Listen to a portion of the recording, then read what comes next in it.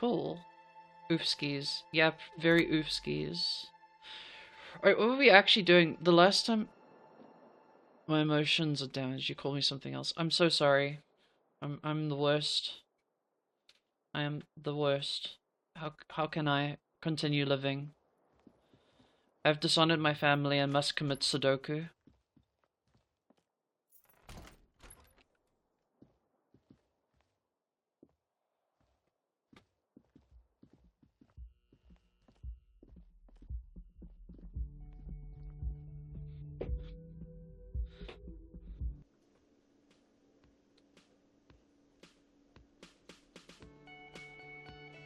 It's a horrible puzzle, don't... Subjects.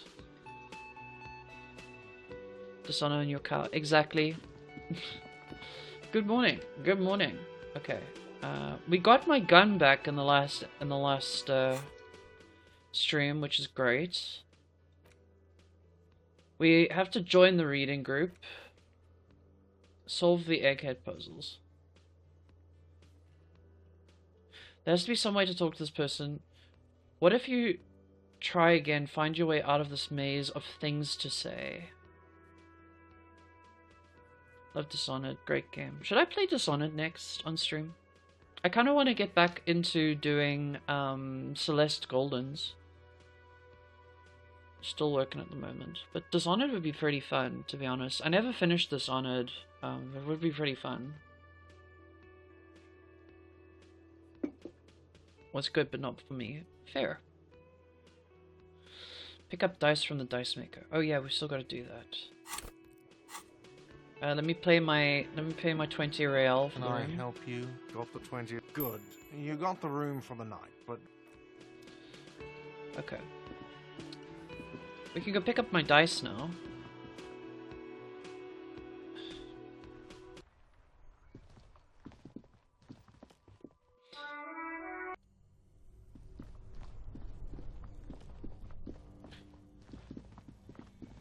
What dice did you get? We'll have to see. Okay, how do I even get there?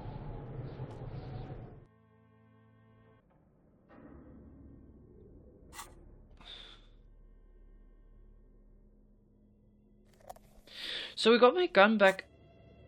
Meepo is here, bro. How far in the game would you say I am? By the way, because this seems...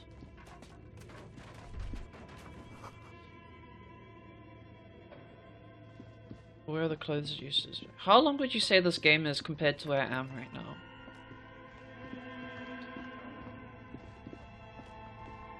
Pink skull dice. Oh my god. New desire unlocked. Meepa is here. Hello Meepa, how are you? Oh, it's you again. Are you looking for a die? I came back for my die. Very good. That will be 7 real for one custom die. Cool. One universal die for Wirral Untethered. That's so cool. It feels icy. Just holding this die in your hand sends a jolt of cold down your spine. Through the dark resin, you can make out a nugget of bone, hewn like I'm falling into the abyss. That's jaw. good. Anti-world die? How dare? I'm listening. Good. I hope it clarified. Wait. I'm listening. I'm pretty sure it still doesn't work. Did but you sure. did What you do know want that to the East Delta pinball was once the Whirling? Yes, I guess so. The arcade is an ancient failure. Before my time. I'm glad you're I'm feeling not good, surprised, Meepa. however. I want all my friends to feel good. My advice, don't base your business on a fad. Hypnotism, floriography, trick track, especially pinball. Sure, I'm listening. Will contain 12 pubic hairs? Oh, Good. I hope it clarified things a bit. What else? that's wonderful, Sans. Thank you for telling me. Thank you so much. Nice. Just random strangers' pubes in my fast food. Thanks for telling me, Sans. I don't know what I would do without that information.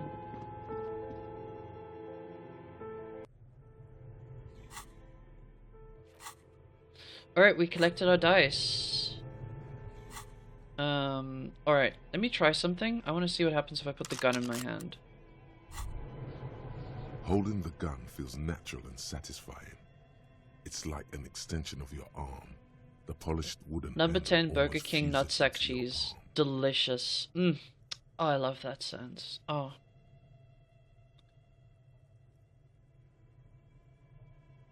Nah, it's fake based on the one guy eating all the pubic hairs. Because my bandwidth is ass. Yes, so we got our gun. We figured out a lot of the stuff regarding the killing. Although I and the character am a little suspicious. It seems too convenient that Ruby would be the killer. Just in my head, things aren't adding up. So that's where I'm at. So the next big thing is probably to find Ruby. I think my hand It recognizes it. reminds you of the day you first held it, with fear and respect, hoping you don't have to use it in vain. The sun was out in Jamrock. It was so long ago. Oh yeah, have y'all noticed this? I don't know, it's been very progressive for me. From this point onwards. It's been very progressive for me. But have you noticed that there's less, like, fat in my face? I'd get as much auxiliary stuff done from here. That's what I'm thinking. I've been losing a lot of weight. I was looking back at some of my old videos, like, from a couple months ago, and I was like, why does my face look so different? And I was like, oh, I've lost weight, haven't I? I've lost a lot of weight. Hold on. Yeah, I'm slowly getting there. I need to actually get a scale so I can track my progress more easily. Although I do have skepticism. You look good, Queen. I love you. Thank you. Mwah. I'm trying to get back to my weight I had when I was running all the time. And I would like to get back into running, but it's very hard when you're heavier. So I just do yoga at the moment. Sheathe your sidearm, officer. A serious law official, cop by the book, should know to only unholster their service weapon when using it is unavoidable. Cool. Alright.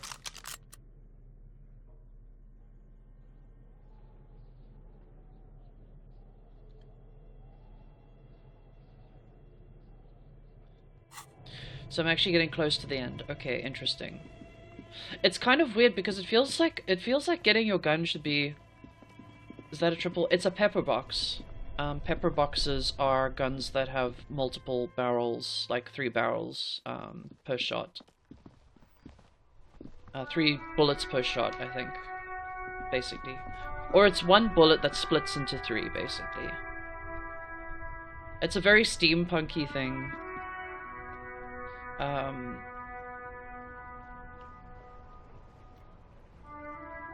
Puts you into the end game. Yeah, fair enough.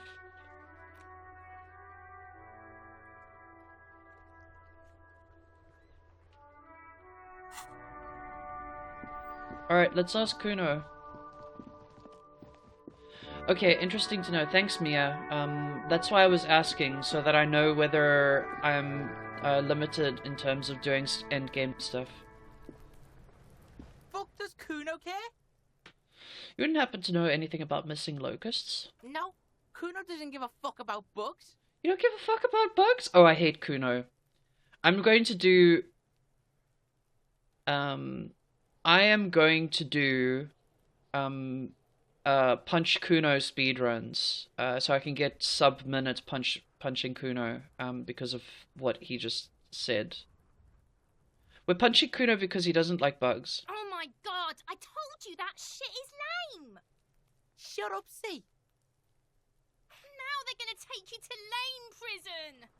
She sounds like she's about to cry, out of disappointment at Kuno's Now hold on, newfound lameness. No one is lame here, just tell me what happened. Punch Kuno speedruns, yes. Deny everything, Kuno. You need to lawyer up. Punch Kuno, yeet the Kuno, yeah. Kick the child. Kuno's not gonna say anything without his lawyer present. There's definitely something going on here. Remember his pig's head shack? You should check it out.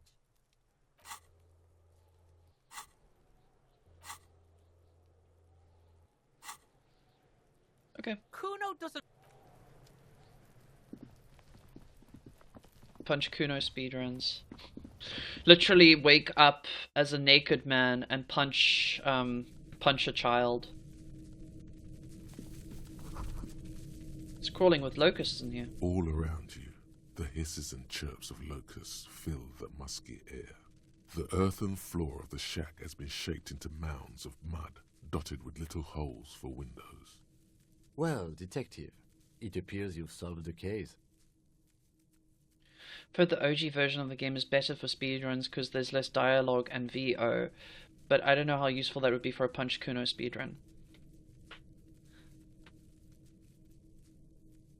Kuno's the fucking first person! Exactly. Average Scandinavian night out experience. Of the locusts. For the missing locust case, which is a sub-case of the imaginary insect case. So at least that's going well. Stop being sarcastic, Kim. Oh, I'm not being sarcastic at all. We are making real progress here. You think the Insulindian phasmid is nearby?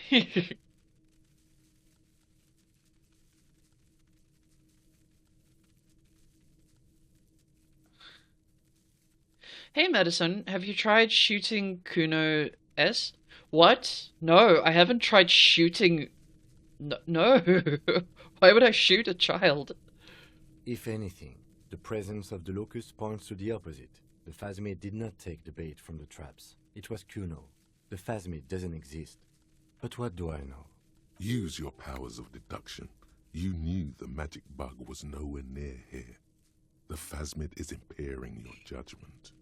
Smaller target. Better practice.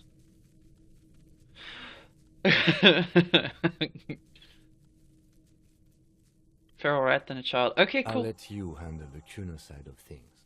You are doing just fine. Oh? Holy shit! 40 real!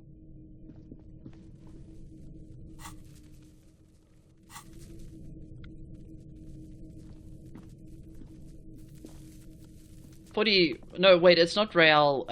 It's what did they call it when it was cents? I can't remember.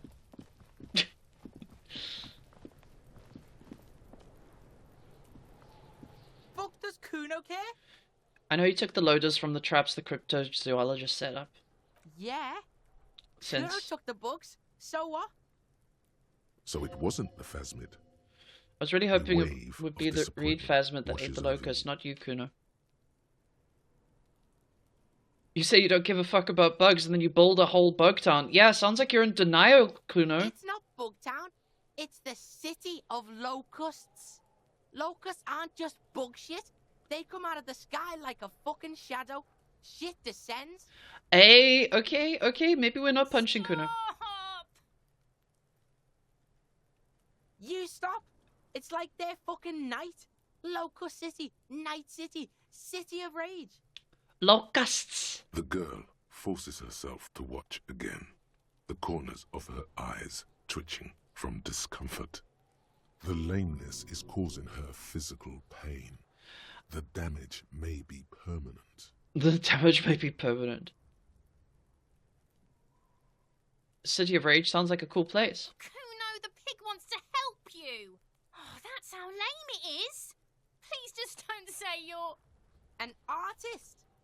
Maybe I am an artist. You hear that, everyone? I'm a fucking artist now.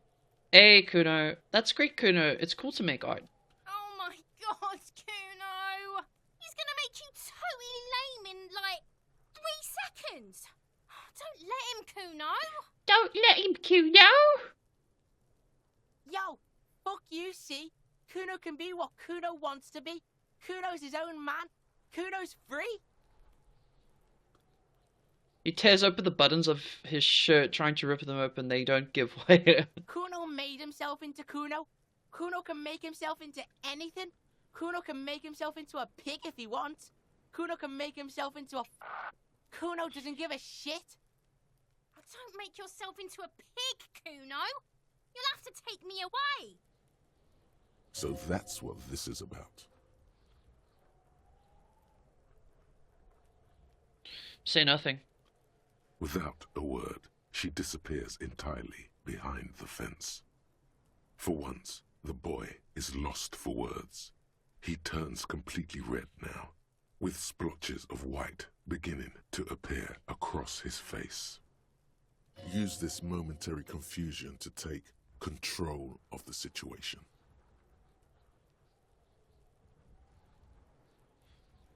I need you to stop taking locusts from these traps. The cryptozoologist is trying to find something very important. Those locusts are bait. I don't give a shit.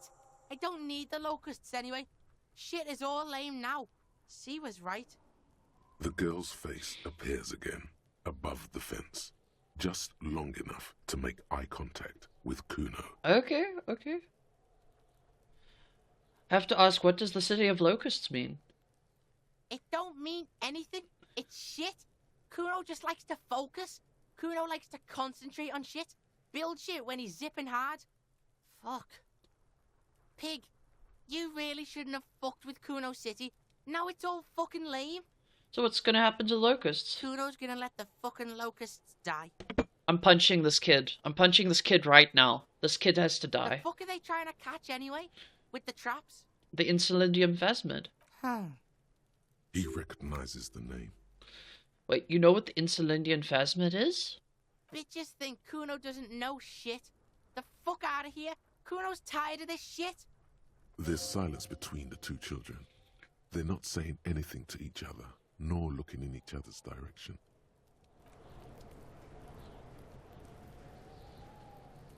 Wait.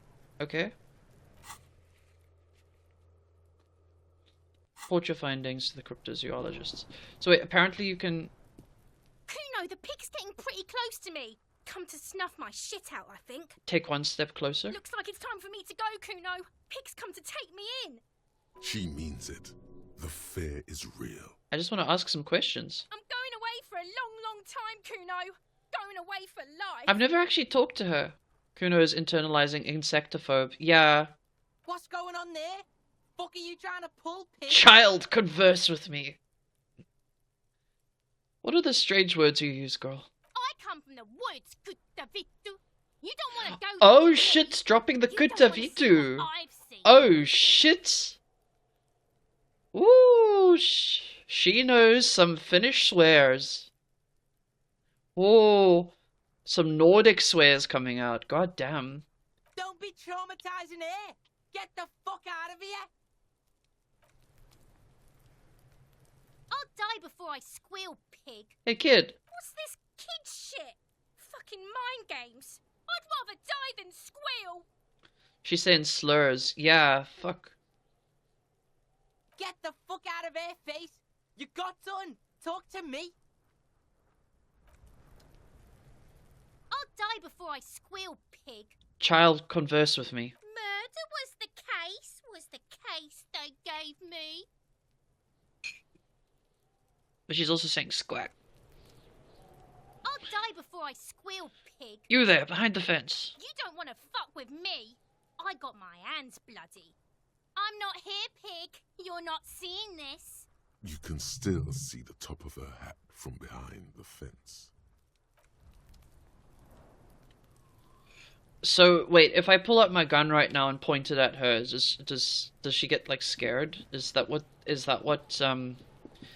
what's the other person's name? I can't remember right now. Madisonian. I'm saying. I feel like you're gonna get tackled by Kuno. Yeah. Well, I'm not gonna pull a gun on a small child. As funny as it would. You can do it at this point. Oh, really? Interesting. I have a level up. Are you not a police? Chris, is that a police? I'm calling the weed.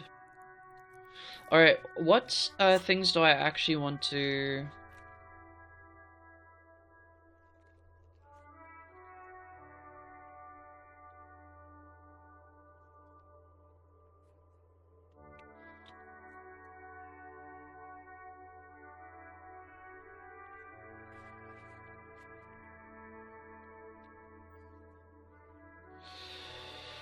It would be interesting to do empathy on Kuno, but there is something else I really want to do, and that is... Can we please? Hello? Okay, I guess we...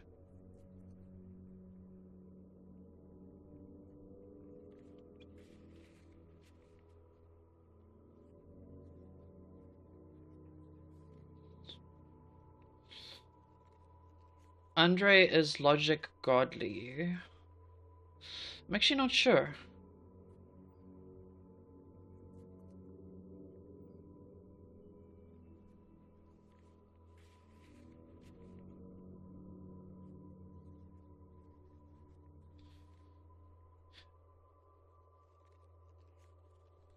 You get a high from Kim, basic serotonin basically. Oh shit, really? That's so cool.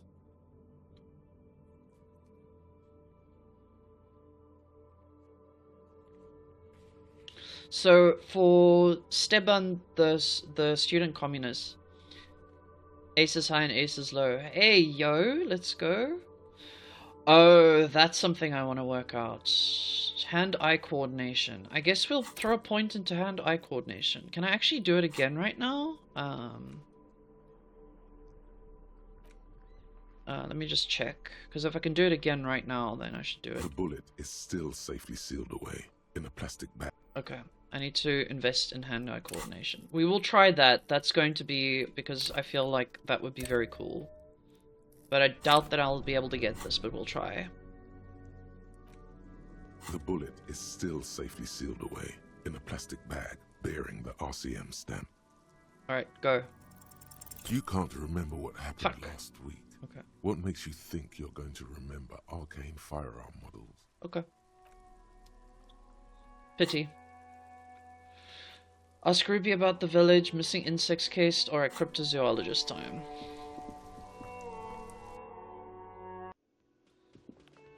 It's so cool that you can actually shoot it down. I thought that some things were, I don't think anything in this game is a guaranteed failure, which is nice. Hey Kim, dance with me. Dance with me, Kim.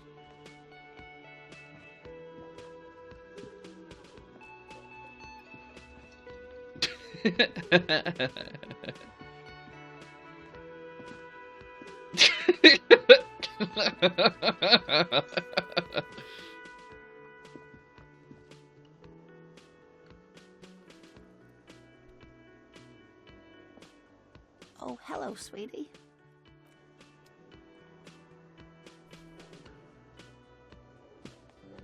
Hello, officer. I think I almost have it. A new trap design, that is. I had a I chat know with you're this. skeptical, but I have a good feeling about this. I think I had a chat with this kid Kuno. He promised to stop stealing the locusts. So it was just a child. Oh, I'm so Thank you sorry. for telling us, sweetie. This is good news, right?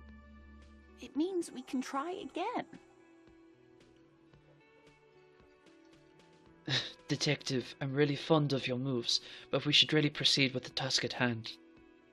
Something is secretly gnawing at her confidence. It's not this Kuno kid or the missing locusts. It's something else. Yeah, you're right. We just need to restock the empty trap. Then we'll need to inspect the traps one more time.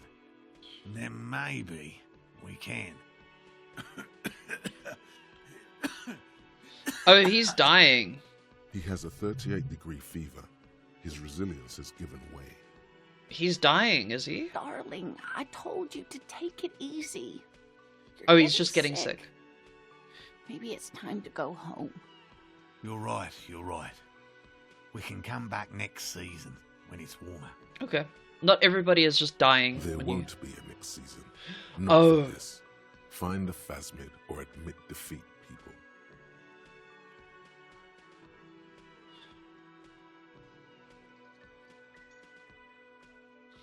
We've come too far to quit. I'm gonna restop the trap. Let's do this. We are getting really carried away with this, aren't we? Fine, it's better than having these people get pneumonia on the coast. But after this... Really? It's too much, officer. What Morel means is we're grateful for your help. I think there's only one truly impossible Here's check. a fresh batch of locusts. They should slide right down the funnel. Yo, Thank Otaku, what's you up? again. We will definitely mention you, should this lead to a discovery. I'm not talking co-discovery, of course, but, Wow. Co-discovery. You'd be famous. You'd show them all. This does tingle the pleasure center. Tingling the pleasure center, huh? I mean, I've got a vibrator for that. I mean, what? Sorry, what did I say? Yeah, just dropping in to lurk for a bit. Cool, Otaku, nice to see you. This would How was show Warframe? them all.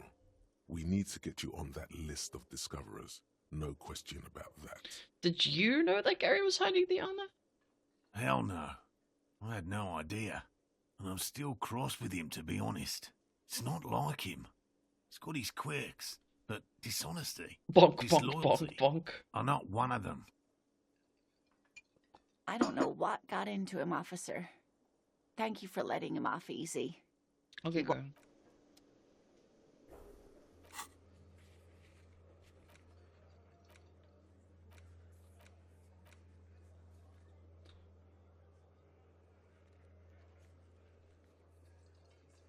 Jokes on you, I'm into that shit.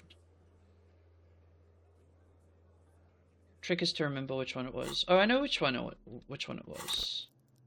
We've got another level up. What do you think? Do we try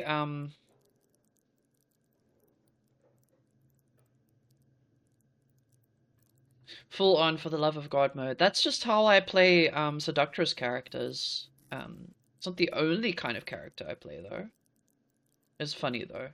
Hand-eye coordination. Let's go. We're gonna try it again. We're gonna try the check again. Yeah, the character I'm playing in our game, Panda, is completely different to the one I'm playing in Pathfinder, by the way. You'd probably be very shocked if you met that other character. Not shocked at how horny she is, just shocked at how I play. Very different style. Okay, let's try the bullet again, because I'm very curious as to whether we can get this. The bullet is still safely sealed away. Go, go, in go, a go, go, plastic go. Rifle, Revolutionary period. Your bullet looks to be an old 4.46 my God, we got it! millimeter from the surplus yeah. left over from the turn of the century. Probably an antique or a retrofitted antique. Make? The 4.46 caliber was widely used with the Belmargrave rifle, a Revacholian manufacturer. The BM dominated the battlefields of the Insulindian theatre of the anti-centennial revolution 50 years ago. Is anyone still making these rifles? No, but Zeliger, a major firearm manufacturer, ended up with a surplus after the war. So there are still a lot of these old military rifles floating around, usually broken. The quality was appalling. Who uses Bell McGraw rifles these days? Antiques enthusiasts, guerrilla fighters in distant countries, a few lucky jamrock bangers. You're looking for a well-preserved antique, most likely. What are you thinking? Bullet? I think I know where this came from. Dangle the bag thoughtfully. Okay. And? The shot probably came from a Bell McGraw rifle. An antique. That makes sense. There can't be many breech-loading rifles floating around in Martinez, or anywhere in Ravachol, really. That's probably a good thing, yeah? I have to hand it to the monarchs. It's quite admirable that they took the advice of criminologists last century and banned the use of breech loaders in peacetime. Some new RCM recruits get impatient with their muzzle loaders once they've trained with military-grade weapons, but they realize it's worth it in the end. Prohibiting peacetime law enforcement to front-loaded rifles is a policy enforced by the Moralist International in all the nations of the Real Belt. With what, getting shot? Makes you consider it every shot. I like it. Imagine if everyone, cops, citizens, had access to firearms that could shoot multiple rounds without pausing to reload. Fucking After the liberals. first Yeah, one, fucking the liberals. How second, could they? third, and so on come much easier. But back to the investigation.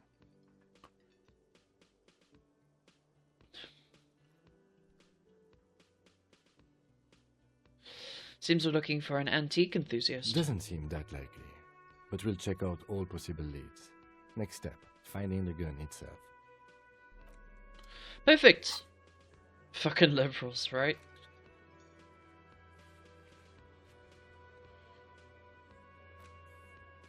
Okay, other side of the map to restock the trap.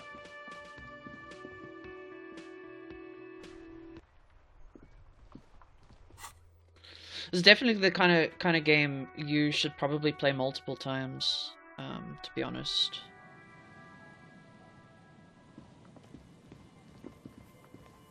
Oh wait, it's down this way. Imagine playing this game high. Should that be my second playthrough? I take like a weed gummy and then I play this game.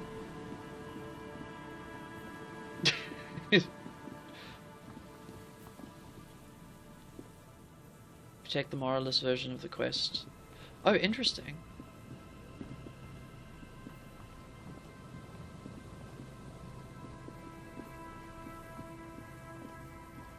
Drunk Disco Elysium.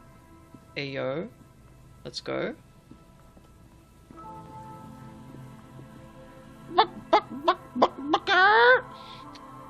Hey Taylor, how you doing?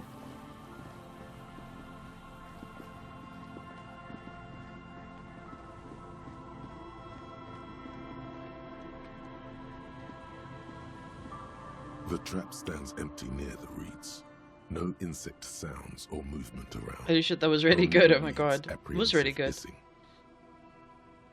Release the locust into the empty trap. The locusts, dazed from being transported, slowly begin to acclimate to their new surroundings.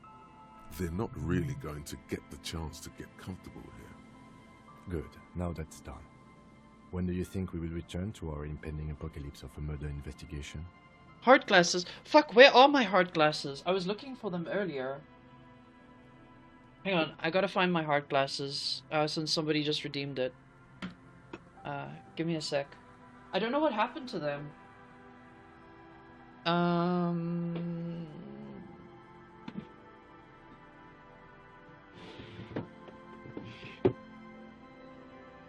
sure they're somewhere around.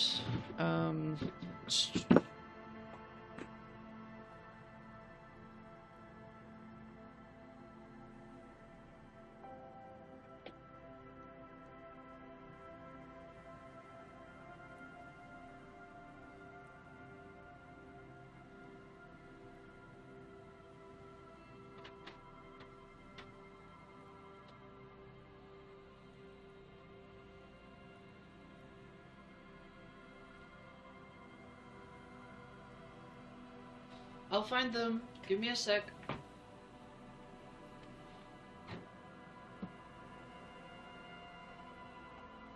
Yum, pizza. Panda Gears just resubbed for 6 months. Panda, thank So you this so is much for how the I get resub. delicious pizza, also a whoa. Subscribe for 6 months? That's insane. I didn't realize you've been watching me for 6 months. That's kind of wild. Where did I put them?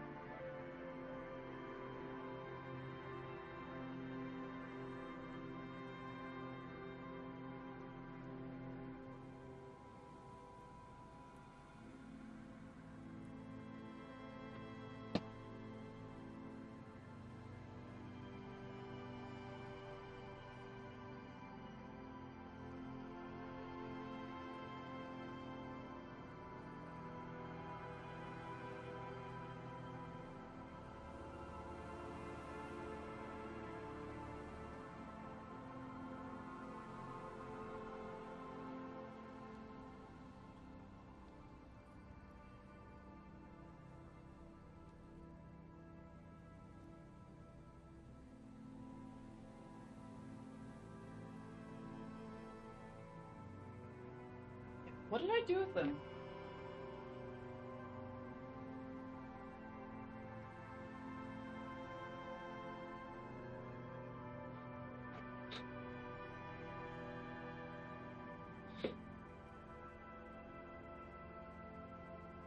Also, woo! It sounded kind of weird, not gonna lie. I followed for longer, but only subbed then.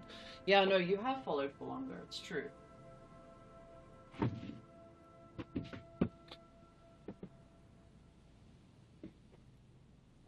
But he can no longer look upon the world with love. Yeah. What happened to my glasses? That's upsetting.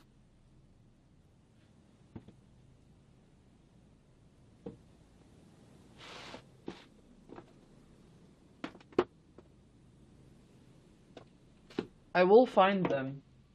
This is unacceptable. I need my heart glasses. I'm so sad, chat. I will find them. This is what's happening right now. I'm so sorry for this becoming the stream.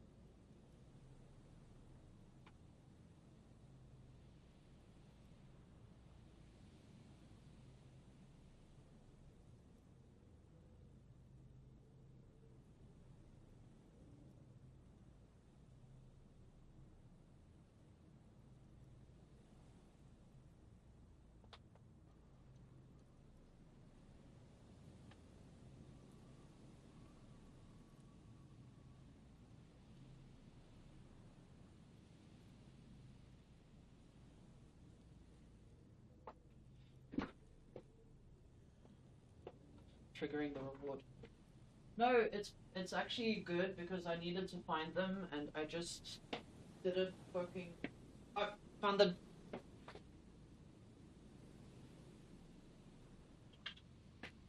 How on earth did they get there? No, thank you for redeeming it, to be honest with you.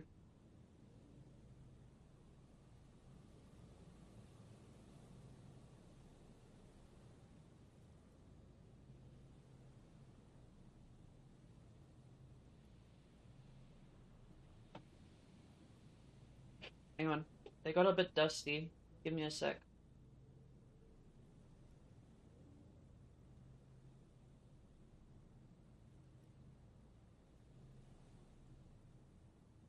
Alright. Give me a sec.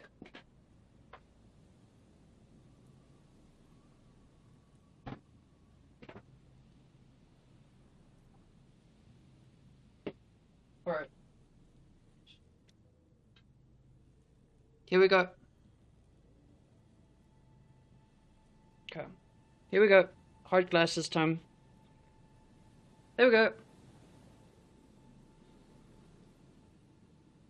Continue.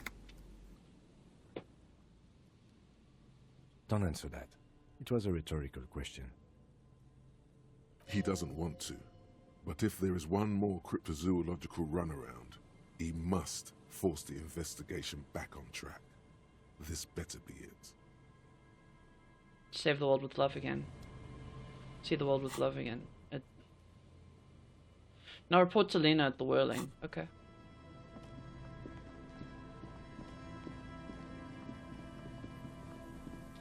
It's great to see the world with love again.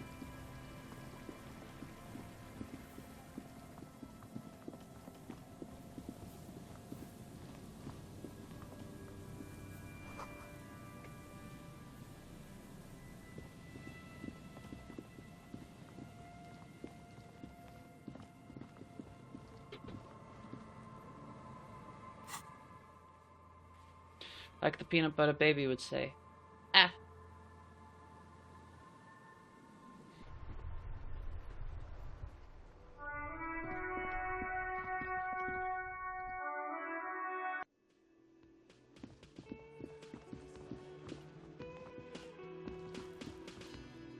Hello, dear. Restock the empty trap. Good to see a familiar face.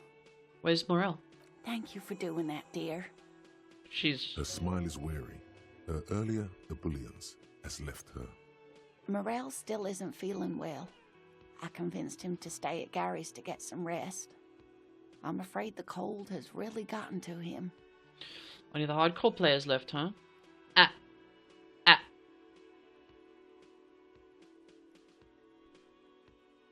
It's probably for the best. It's awfully cold out there in those reeds. I'm sorry, dear. You've had to drudge through them so many times. Such is field work. A young person's game, as they say. So, who's going to check the traps? Morel will eventually, or we'll talk Gary into going back out, perhaps. The lieutenant stares at his shoe, caked in mud. He doesn't say anything.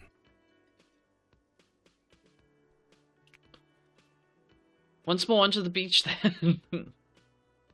That really is too much, sweetie. Thank you for your dedication, but I can see you're coming down with a cough yourself.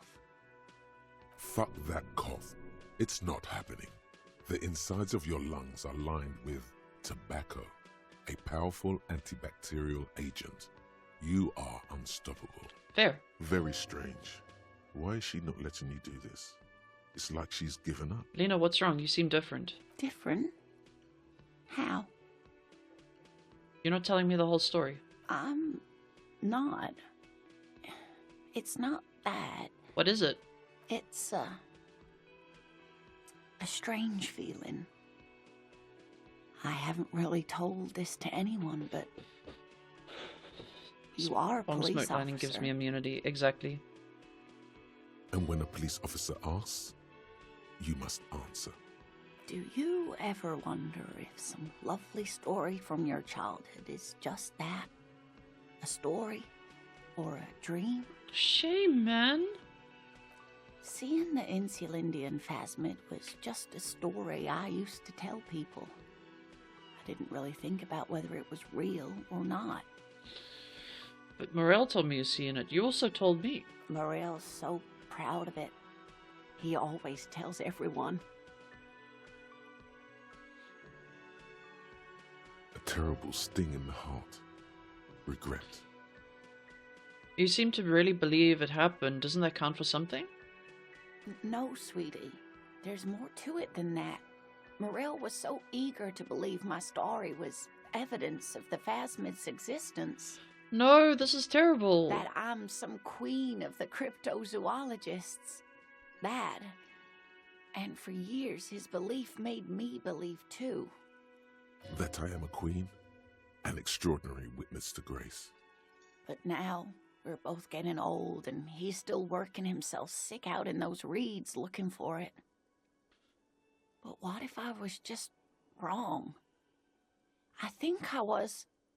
The lieutenant opens his notebook, but doesn't write anything. He's hiding. These things are tough on him. Matters of love, not violence or deceit. Suggestion. Okay. First tell her that her marriage hasn't been a lie. Let's do it. But it has, hasn't it? A seed can only bear what's inside.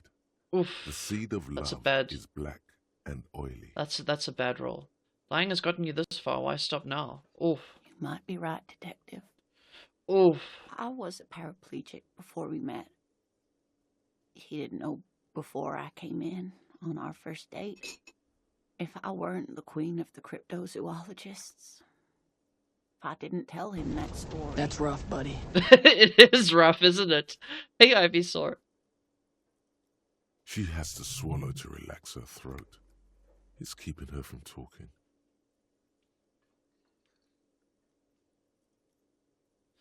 He'd still be into you. That's not how these things work. Maybe. But then why do I not dare tell him? I've wasted enough of your time with this drama. I really must stop talking about it lest I start crying and waste more of your time. What you have to know is the Insulindian phasmid probably does not exist. Let us fools chase our ghosts. There are a million better things to do with your life. Yeah, this is making me very sad. I'm actually tearing up behind the heart glasses. The heart glasses let you see love, but no one can see... But no one can see the love you need. That's the curse of the heart glasses. Thing is, you're not sure you made it up either. I'm not sure of anything. Sometimes I still see it, you know. The real memory. Not the memory of the memory, but it's so hard to tell the two apart. Rising, unfolding from the reeds on a hot summer's day, like a benevolent god. Either way, I should go. Poor Morel is running a fever, and I need to get him home to Jamrock before we overstay our welcome with Gary. Actually, you don't need help getting to Gary's? You do that. I'll check the traps one more time.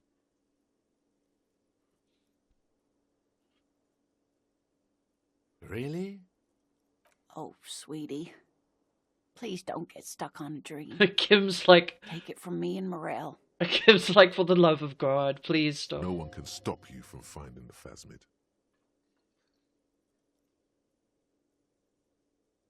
Can I have your address just in case there's news? Okay, it's 1113 Tabernacle Road, Jamrock, but... A sigh. She doesn't think you'll need it. The rest of it is pretty grim. Thank you for bringing some light. Conclude. You sure you don't need help getting to Gary's? Oh no, thank you, but I can get there You'll on make my me feel own. callous. This old thing is No, gas-powered. no, seriously, Sans, don't worry. It's And just then a because taxi it's home. just because of It's not so bad. I'm just an emotional being. Okay, it's just how I am. It's the estrogen. It's just I was a sensitive soul before estrogen, and now I just cry at the drop of a hat. The rest of it is pretty grim. Thank you for bringing some light. You're welcome, sweetie. I'm glad it helped you, even though it turned out to be a dream. Like that, she drives off. The gas engine putters quietly as she gets to the doors, then pushes them open. Outside, the cold, coastal wind blows. We should go to... Somewhere out there, a kilometer to the southeast, a gust of wind shakes the felled building, rattling dusty windows, beckoning with strange coldness. Very used the wind to grieving people. I think we've worn hard glasses for long enough. I should oh god, that always kills me. Taking the glasses off is the real redeem.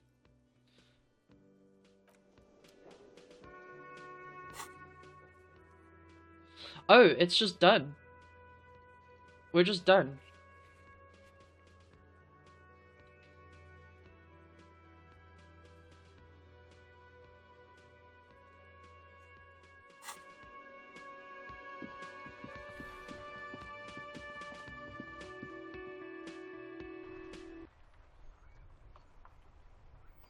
Heart stabbed every time. I mean, I was literally in tears yesterday's stream. Yesterday's stream I was in absolute tears. Okay. What was I doing?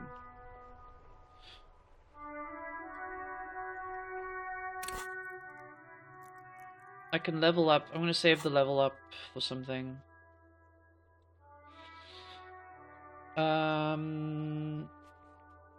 Solve the egghead puzzle, determine where the shot came from. Alright, we've got some areas to check for the shots.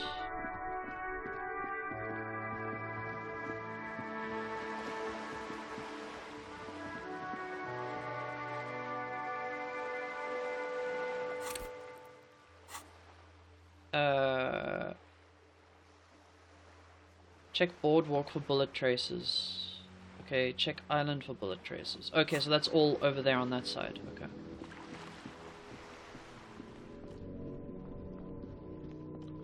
Alright, let's fast travel over.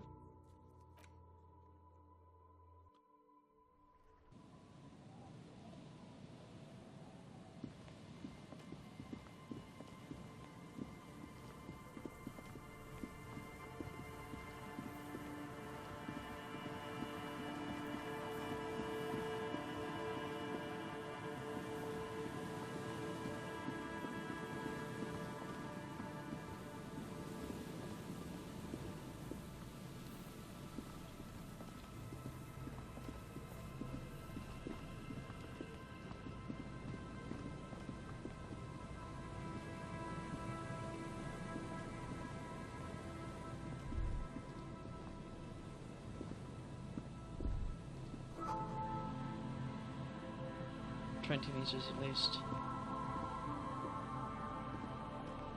There's some tear. An empty cigarette. Okay, I guess we check the rest of the boardwalk. Slowly.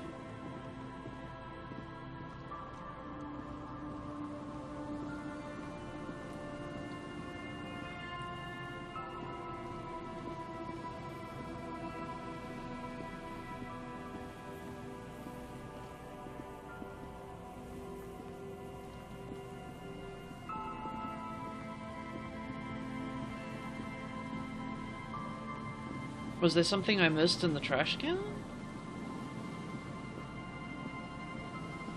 There's some tear. Too empty. No. A tragedy. He shakes his head. Whoever Red Astra is, you see trace. It's hard to concentrate it.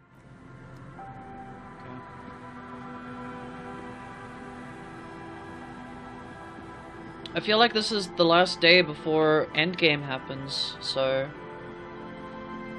I really wanna do as much as I can. How the fuck do you deal with Egghead, by the way?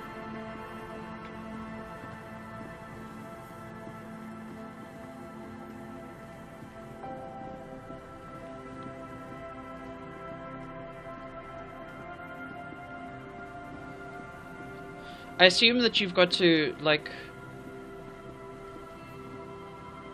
piece it together like a puzzle.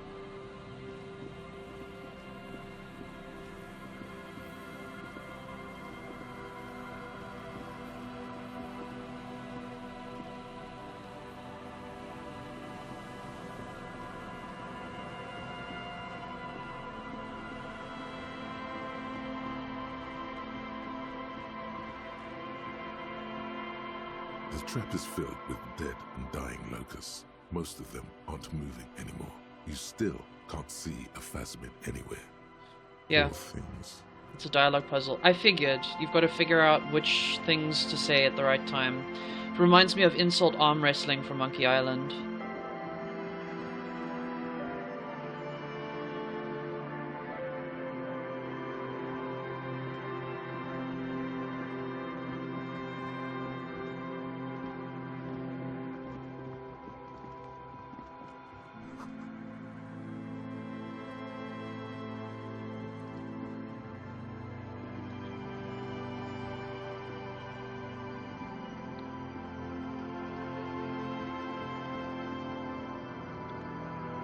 Insult arm wrestling. Yeah, exactly.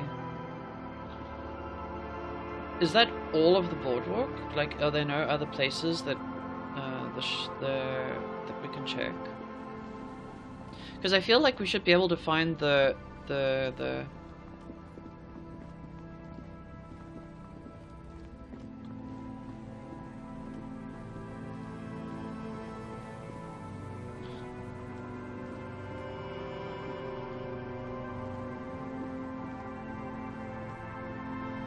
insult arm wrestling. Ayo. I've out-wrestled octopi with these arms.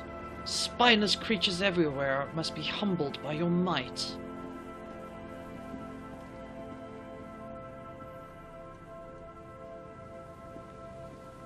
You see, a slogan used to Hello. Isn't this a fine morning? Looking for a suspect. Have you seen anyone suspicious around? No, I'm afraid I can't help you with this one, officer. It's just a regular day off for me and Mikhail here. So you haven't seen anyone around? No, I'm sorry. As I said, this is just a day off. We just arrived anyway. There's something friendly and familiar in how he says that. A day off. Want to hear about the Sure. fort building What's again? on your mind? No. But of course. Save. Okay.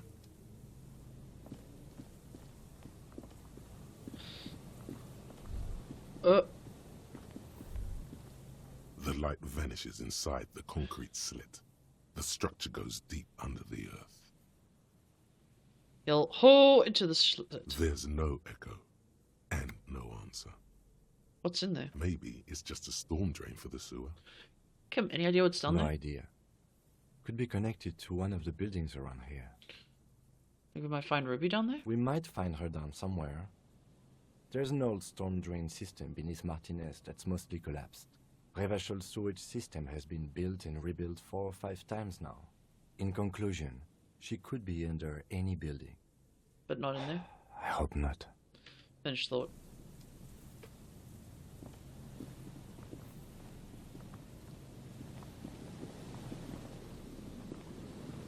I guess I just walk around the boardwalk until I see the thing.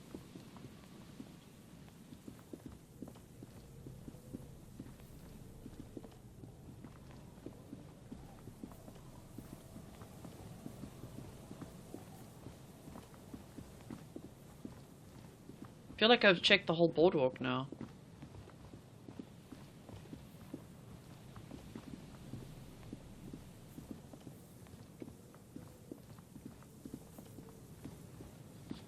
Is there something I'm missing, guys?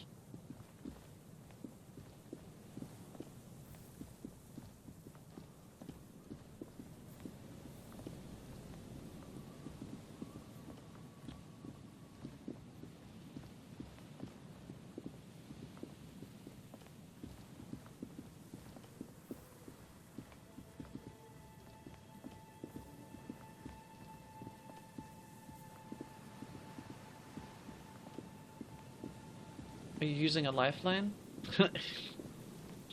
No, it's mostly rhetorical.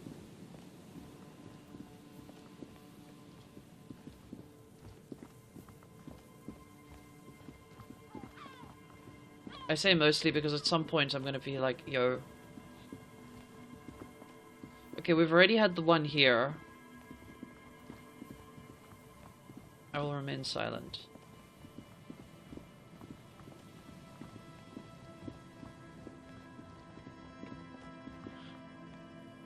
Just dead and dying locusts, and the slow swaying of surrounding reeds. Poor things.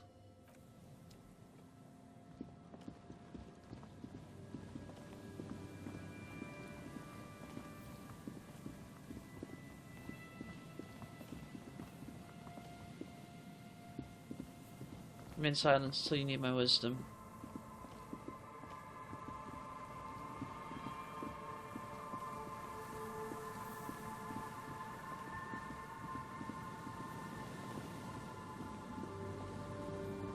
Like to phone a friend, Mara's lifeline.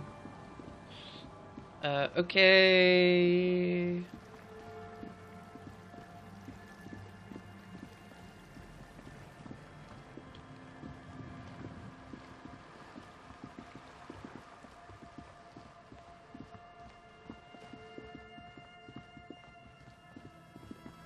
I'm exploring everywhere.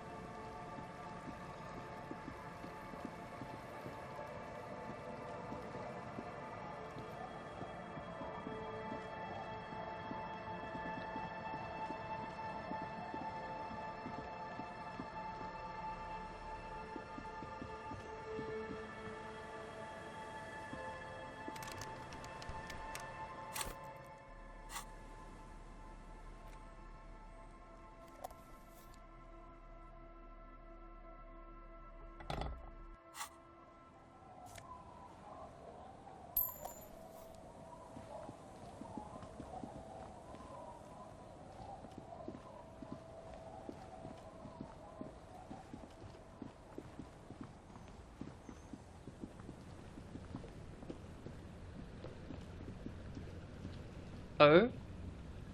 I'll just keep the Cordelechi in the channel, if that's okay.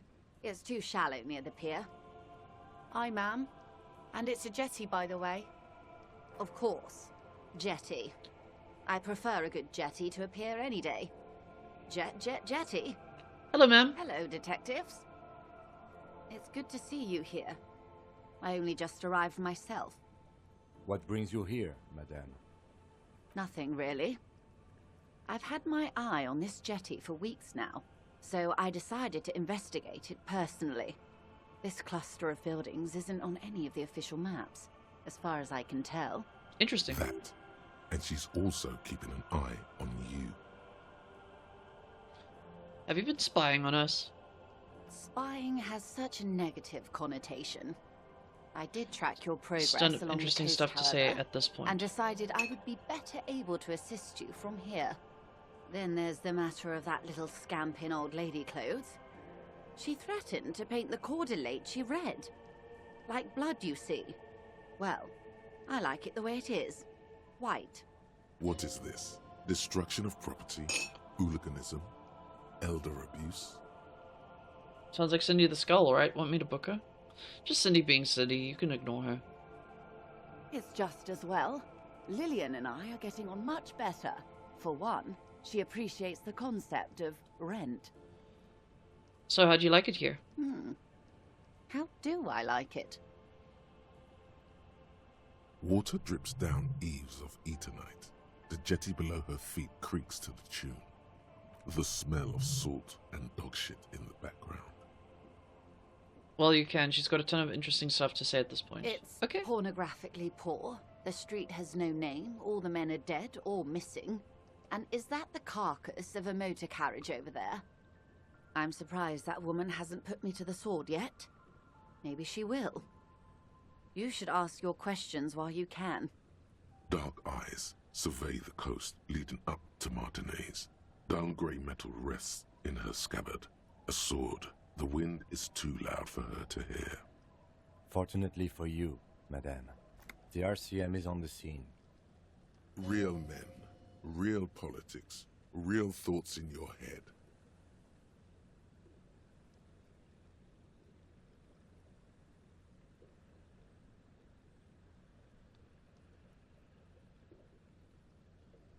You're in no danger. Whisper. The working class have no idea what's happening to them.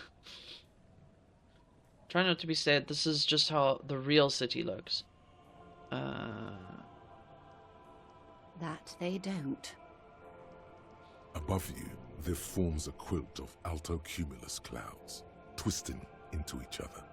The wind tugs and stretches them over the bay.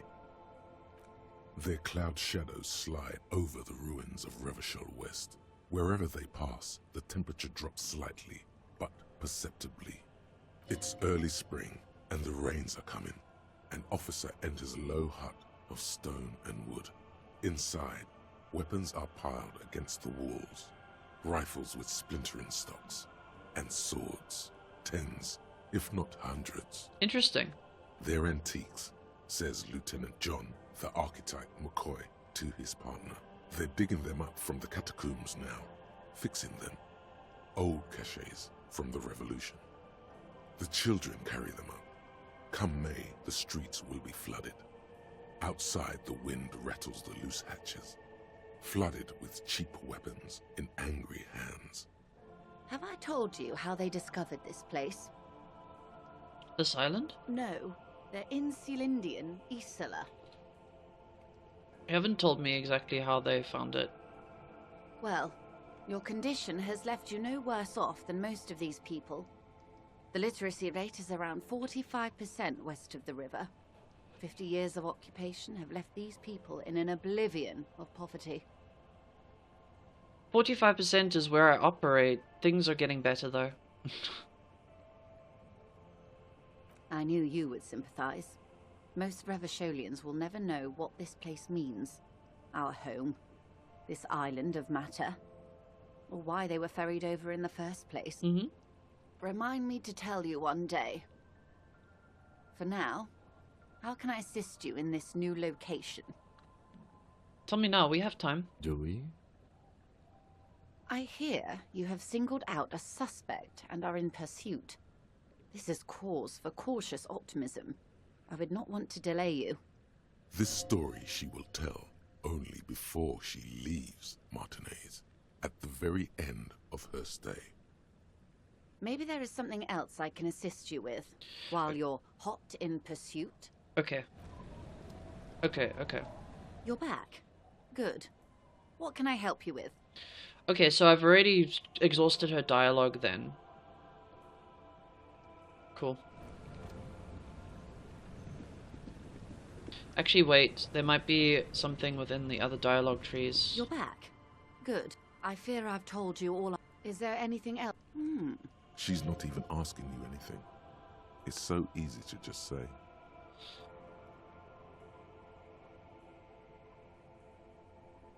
He asked me to open a door. He asked me to deliver. Ma'am, this whole thing is a takeover. Is what you're about to say when a cold streak runs through your heart. Once said, there is no going back, Harry. Yes, this is still reality-based knowledge I can glean from her. Yes. What if something happens to her and you've left one question unasked?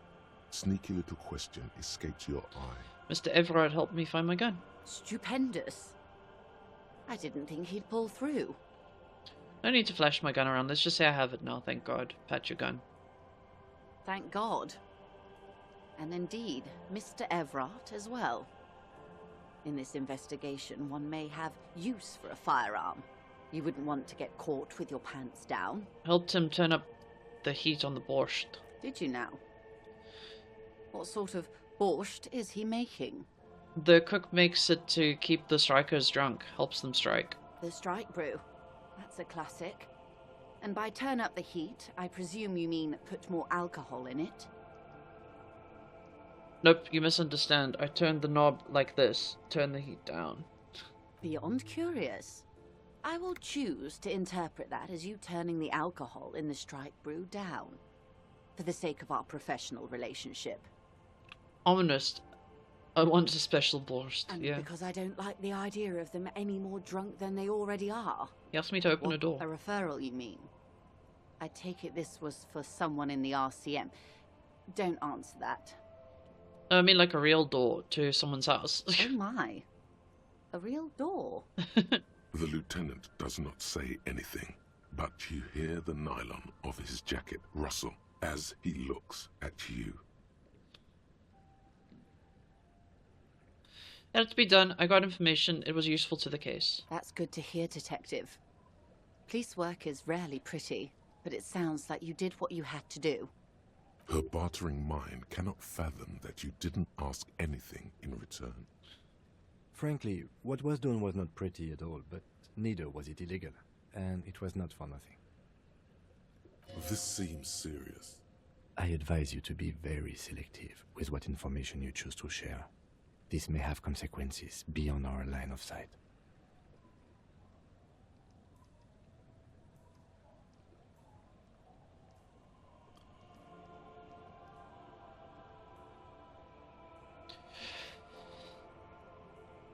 Everett asked the Union's militant wing to fully cooperate with the investigation. How benevolent. Hopefully they'll help you sort this whole business out, if they haven't already. While we appreciate your assistance, ma'am, I'm afraid we can't discuss the specifics of an ongoing investigation with you. That is only fair.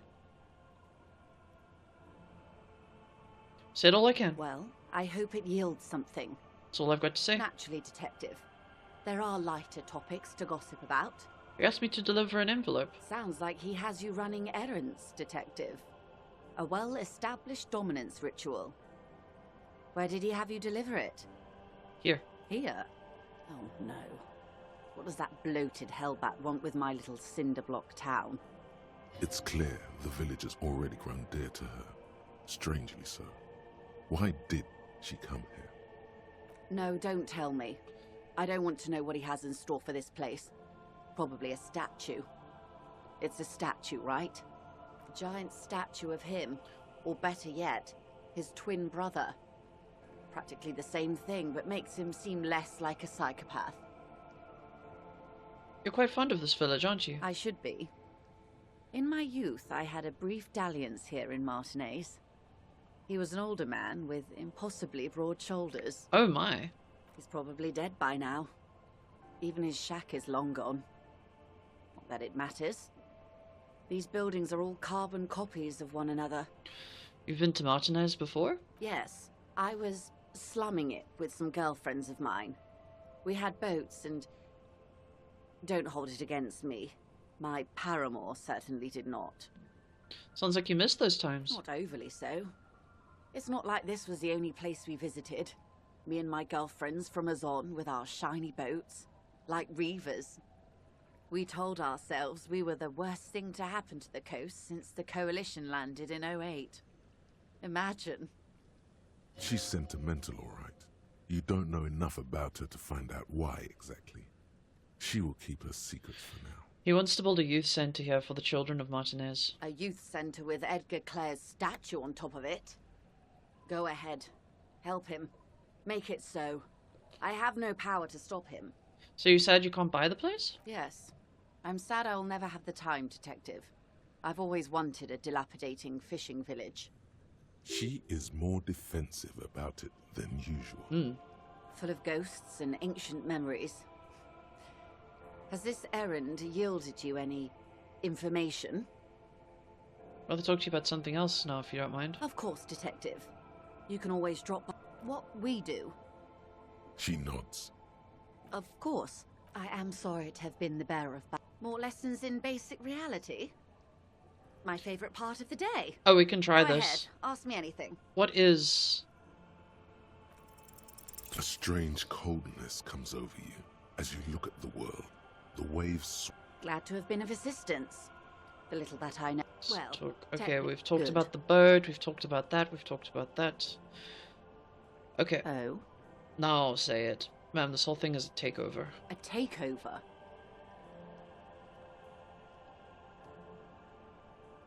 Yes, it's not a strike. You aren't being let in because there's nothing to negotiate. The Union is taking the terminal. If they're taking it... Green livery, changing into red, blot by blot. Then we're talking about a war. Everard needs to let me into the harbour at once. We need to talk about this. I can ask him to let you in. No. It's naive of me. He sent you. This is the negotiation now. And if he does not avert his course, it will be a war negotiation, detectives.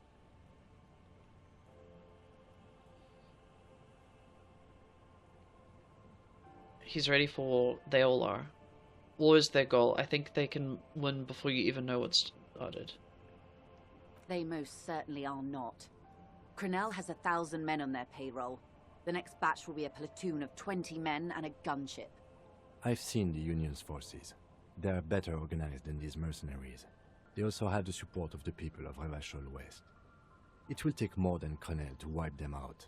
Wild Pines will need to send more and better equipped men. Make no mistake, ma'am. I am sure you have the money. The question is, how many years and how many lives are you willing to sacrifice? What do you suggest I do?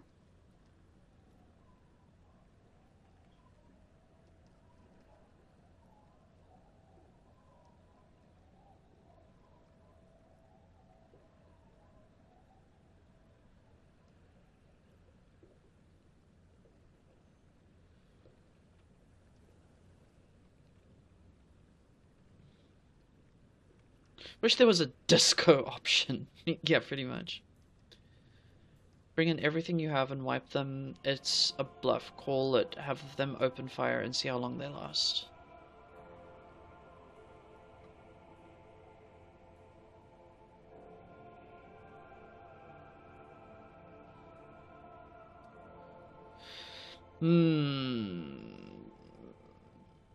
I don't think it's a bluff. I think killing Everard is actually the only way that this would be settled. Like the previous leaders of the Union were assassinated. I suspect by Everard and Edgar themselves. I admit there's some poetry in the idea, and like poetry, it's also useless. There would still be Edgar. They factored it in. The Union is them, and they are Martinez. That's actually a good criticism, because, like, if you think about it, regimes cannot be killed by killing the leader, in many ways. They have to be taken down systemically, especially when they're this powerful. What will I do? Her arms fall to her sides. Her spine relaxes. Did I ever tell you how they discovered this Isola? During our reality lowdown? You said you would one day. It may be the only break we've ever caught as a species. The last one for 400 years. Why? The nations who colonized this Isola called theirs Muindi, the world. It was all they knew, all they thought would be. That there would Everything be else something until more only was the a head gamble, remains without a body. akin to Yeah, another exactly. world, or life after death. The Pale was thought to be impregnable, perpetual. Irene la Navigateur, the Queen of Suren, sent 8 expeditions, one after the other, into the mass at the edge of the world. 5 of the crews did not return. 2 did, but had lost their minds. 8? Is that a normal number? It was anything but normal. There was no precedent. People thought she was punishing the admirals, or had gone mad, or both. Until after years of trial and error, and the development of a strict psychological regime imitating the creation process of poetry, the 8th expedition returned sane and intact. They told of a new continent of matter. They told the Queen and her counselor, Dolores Day, that the Pale had begun to condense, day after day, hour after hour, minute after minute, slowly raining down until it formed a vast ocean. The air is cold and scented with petrichor. There are rain circles on water all around. Humidity crawls up your back like a piano trill. Put your hand in the rain. So does the lieutenant. His mouth is slightly open as he looks to the sky. Damn. That's a very pretty The description. droplets feel warm, like spring rain. This ocean? The phenomenon has never again been encountered. For a time, the crew thought they were experiencing a hallucination. The mass hand proclaimed, "Lancielinde, Lancielinde," the signal to wake up. Okay. But they could not. They were sane and conscious, as islands began to appear on the horizon. There are 78,000 uninhabited islands in the Insulindian archipelago, officer. The freckled face of God. Après la vie, la mort. Nice. Après la mort, la vie encore. Après la mort, le gris. Après la gris, le monde encore. Okay. After life, death. After death, I didn't need the life translation, again. but cool. After the Isola, the Pale. After the Pale, Isola again. Ah bon. On the second day, a great skua was shot down above the flagship Lysergique. The bird was I mean, I preserved got it, and but brought sick. back, Yeah, it was really along cool. with pollen. 4 years later, the Queen's Counsellor was proclaimed Her Innocence Dolores Day, the elected world spirit. The age of humanism, internationalism, and parliamentary rule followed. We were high. Leaving us here. On Caillou, the Pebble, the largest of the fertile, uninhabited islands of the northeast Insulindian archipelago. Tag yourself. I'm the Pebble, centuries and the 2 largest of the revolutions fertile later. uninhabited islands. I'm the largest fertile island. That's me. Tag yourself. I mean, I do chin-ups and door frames. Hell yeah. It's raining. It is. Soon it will be spring and everything will blossom. The gangs will run wild, taking motor carriages, ferrying amphetamines through Coal City. Spring is tough in Revachol. And this is the last break we got? The nations of Mundi proceeded to discover 5 more Isolae. Tags you. Or they discovered us. All in the rush of the great inter-Easlary reconnection. Again, what did I miss? I was getting food. But these Oh, others I've weren't exhausted most of her uninhabited. dialogue options We had to kill previously, people there. by the way. I Wipe spoke out to her, like, indigenous a lot populations, in one of the gunboat previous... economies. But it'll be on Or YouTube, they so you came can to go do back the and same watch for me us, and my or have discussions done I to had each about other. it. But here, there was no one but the Skua, the Liliat Sea, and the Blood Beach, and the River Esperance. It was the new world. The Mondials used it to amass the greatest concentration of wealth mankind has ever seen. Revachol, the suzerain. What happened? Revolution, poverty, and the mercurial rise of capitalism. What will you do? Great Skua was the first bird they saw? The first living, autonomous organism. Proof of reality. It's the symbol of Insulinde, detective. The coat of arms of the suzerain and the wings on the crest of the commune. I seem to have it in for it, or it for me. I broke one. In your defense, it is a nasty creature who plucks food from the throats of lesser birds. Yet much like Revachol, it is also magnificent and rare. Imagine the suzerain of seagulls. What will you do? I will surrender Terminal B to the Union. I mean, that actually seems like the logical Is that within your means? She puts her hand in the rain. She's silent for a second. We will see. Ma'am, this may well unravel property law this side of the river.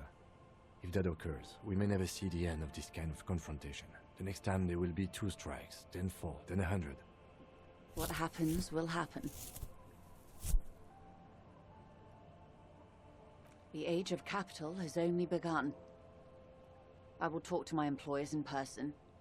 We will amputate and cauterize Martinez. If you handle the situation on the ground. She generally avoids the term with her employers. Interesting. Let's see. There are no employers. She's a member of the board. Probably a partner. You are the Wild Pines. There are no employers. You are the citizens' militia. There are no superiors. What? Of course I have superiors. That's right, detective. And next time, you should confer with them before you go setting events in motion. Despite his words, he's not really sure whether to be annoyed with you or not. Don't be annoyed. Events are already in motion. Whether your actions accelerated or momentarily retarded their progress, even the lieutenant cannot really say. I have never, ever, in probably 10 to 12 years, heard the R word being used like that. Like you should use it. That is fucking wild. Even after all this time, I still don't really understand who you are or what your angle is. I have not deceived you. I showed you who I was. Rejoice Layton. You're going now?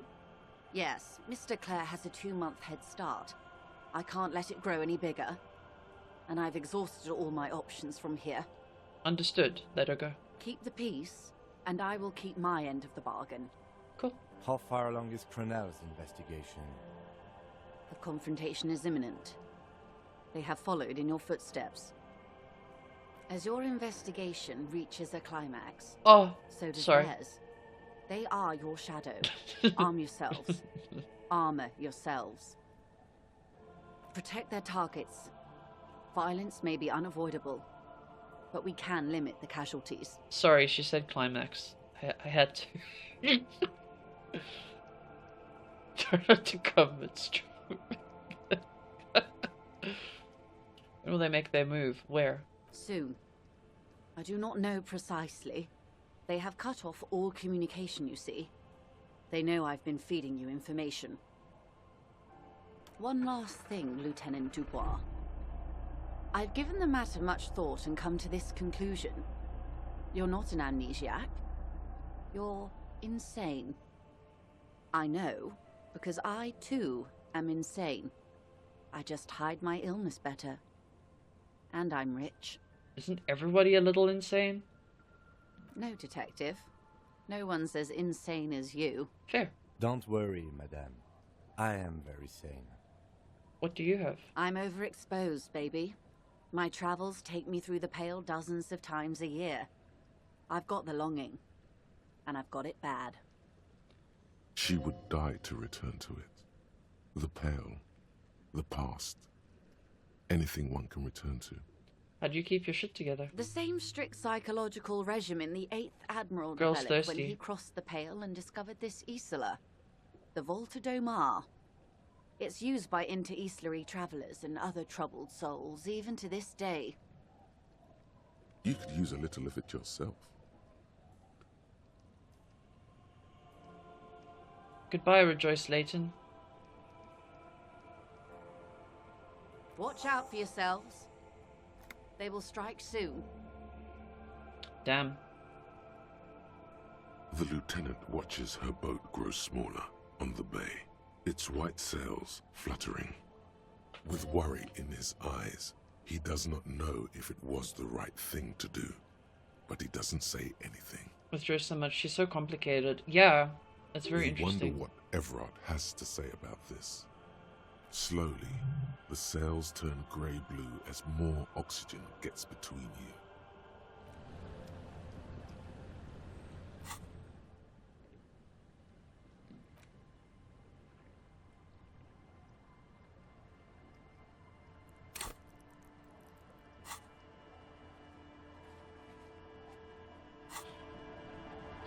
Alright.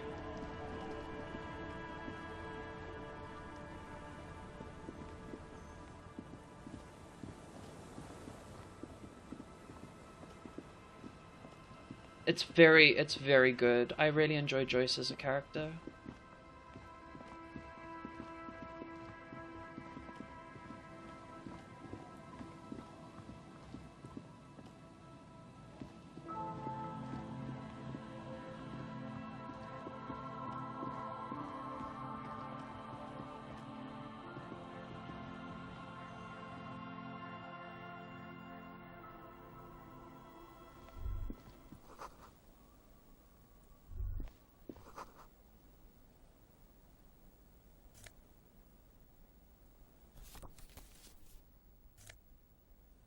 A bow knot? Oh.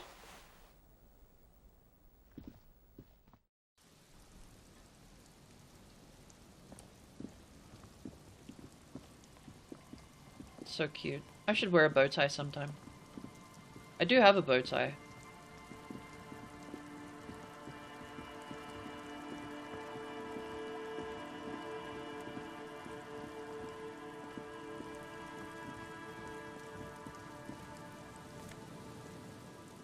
Drama biker cop sunnies. Nice.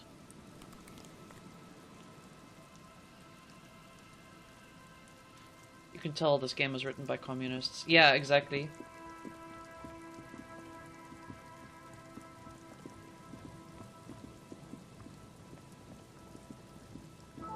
No, her dialogue's very interesting. Also, this game came out in 2019, and what I found very fascinating is our talk about illnesses and how to deal with them, and how she disagrees with something wrapped around your neck. I mean, it's... yeah, that is a possibility. But I wear a choker a lot of the time. I'm trying to get my kitty bell choker fixed after some intellectual discourse. Obviously very intellectual, ended up with it being ripped. And you're horny a lot of the time, it's true. The trap is full of locusts, but they seem weak and unhealthy. A few lie on their backs with their legs twitching. Still, no phasmid. Poor things.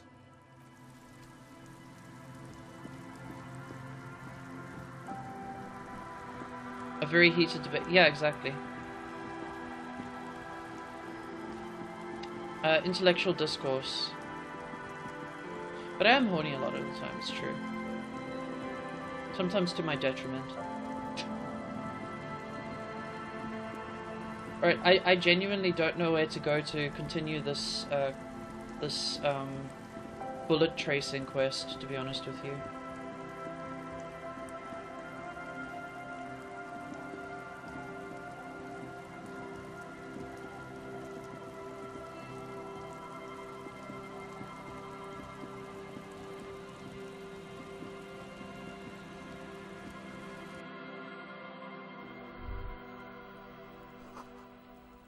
Not like outside. Okay.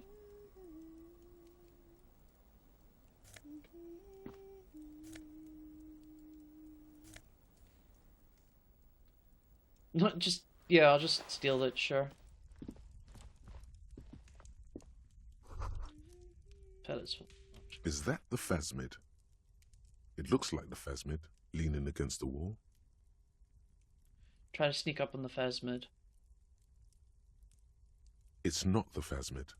It's not even organic. It's a fire iron. How disappointing. Of course it wasn't the phasmid, it's way too big. Don't be too hard on yourself. You couldn't have known that for sure. And, besides, finding this phasmid is your special destiny. You can feel it. Give the dream of discovering the Insulindian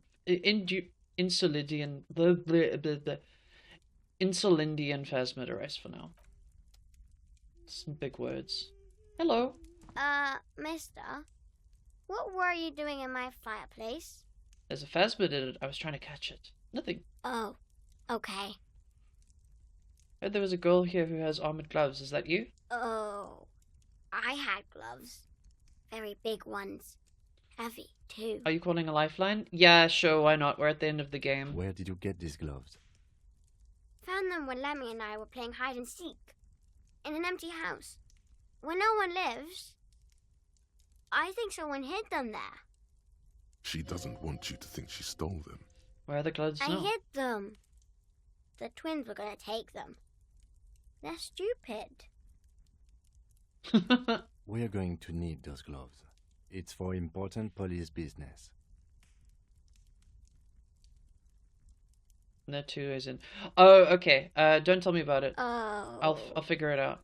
I didn't even know you could get into the building. They're in my sandcastle. Behind our house. Under the sand. You can break the castle. It's not very good. Do you know anybody named Ruby? Luby. Luby.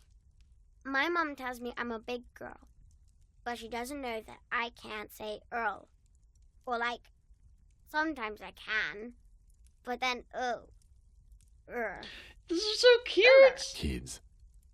Oh my god. Are you Lillian's daughter? Yes, I am. Little Lily. You know my mom? Yes, we met earlier. That's nice. My mom is great. She's never angry or anything. Kids are so strange, it's true. Are the twins outside your brothers? Yes. They don't want to play with I'm gonna be off for this evening. They're Have a good older one. and Okay, outside. Sans. Have a good evening. They look the same. Sometimes I can't tell them apart. They look identical, right? I said the same thing. They look identical. What's this? Show the stuffed bird you took from ceiling. It's a grouse. You might be able to get on Gart's good side if you replace the broken skewer you almost certainly broke. Can I have it? I know someone who really liked stuffed birds. Sure. I mean, you already took it. I don't like it anyway. It looks angry. What's that thing you're holding? It's Lammy. He's my friend. Lammy! Oh my god! Like... Oh! Lambie is a stuffed lamb that, admittedly, has seen better days. One of the eye buttons is missing, and the fur is tattered in several parts. Love little Lambie. Okay, well, pleased to meet you, Lambie. Lammy usually doesn't like strangers. But you're also fuzzy, like Lammy. Bye. That was so cute. Oh my god. Okay, gloves, sandcastle. There. Weather has not been kind to Lily's little sandcastle. Reach in the The catacombs once and pull mighty out. towers are quickly eroding away. You can see something shining back to you from what must have been a vast underground catacomb network. Broken. The little castle? The reigning lord must have come upon some really tough times to let it slip in such decrepitude. Reach in the catacombs and pull out the shiny The object. walls and floors give way to the giant's greed, collapse and present you with a pair of ceramic gauntlets. Congratulations. That's the gauntlets down then. We're doing good on the armor collection front.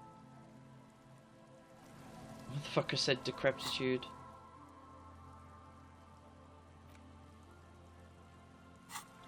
Alright, I guess we take the stuffed bird to Gart. You already took it. Yeah, you kinda did. I'm playing a video game, okay. Alright, so we have to get into the building. Just knowing that I can get into it is actually half the battle. I wasn't even aware you could get into it. Alright, let's quickly take the bird to Gart.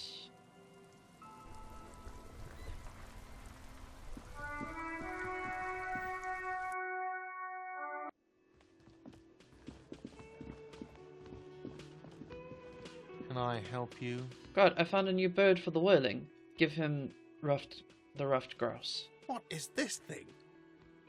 It's no biggie, I just thought it would look nice on the wall. I'm that kind of cop.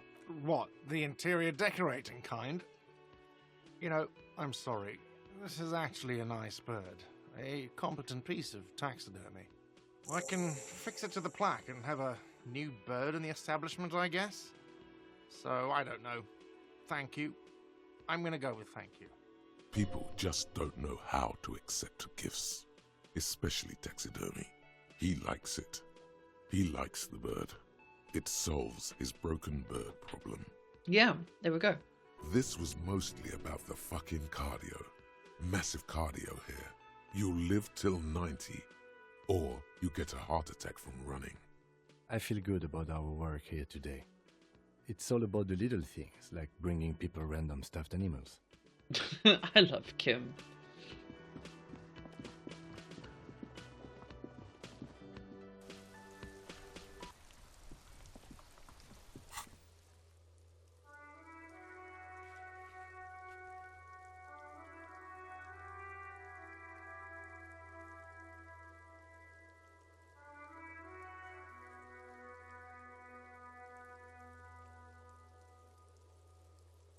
Back when I miss, we met Lambie and we gave got a replacement stuffed animal. Sorry, not stuffed animal, taxidermy for the establishment. Okay.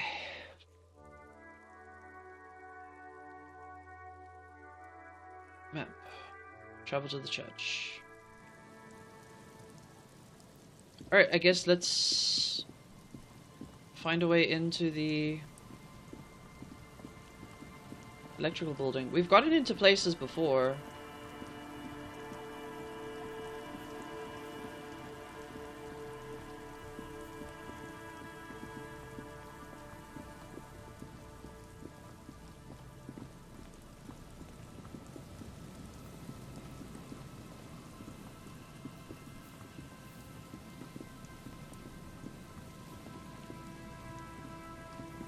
Placement skewer, yeah.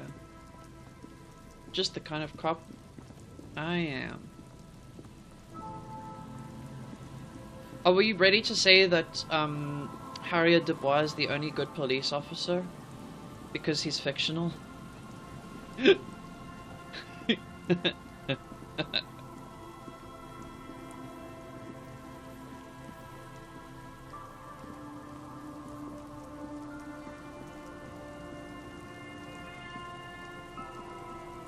You see, a slogan. Looks like tomorrow never came. Okay, how the hell do I get in here?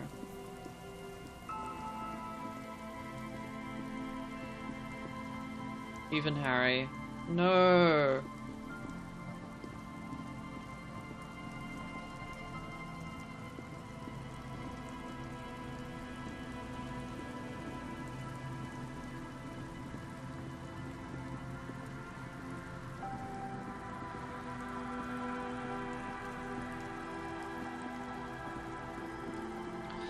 Mia, is it like really hidden how you get into the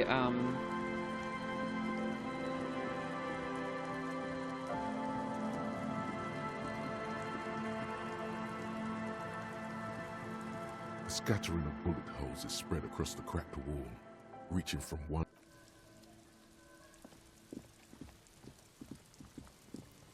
Why am I just There's no way the perp is in here, officer. Look how scarred the boards are. All attempts to pry them off have failed.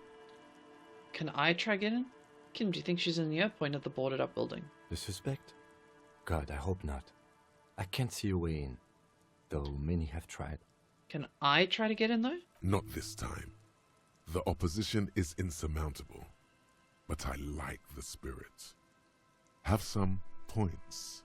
It's lonely and cold without points. And dangerous. Dangerous too. Nothing more to do here then.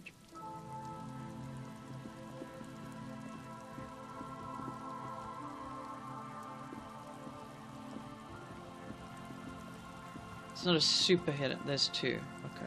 Interesting. Interesting that I haven't found it. I've found basically everything in this game. I'm surprised.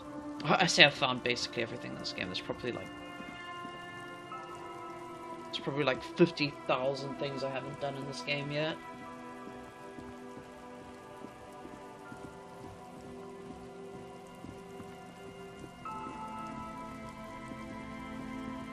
Shivers, I think. Okay.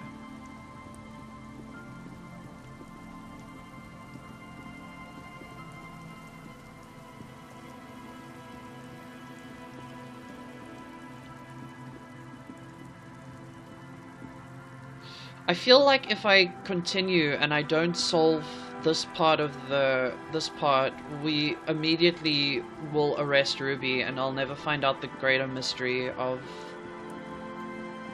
the investigation. So I desperately want to get in there.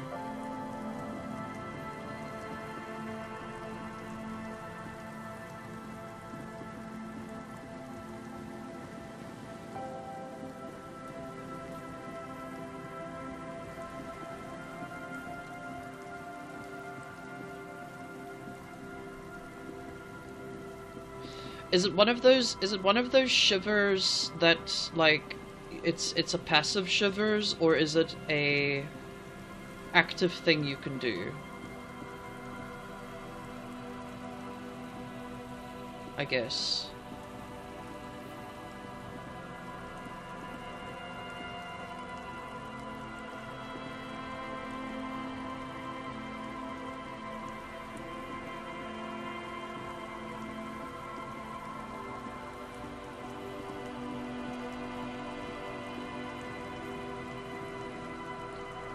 With the mural. Okay. I guess we'll upgrade Shivers and see if it procs.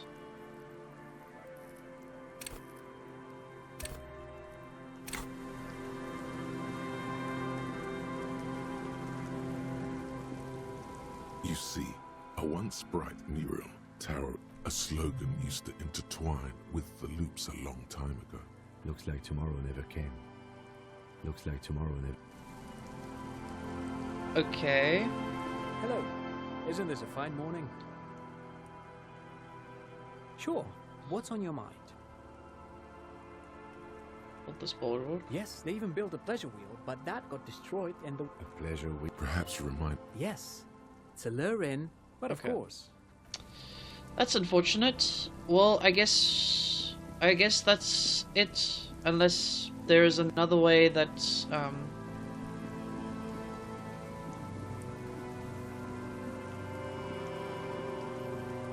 yeah, pleasure wheel. Yeah, exactly.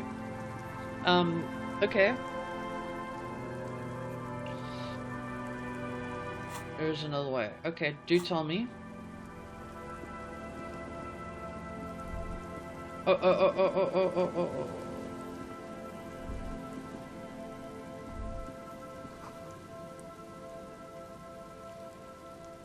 Just come back here when it snows. A strange feeling. It passes quickly.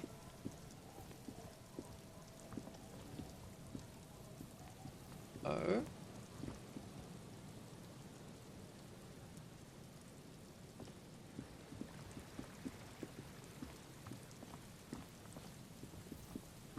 Do that. Well, how am I gonna know when it snows? I guess we can sit on a bench.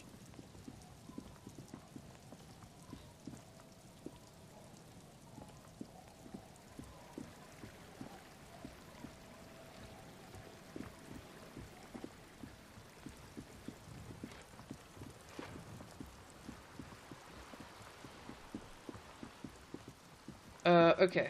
Well, we know to come back to that place when it snows. Cool.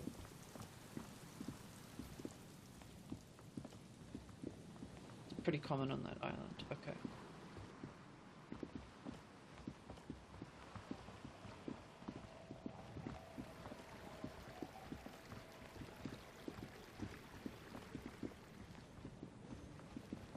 Or is there anything else I actually want to do? Help Suna with their project.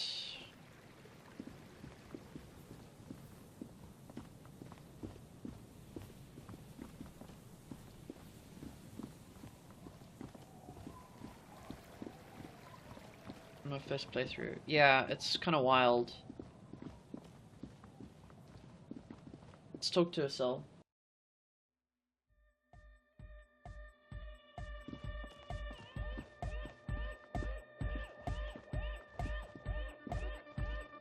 She's whistling a melody, her trusty contact mic attached to a wooden pulpit. At the sound of your footstep... Hey there. I've been recording some new audio from all these beams and rafters. The sounds travelling through the wood are pretty cool. creaks and stuff. Like you're underwater, you know? Mm-hmm. But like, underwater inside a tree. But that's not really what I wanted to talk about. I wanted to thank you instead. What for? For getting me and my friends in here.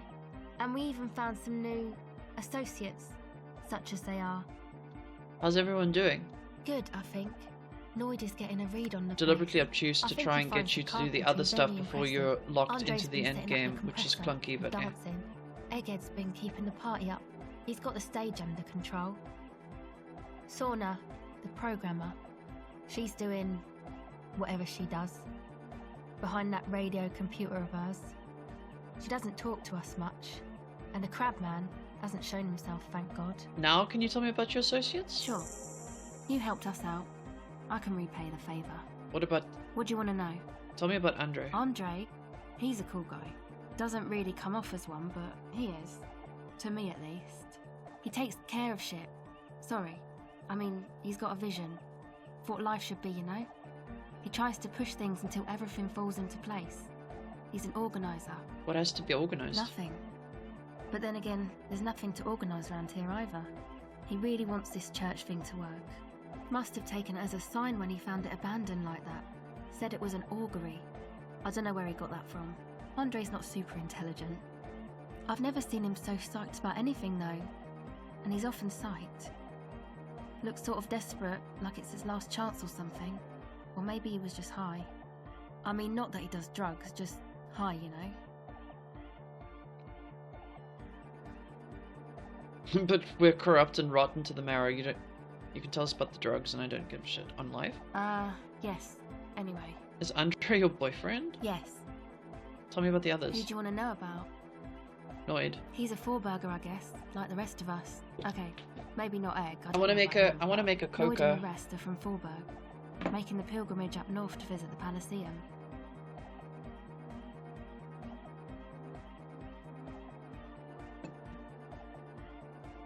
He's real hardcore about the lifestyle.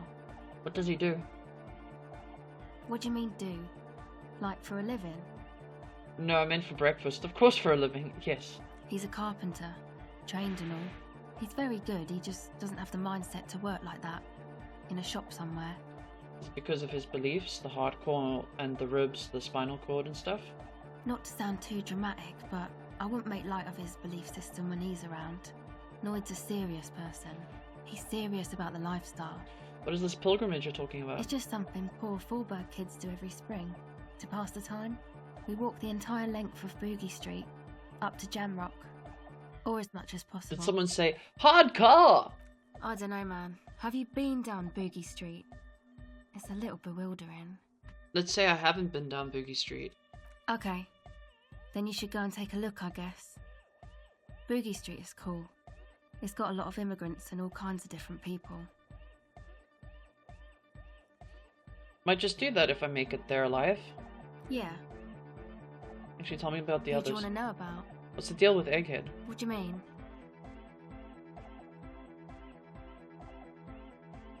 What does he think he's doing when he yells all that stuff? Oh, that. He's the party boy. He told me as much, but what exactly is a party boy? Nordic music doesn't really do vocals in the traditional sense. Vocals are thought of as rock. That's to say they're a bit backward. No offence if you like rock music though. Rock music's cool by me. No offense taken, go on. Anyway, even if you don't have vocals, you still need someone to say something every now and then, right? To urge things on. That's where the party boy comes in. He basically just stands on the stage and dances and yells how awesome everything is. It's very catchy. I understand. People are usually afraid to do things if others aren't already doing them. Dancing makes you dance, like sneezing makes you sneeze, or yawning makes you... Anyway. Where's he from? How long has he been with you guys? Actually, we don't know where he's from. Or who he is, really. Hardcore! One time we were out partying somewhere in backwater Forberg. Or maybe even Coal City. I can't remember. Maybe it was Coal City. The worst of the Banlieues. A wretched heap of closed-down mines, even west of Jamrock, on the dusty slope of Montmartin, the remotest possible area of Revachol. No one even wants to exploit those people anymore. Egg was yelling along to some jam someone was spinning, all night long. Just kept yelling until he didn't have a shred of voice left. When the sun came up over the mines... There were mines? Yeah, it was in Coal City. Egg came with us. He made this wheezing puppy dog sound all the way back. Couldn't even speak. It was definitely Coal City, because it took us 2 days to walk back to the fort. He just wheezed the whole way. We never really asked why he came with us, or who he was. I think his name is Jermaine. People are sweet. You can see it must have been a great night. The memory causes her to go silent for a moment or two. You wish you'd been there. Tell me about the Who others. do you want to know about? Tell me about Suna. Oh, she's a bit odd, I have to say. Doesn't talk much. I'm not really sure how to vibe with her, you know? Seems like she's not in a very good mood most of the time.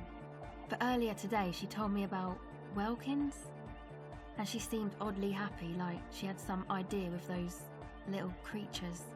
Some artistic idea.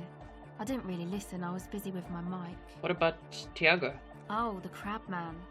Still gives me the creeps the way he moves.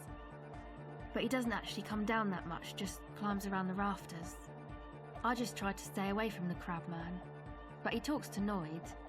They seem to have some thing going on. Oh, talks to Noid? What for? Beats me. Noid said they get along somehow. They're both crazy enough, I guess. What does he do up Who there? knows? He doesn't really answer our questions, see? Not that it's easy to ask them. What are we supposed to do? Yell up at the tower? Thanks. About the others. Who do you want to know about? Actually, do tell me about yourself. Me? Again? Yes, I forgot. Tell me about yourself. I told you, I'm a... There's that phrase again. It really reminds you of something. Okay, what does it mean? It means I don't answer questions about myself. Fair enough. Thank you. Thank you. Sure. Catch the silver bird. The silver bird has already flown away. I will catch it later. Have you seen a redhead woman No. around? No. Just no? It's pretty desolate here. I only hear the dogs bark at night and see the shadows move down the coast. That's good. No neighbors complain about noise when you get the club going. Exactly. It's our chance to turn the grim desolation into an overwhelmingly fun dance party. Actually, that's it for now. Okay, we have to figure this out. We're close. True, hard, full, car. Is it? It's hardcore. Don't know what to say to that. Skibber-dee, skibber-danger. Your cop training did not... Okay, so we don't say it there. Close. True, hard, full, car. Say nothing. Hardcore. Hardcore! But is it? I mean, really? Yeah! Yeah! Luckyerski, materialski. Okay. We're close. True, hard, full, hardcore. Yeah! Spinning out lyrics since the day up, and the amount of lyrics I got. Okay. We're close. True, hard, hardcore, hardcore, internally coherent. All core, all right, yeah! He furrows his brow. Hardcore! Ah! So hardcore. Is it though? It is. What is it? I mean, really? The question is, what is the question? No, but seriously, I'm a bit worried it isn't. Okay. The skin on your back. Okay, we just had to For be second, a little you bit can't better. even hear the music anymore. There is a hawthorn tree on Rue de Saint-Gislain, right next to the canal. Skibbity, skibbity danger, skibbity dub dub dub, yes yes, skibbity dub eat, skibbity dub dub dub. Don't be alarmed. Everything is okay. He isn't actually worried. Everything is still super hardcore. What he probably means is, it could be even more so. How'd you like it in the church? There's nothing wrong with it. I'm still in love with the hardcore.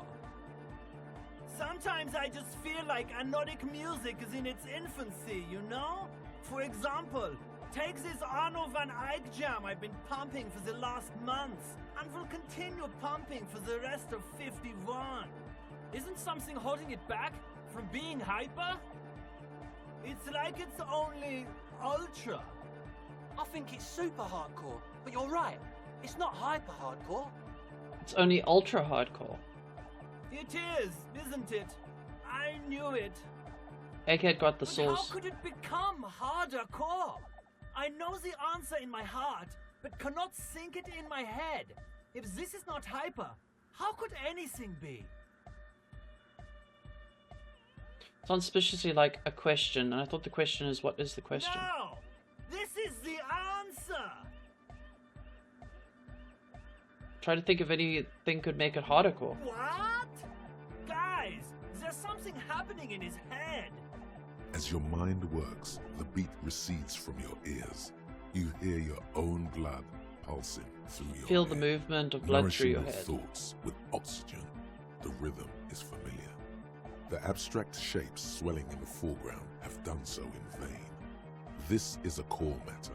The answer in the double kick that moves the milliliters through your mind. The dark thud is the source of all rhythm, the inspiration behind mathematics. The hardcore.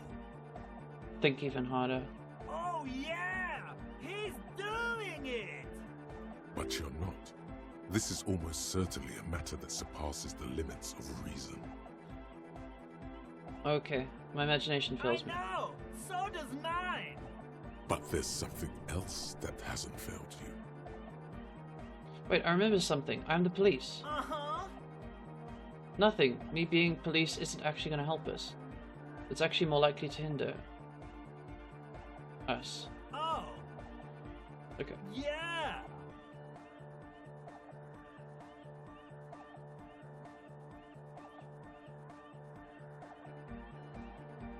Let's do it. Let's do it. Let's do it. You know it in your lungs where the pressure should vibrate, in your heart that's alone, and in your solar plexus where the hits should land.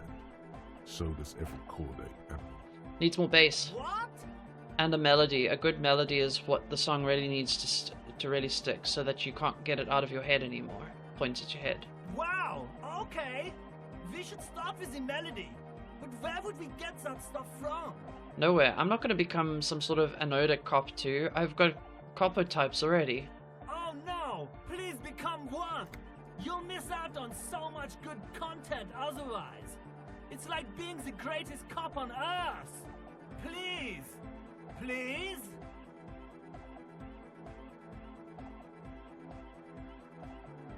Okay, I'll look in an official capacity. It's up to the police to make the beats go harder. A citizen The investigation. young man falls silent. Oh god, there's with another quest. appreciation.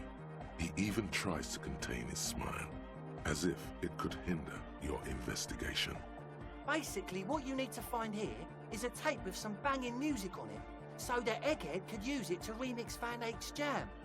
Yeah, maybe that street hawker across the pawn shop has got some tapes to sell. That's just an idea. There is a hawthorn tree on Rue de Saint-Ghislain, right next to the canal. A reel of magnetic tape is caught in its branches, like bronze ribbons blowing in the wind. Rue de Saint-Jean. I've been there. Oh, I know! I know this! I can tell you where it is! St. G is the boulevard before the canal bridge. The one that takes you to the whirling in rags and the industrial harbour. It's got the lanterns and the... I knew that! I could have said that! And the mosaic sidewalk. But it's all blocked with that stupid traffic jam right now. Feels cold. Does it? Shake it. Oh, I didn't read that. Stupid traffic. Anyway, shake it off. Anyway, that's all yours to figure out, Copman. Copman! Ed, can you please route Suna's signal through your speakers? To the Mega! Yeah! I can route it through auxiliary! What kind of a cable does she use? 3.5 or 4.5? 3.5, no doubt about it, it's on the ground. Oh, she uses 3.5. Yeah.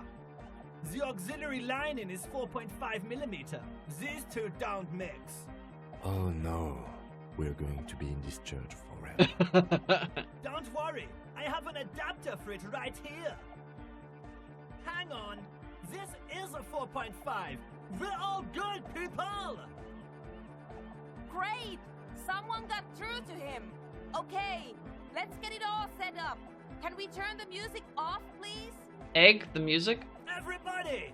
Everybody! Don't panic! I'm going to turn off the Arno for just a sec for a special scheduled event. The Arno will be back, but we're doing something else for one moment. All right, go tell her that Egghead is ready to rave to her tunes, and then I'll turn off the music. All right. All right. Before we get invested into all of that. What is it? All right, talk to AK. He plugged in the cable, and now you can unmute your speakers. Okay, but think you can ask him to turn the volume down a bit? Just in case. Okay. Maximum! Maximum is the only way! I know it is, but could you please turn it down just this instance? Just this one time? Maximum is not the only way, okay? Pump it to the brick! Pump it to the hard master! There's no other way! Glue style! See? He pumps it to the hard master. It's hopeless. I think what Egghead is trying to say is the volume button is stuck on maximum. Of course it is. Yeah! Permanent enlightenment! Ray of sound! Never mind then. Let's get on with our project. I'm going to unmute the speakers on a count of 5. Everyone ready? Egghead pumps his hand up in the air, waiting for the beat to drop. Born ready. Ready. I'm ready if you two are detectives. The lieutenant nods stoically. Suddenly, your palms are sweaty. The church seems cold and large, somehow. There's tightness in your chest. Anxiety. Okay, ready. Proceed. 5, 4, 3, 2, 1. Mute disengaged. Palms sweaty. Palms spaghetti. No wind outside. No waves. No floorboards creaking. Total, continuous silence. This is unnatural. The woman looks around. In the silence, you see dust move on the floorboards. The driver of the speaker vibrates in the air and then stops. Plasterwork begins to crumble down the walls. In the silence, a low hum starts creeping up your spine. It's a song inside you, not in the speakers, not in the room.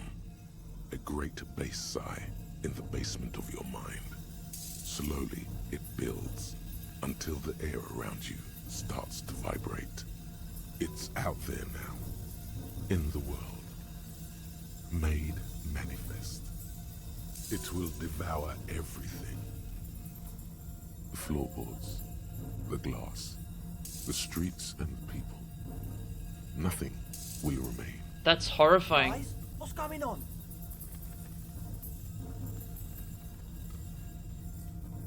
It's getting louder. In the basins, the water looks like it's boiling. Hosiana! Mother of Mega! In his mind, a tidal wave approaching from afar, swallowing entire coastlines on its way. He's peaking, the worst high he's ever been on. What's that weird rattling sound? The beauty and the beat! The future of dance! Planetary! No, Egg! It's the window! The sound almost looks as if she's alive. In the corner of your eye, the lieutenant steps aside, cautiously, his eyes searching for a possible evacuation route. The window is going to come down. No, the roof! Oh, fuck. Cracks appear on the stained glass window. Cracks run up the wooden pillars in the dark. Come down to earth! Love! Below it, all the bass grows, like the jaws of a giant compressor gnawing on metal and wood. It does not sound benevolent at all. This is so fucking creepy. A great pulse arises in your flesh. That's it. I'm muting it. Everybody don't panic, it's beautiful.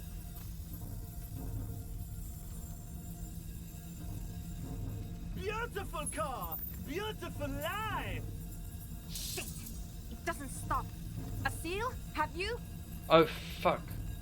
Yes, I've turned it off.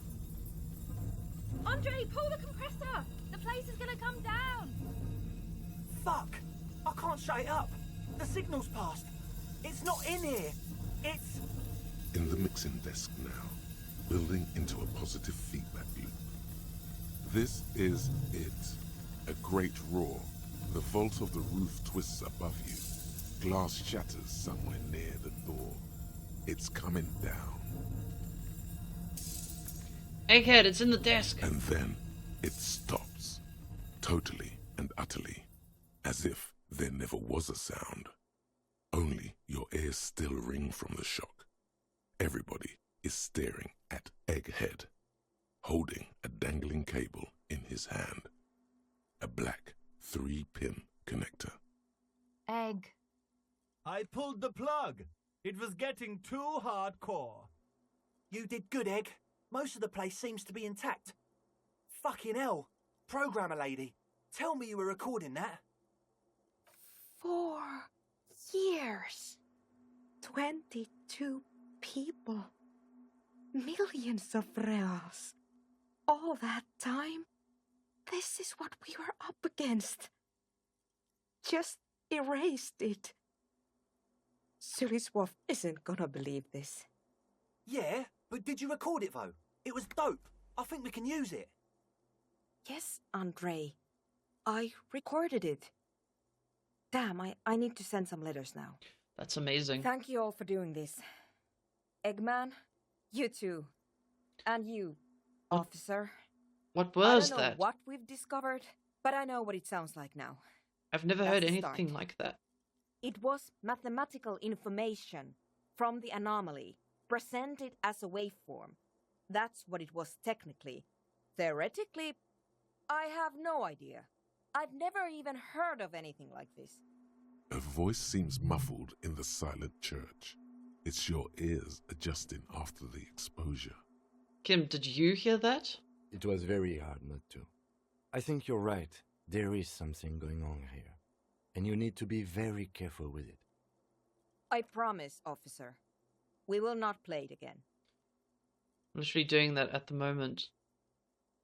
For work. Oh, no. I see. Are you gonna write to Suliswolf? Yes, our lead designer. And maybe some of the producers too. And some of the writers. If they're sober enough to open a transmission. They need to hear. Feels like a triggering. Oh god. That it wasn't her fault. Or theirs. They need to hear about this. Don't worry, I won't send the recording. Although I doubt they have the speakers to produce the frequency anyway. What happens now? Are you going to... Stay here. I'm going to stay here with these lunatics. Send letters, maybe meet Suliswolf. Also devise further measurements. I want you to know that's totally chill with us. I don't care, but thank you anyway. That's the best she can manage for Andre. It's quite a lot in truth. For her, at least. It's been a pain to program. Oh, I Now, see. I have a theory to come up with. Some kind of preliminary explanation to all this. Or the letter will sound like I've lost my mind. Yes, and we have to get back to stabilizing Martinez. Instead of demolishing it with loud bass noise of unknown origins. Some tiny hard thing lets go in your stomach. You're still alive. You have an explanation for all this. Somewhere deep in you. You just don't have the pieces yet. You don't know enough about the world. But that Joyce, if you knew all she knows, could put it together. Have you seen anyone suspicious, say a woman named Ruby? What? No, no one's suspicious around here. Pale unknown. Let's try it. All you hear is silence in your head. Alright.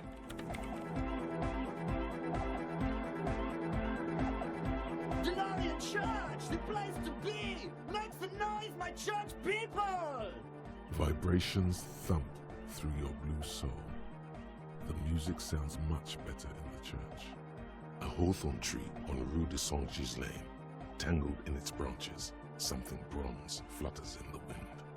He stands on stage behind a table, nodding along to the music and waving his hand in the air. In front of him, the audio mixer, one reel spinning. The other reel deck is empty. Cables run hither and thither.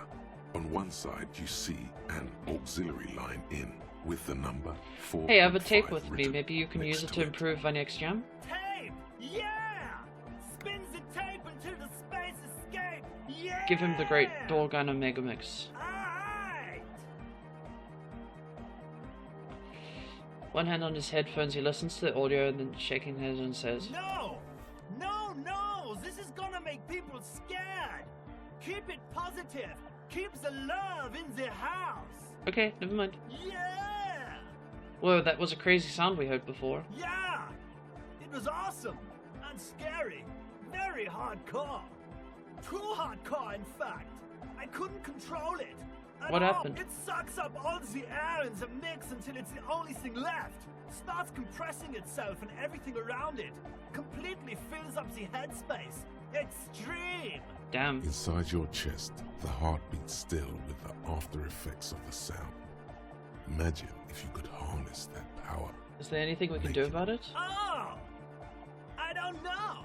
Maybe someone can do something with Sounds this. like the future could even be more hardcore than I ever imagined. Yeah! How'd you like it in the church? Yeah!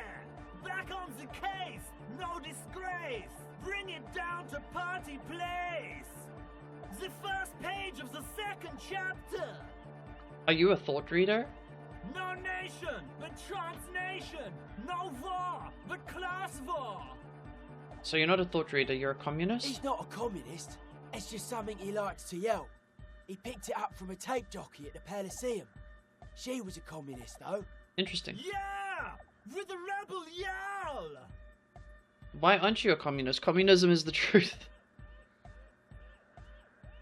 I can be a communist! If you want that, do you want me to be a communist? Hell yeah. Please don't turn him into a communist. Oh yeah, turn him into a communist. Come on, it would be super. Be a communist, egghead. The future needs your help. Does that mean you're a thought reader? Don't be a lunatic. Of course he isn't. Jermaine here just yells random things. Odds are, sooner or later one of them will come off as thought reading. Yeah! Reversion imperative! Unless you were thinking Reversion imperative right now. You're right, I wasn't thinking that. Hardcore superstar! Okay.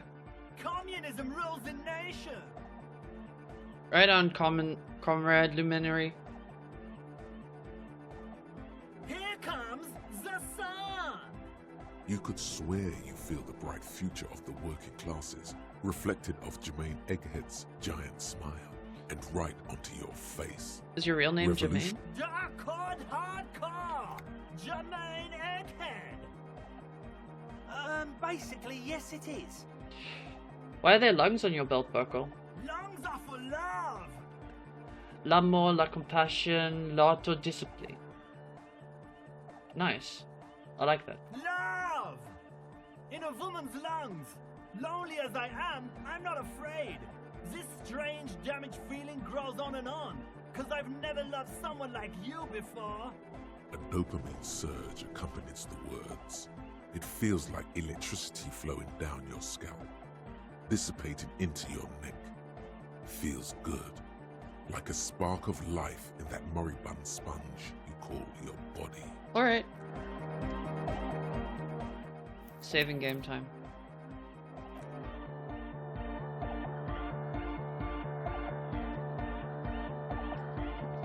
The mother of humanism stands above you, a precious and complex wax painting on a single pane of glass. A crack runs across the length of her body. Nothing, just the edge of the crack. Oh, pity.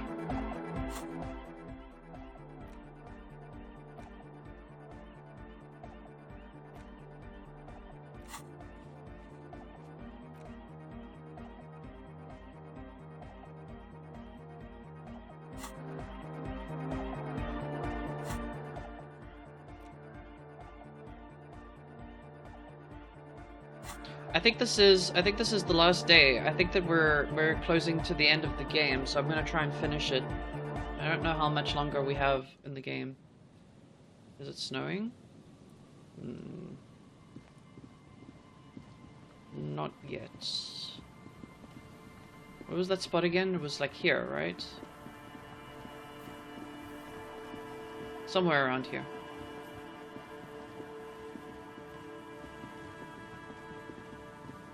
Alright.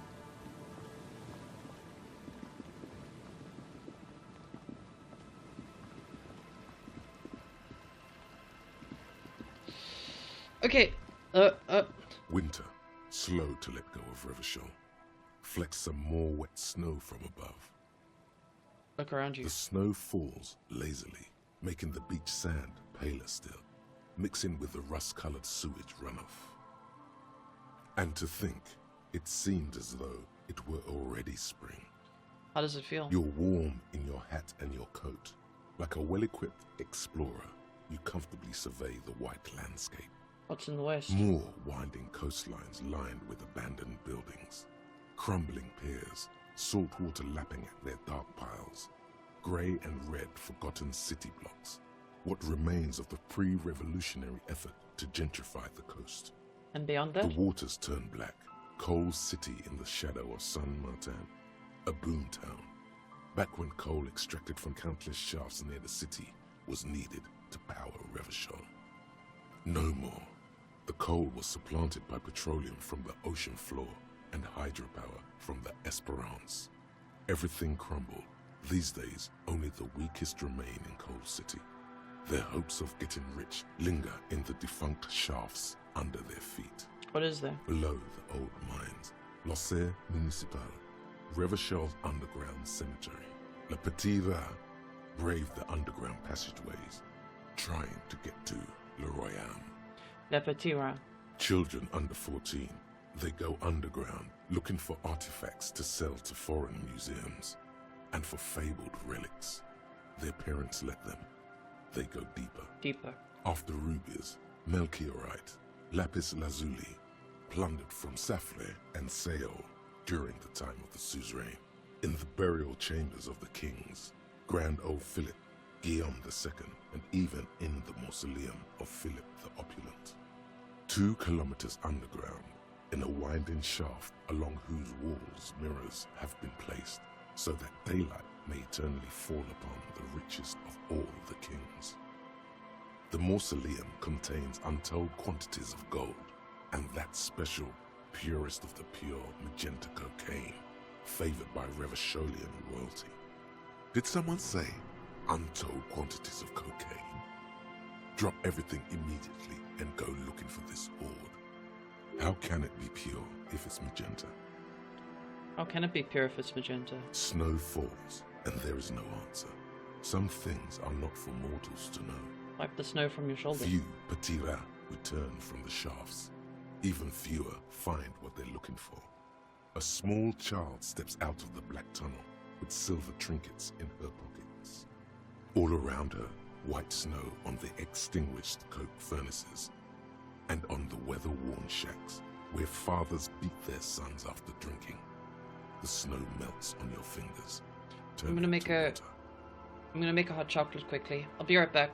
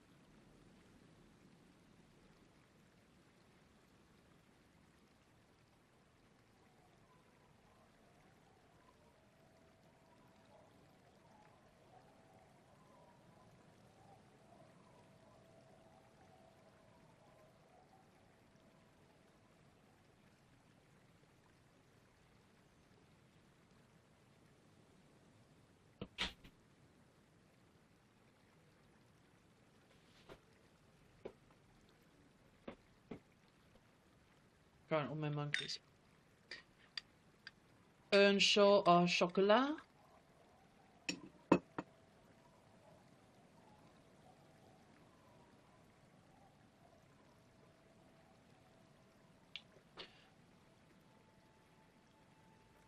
Continue. What's in the east? The canal you crossed to get here and beyond it. Martinez proper, the district the police forgot to police. There is laughter, lights, attempts at entrepreneurial activity, cynicism. Je voudrais un chocolat chaud. Hey yo. We're gonna turn into a French stream. Someone is scraping snow off their windshield at the roundabout, in the midst of which a statue of Philip III serves as a destination for grade school field trips and a fine perch for winter birds.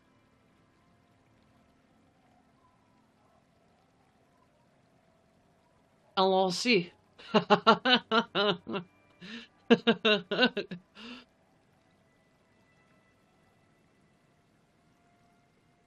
Oui, oui. Ah, bon.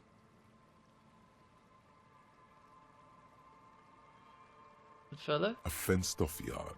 There's a truck belonging to a logistics company parked next to the gate.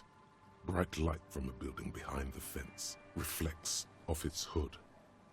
What's in the south? What's in the north? An abandoned church Très that's bien. being turned into a dance club. 4 youths are hard at work there, making it ever harder core.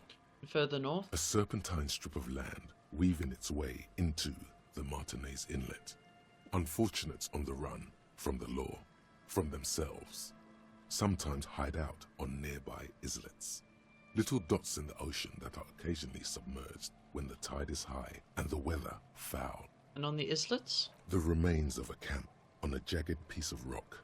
A tent, old dishes and cutlery, long since abandoned. A hermit crab scuttles among the debris, looking for a new shell. Further out, the lights burn bright on Resurrection. Way beyond Martinez, a popular spa destination for ample-bodied Ozon kids with equally ample pockets. And on the other side of the inlet? Then there's Ozon, but the snow falls too thick. You cannot see that far. Before that, before the curtains are drawn? The Bay of Revachol. Vastness, great depth, over 1,200 meters at its deepest. Water, air brinier than here. It is crisscrossed by huge cargo ships bearing company logos.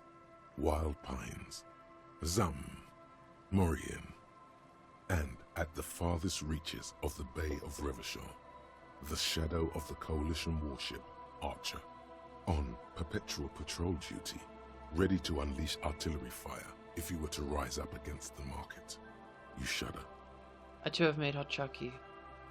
Ah, très bien!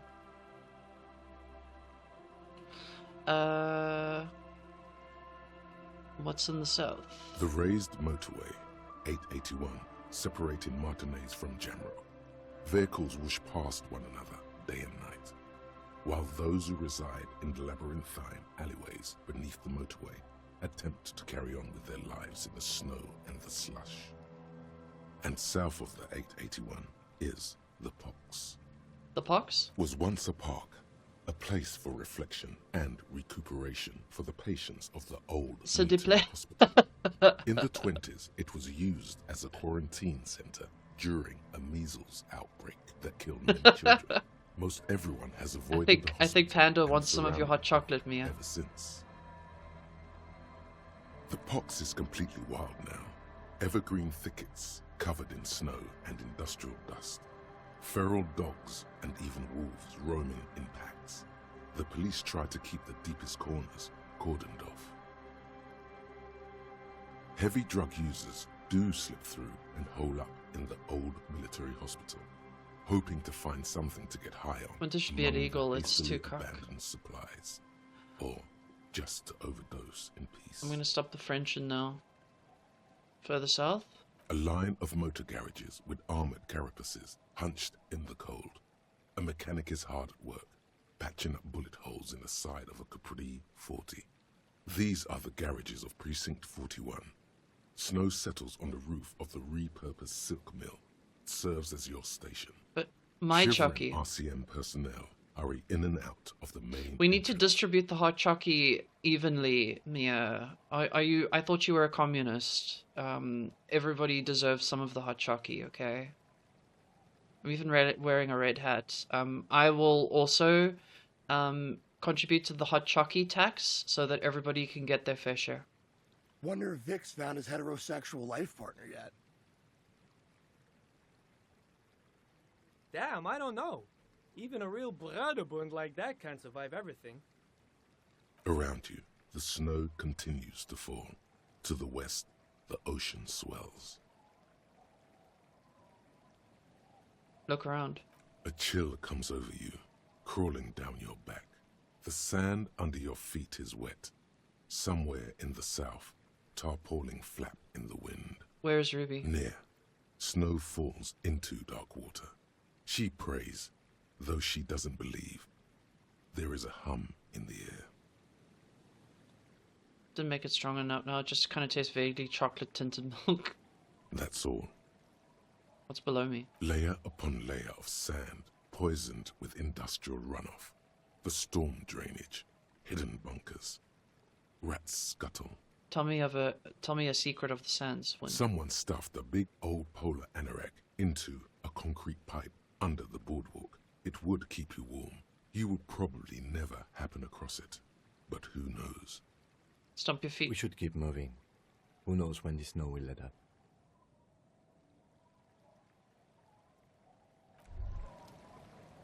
Okay, was that what I needed to get from the shivers? Or did I have to... Fuck, do I have to wait for it to snow again so that I can come to this spot?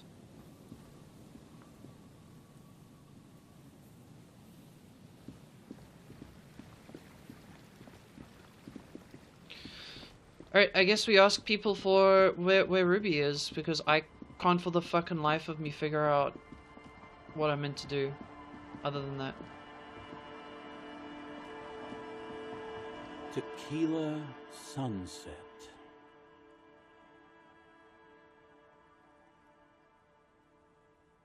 Have you seen a redhead woman named Ruby around here lately? Can't really remember seeing any women after losing my keys.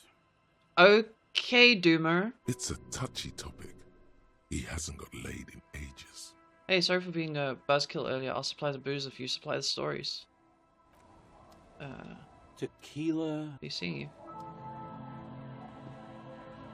Good to see you, friend. Do I have deals set up for you, buddy boy? Good to see you, friend. So what do you want? I got smokes. They're cheap. Very cheap. I got Pilsner. Great deal. You won't get a better deal on that piss. Spirits I can let go for 300 real. I also have speed. And by speed, I mean in the civilized... It tells you to go to the Feld building, but can't remember what it is. Danko. Danko. Hey, wake up. There's...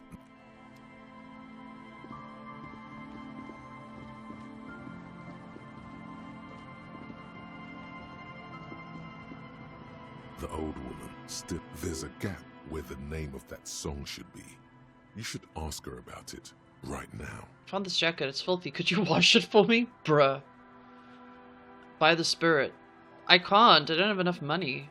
Have you seen the redhead woman named Ruby around the coast? Nay, I haven't seen anyone lately. Okay, but do you know who I'm talking about? This is my little cinder block town. I know what goes on around here. She's being evasive. She knows something. You can get him to sell... Okay. There was a murder in Martinez. She might be a suspect. We would appreciate your help. Would you now? I know how this world works. And it doesn't work when people tell on each other. This is like when that man locked himself in the woodshed. We just need to help her come out.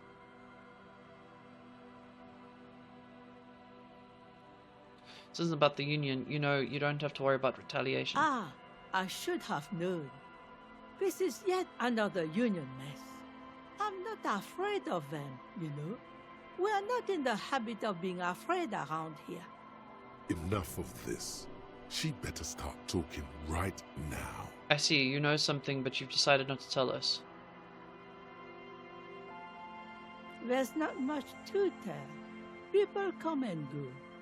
Now, was there something else? Setting you up for I see. success here. Okay. I hope you don't mind if we look around anyway. Ruby was here. You know it. Ask her about lodgings. About lodgings? Actually, Change your mind, did you? I thought you don't make this old woman regret giving the police the key to her house. Here, what's that song you're a humming? lullaby my mother used to sing. What's it I called? Surrender to the night. Sounds nice. I thought it was Frere Jacques, wasn't it? Sounds nice. Yes, it does. I found this jacket, but it's filthy. Could you wash it for me? I can wash it for you. But it's going to take about a half an hour. Think you can stay put for that long? Hell yeah. No, we must run around ceaselessly. It would be torture to stay put. I could use a breather before another rainy day begins. Yeah, I'll wait. Well, hand it over then, and I'll see what I can do. Must say, I'm proud of this one. It so sounded like Frere Jacques. Yeah, I agree. Filth. I hope you'll have an easier life in your hands. Goodbye, I'm off.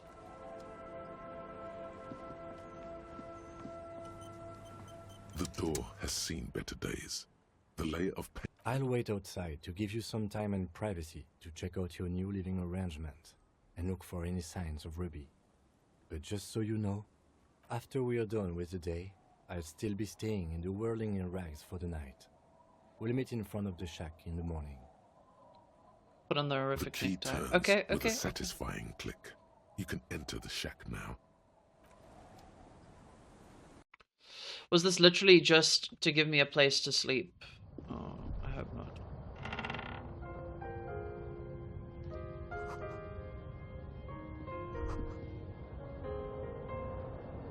A brisk coastal wind still howls against the window of the shack. Occasionally, the waves crawl in under the foundation, producing a low hum. Listen. The room feels muffled, like you pulled your hat over your ears. Outside, it is cold and windy, but you're inside, and it feels safe and warm. Nice. What is this place to you?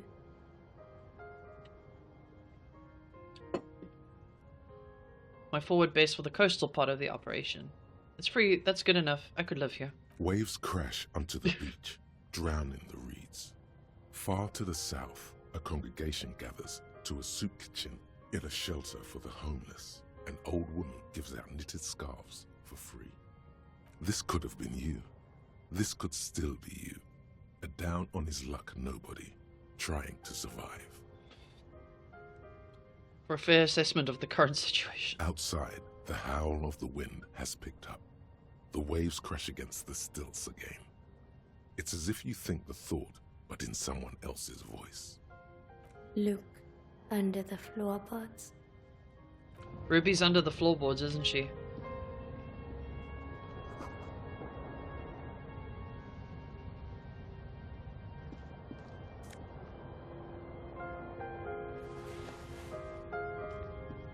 As you look at the floorboards in this corner of the shack, it's clear one of them isn't quite level with the others.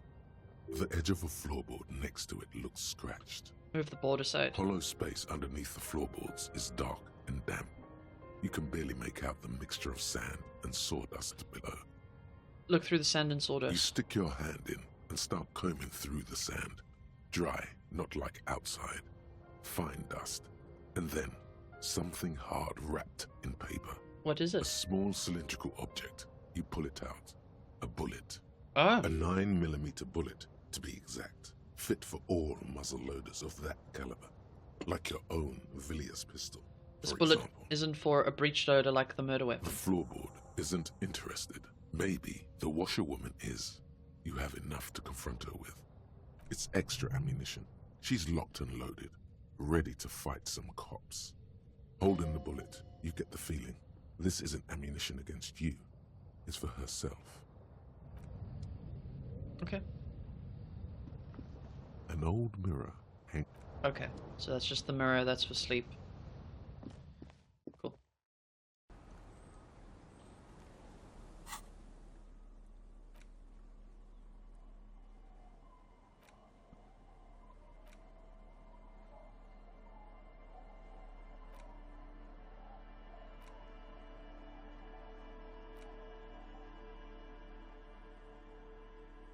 You've got 2 bullets. Okay, nice.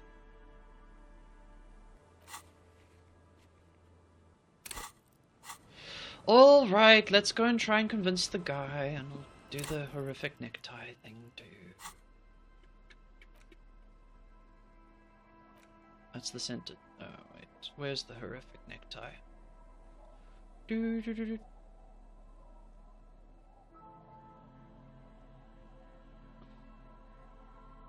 Oh, wait, where is it?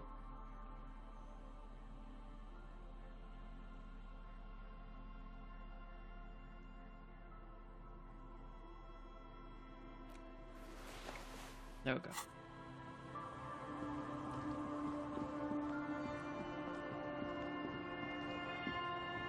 The legend returns. Why does the You bottle know of the spirits dance? cost 300 real? See, friend, it's real valuable. Worth every real, if you catch my drift. Got it from a bit of a business venture. You know, it's funny, actually. He's finding it difficult to focus his watery gaze. What is? What? What do you mean what? What did you think was funny earlier? This guy. Conversation might bring a discount, no? Where'd you get the bottle of spirits from? Oh, this is medicinal spirits. The good stuff. Got it from the doctor's office. He ain't shitting you! Medicinal spirits are a blast, Bratan! The flaming truth of this joke of a world! Okay, it was I got worth one it. of those scientific ampules a few months ago. Torpedo, they call it. It's supposed to keep a man from taking a drink. Didn't stop me for shit, that's for sure. 5 lemons with half a pack of butter and you're good to go. That's a good tip. I should remember it. It really isn't. In a week, the goddamn kidneys started giving me all kinds of help. Finally, the missus took me to a private doctor's office. Not a charity, the real thing. Those arseholes charged me 4 real to remove the damn thing. But I came out on top after all. Have they no shame in taking money for a service they provide? But the idiots left me alone in there. Now, I used to teach high school biology. I know what doctors use to preserve dead fingers. It's like 3 cans of this blue medicinal stuff from the back room. Threw the snakes out and voila! What's left is this beautiful blue stuff. 98.7% almost pure alcohol. 2 I already sold to these fine gentlemen here. But this last one is yours for 3 real, if you want it. I thought you said 300. I think it will prove useful, yes. 3 real and it's yours, friend. The deal of a lifetime. That's a much more reasonable price right there. Just make sure to enjoy that one, friend. Bratan, I am so proud! Now, whatever you do, don't drink it! This deserves so much more than just regular oral consumption! The tie is so on the money there. Up the bum it goes. Oh? I don't know, it sounds like it's gonna turbo boost my alcohol habit. My regular alcohol habit has gotten me through enough trouble. But I don't want it up my Who bum. said anything about putting it up there? No! We're gonna put it into a way more special place! So special! Just hang on to it! Keep it safe! Wait for my sign! Okay. Soon. The time will come soon. Have patience, brave one. I'm getting a really dark vibe from this. This won't be pretty. Alright. I'm off.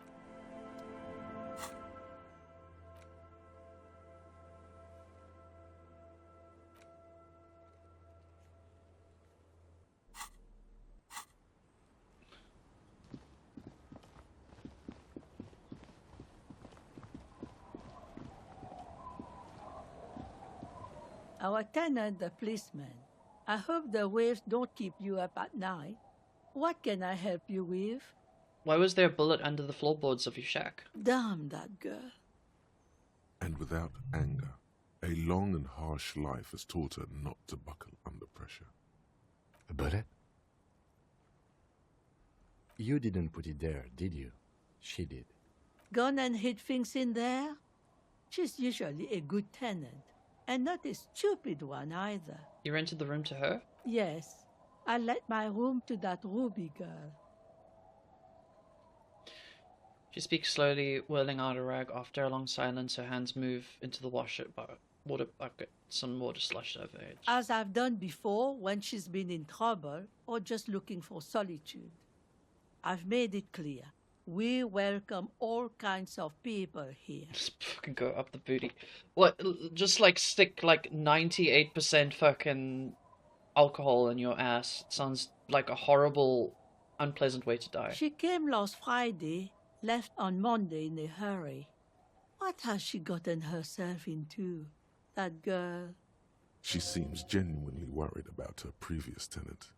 She's seen her hiding out from trouble before. But this seems different. That's for the police to find out. Said she left. Please answer each question to the best of your ability. Said she I'm left sure we have on a few. Monday? Yes, early with the dogs, around 8 o'clock, I think. Is the room exactly as she left it? I cleaned it, like I always do. Was there anything else there? No. What's she like, Ruby? She's good company. Knows how to talk to an old woman. At my age, you don't get a lot of quality conversation. So I really appreciate that about her. Nice. Did she talk to you much during her last stay? But Midi, yeah, I don't like. Also, butt stuff requires a lot of prep. Okay, I'm not in the mood for doing prep. No, she was mostly silent this time, kept to herself. She tried not to let it show, but I could tell she hadn't come to fish. Usually she likes to cast a few lines, but this time she mostly stayed in her room. But why do you think she left a bullet in there? How would I know? She's a gruff one, but not violent. She doesn't go around toting a gun. You could ask her about your hunch, that it was a desperate measure. See if she thinks Ruby fits the bill. I have a possible explanation in my mind. Aye, do tell. And it's an exit plan. Exit from what? The world. The lieutenant stops writing for a moment. He looks at you, then at the old woman. No, she's a fighter. Okay. Not a quitter, like you sometimes get, son. I've heard she was a heavy drinker with anger issues. Did you ever witness that kind of behavior? Nothing of the sort. Sure, she was no stranger to the bottle. She fit in that way. But I only knew her to have a beer on the beach while watching the sunset. Oh, sounds nice. The sun sets for everyone. She isn't what you'd call a drunk. Even offered me some from time to time. Did she have Said any... it was part of the communal life. But I never saw her lose control of herself, the way some people do. Did she have any technical equipment with her, like radio stuff? Not that I know of, though she was into nice music. She once showed me a few mixtape milieu she'd made. Although I guess she was pretty handy with the mechanical and technical stuff. Even fixed the heater in the shack. You should be thankful for that. Where did she go? I don't know. Further up the coast. She tried to leave quietly, but the hinges on that door screeched like a cat in heat. Woke me up. I heard her rushing in those heavy boots, heading up north. You'll never find her, you know. She knows the coast like the back of her hand. You only just arrived. I wouldn't worry about that, man. We are persistent.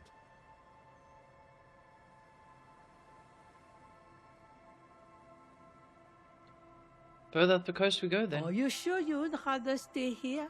Get a nice cozy fire going in the heater?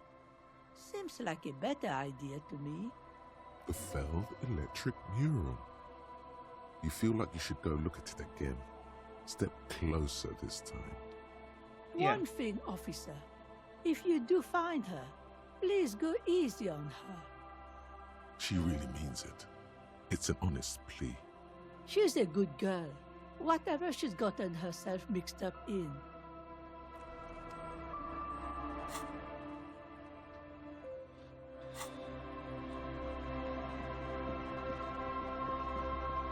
Alright, now I assume we are able to...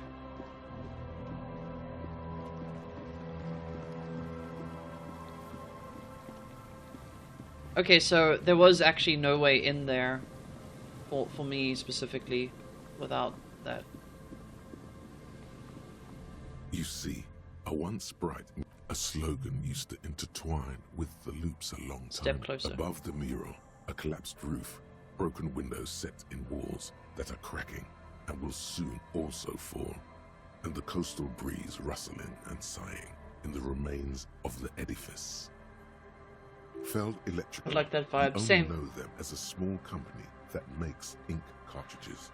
Looks like they used to be big. There's something in the wind. Sometimes the only way to go forward is to fail first. Why do I feel like I know this place? Indeed. Somehow you knew it was here. An urban ruin gutted by looters that once used to consume money and dispense warmth and light. You felt it before when it rained in Martinez, and you felt the cold of the rain. The Could Ruby- feeling persists. It has been in you ever since. Could Ruby be in there? In there? She could. Or she could be in the identical room over there, or in that boat shack. In that church tower, maybe. I normally talk to the washer lady as soon as I get to the island. I must have missed that as a primary trigger. Why single out this one building? Listen to the wind. Even though you're sure you succeeded, all is quiet. There is no cold hand brushing against your forehead, no rustle in the reeds. The wind has died down. The ruin in front of you is silent as a tomb. What was I even attempting to do here? Trying to talk to the wind. The city, whatever you thought would happen, did not. And now you're just standing there with your hands fallen to your side. Is trying to talk to the city something you've done before? Is it in your secret repertoire? A trick for when you're out of ideas? A prayer of sorts to Revachol. She could be anywhere. How do we find her? How do we? I was really hoping she'd be in the village. Okay. She's probably north of the village, and this place is a peninsula. We already scanned most of the outdoor areas on our wild cryptid hunt, so we have an understanding of the geography, at least. And then there's the church. We've already searched that and can rule it out. I know it doesn't feel like progress, but exclusion is a step too. Anyway, we do it the old-fashioned way, sector by sector. Go over the whole peninsula, ask the locals, enter the places where we can enter first, like we did in the village. And if that fails, if we don't find her? Then, if we're desperate, we can look where we can't enter. Bunkers, storm drainage, displays. I'm sure it won't come to that. Walk the coast, the old boardwalk, the reeds. You can always come back here and talk to the wind again. Look where it already got you. Buckle up and raise your collar. This search is going to be wet and cold. Listen to the wind again. Suddenly, there's a sigh, carried on the molecules around you, moving, flowing from high pressure to low pressure, like that of a woman emptying her lungs. She wraps the collapsing stone box in front of you in her breath, flowing through it. Where does it go? In through the collapsed roof, flowing down a concrete staircase to the basement, sweeping away footprints in the dust on the stairs, and then the beach below the boardwalk, its winding tunnels, a whisper away. What is happening? She's down there. I think she's down there, below this building. Okay. Why? Ever since I woke up, maybe before, I've been getting all these strange cold spells. We've looked everywhere else. Right. How do we get in there? The doors were on the collapsed side of this building. They're gone, basically. Finally, my time to shine. There's a ladder next to the sign. Perhaps we could climb it, enter through the roof. Perhaps you can climb them. We are not climbing anything. I'm 43 years old, and I plan to live to see 70. There has to be a way to use brute force. Climbing sounds unsafe. Brute force is safe. Look around and find something to break if the ladder fails. A rusty ladder leads to the rooftop. Some of the rungs are missing. Yeah, that doesn't look good at all. Assess the situation. The distances between the remaining rungs are rather wide. You'd have to use the mounting brackets. However, they seem corroded and the peeling rust is razor sharp. Seems good. In addition, the first rung is going to be tough to reach. It's what, 3 meters above the ground? And you're 180? 180 seems about right? Not to mention that the roof is collapsing and the wind gets pretty brutal up there. Dismounting from the ladder is going to be hard. Perhaps if you were to not climb the ladder. Instead, astral projection. Be open-minded about this. Yeah, because falling from that height seems, well, splat. What if I don't So climb? don't do that. What if I just teleport? You know.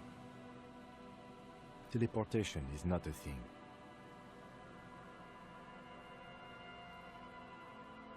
Come on, Kim, where's your adventurous spirit? This really has nothing to do with adventure. We are dealing with basic physics here. It won't hurt to try. Oh yes, it could hurt. A lot. He is restraining himself from using a parental tone with you right now. Wait, teleport to the roof? All you need to do is close your eyes and concentrate. Wait, what? Darkness enfolds you. You can feel the distance between the bench and the first rung of the ladder. All you need to is... do it. Zoot, zap, pow, crinkle. It's like magic. You feel yourself disappear, your atoms fading out of existence. What? Oh my god, I can't believe it. Bam! You find yourself on the roof, having mastered the art of physical displacement. I didn't, Kim, I teleported. Don't gloat, just stand there like a Cimarron master. What? What? I didn't, Kim, I teleported. You know, for the record, you didn't teleport there. You just climbed the ladder with your eyes closed. The wind at the top of the building starts howling loudly, blowing away the lieutenant's voice. Faintly you hear. Never mind. Find a way to let me in when you get inside. Don't go adventuring with a backup, especially if we think the suspect may be hiding here. Like Kim gets already. I teleported. Fuck you, Kim. Oh, that was so funny.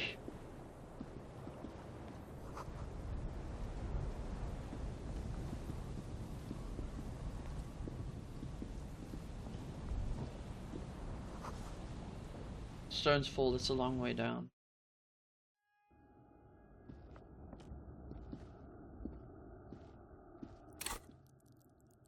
I've got 2 level ups.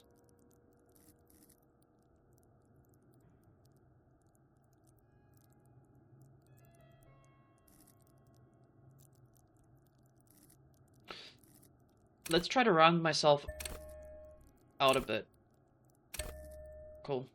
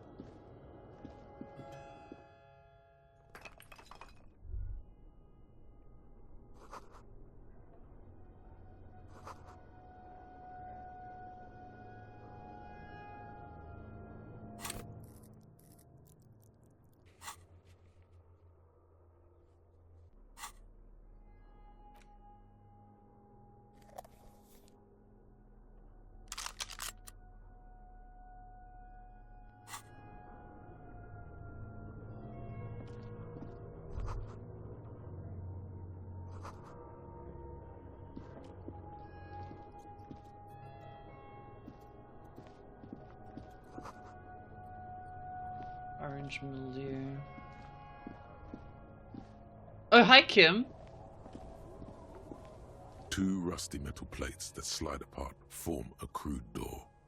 It's been... What do you mean, who's there? It's me, Kim. Stop playing around and help me get the door open. Push the doors open. Oh, hi, Kim. The doors seem to be on rails, but they've gotten jammed. You grab a side and put some strength into prying it open. With the help of your partner, the two metal panels slide open with a creak. Huh. I hope no one dangerous heard that. How did you even get there? After you climbed up to the roof, you mean? There's a maintenance entrance under the boardwalk. It's next to a drain pipe, possibly a storm drain. It was easy to miss before. He's quite proud of himself. If you know a quick way in and out. Yes, we have an exit, so let's get going. Time to investigate these passages.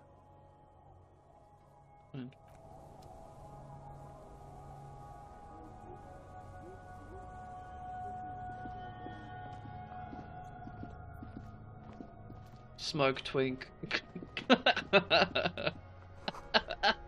Exactly.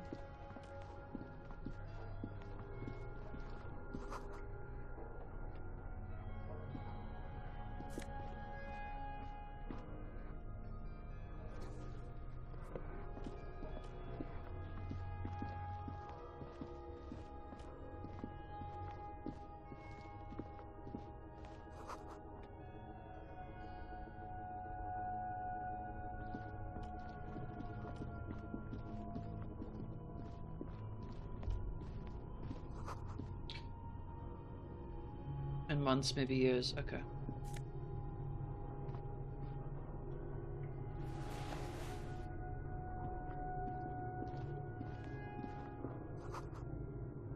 Full of dust and spiderwebs. Ancient flyers and brochures.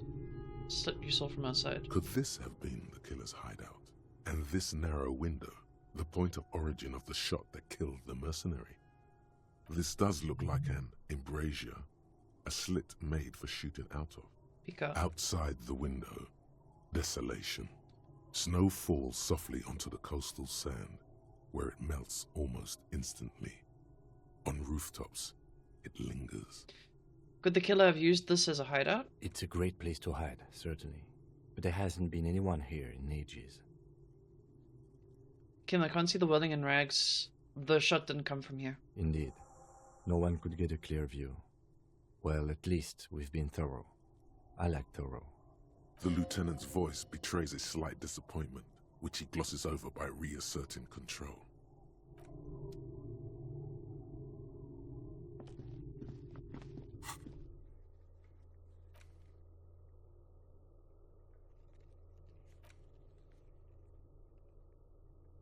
Check island for bullet traces. Okay.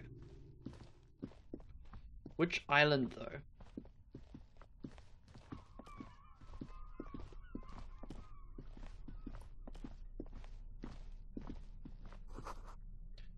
Footprints in the sand. One of the souls appears more worn than the other. Okay. Unnatural buzzing.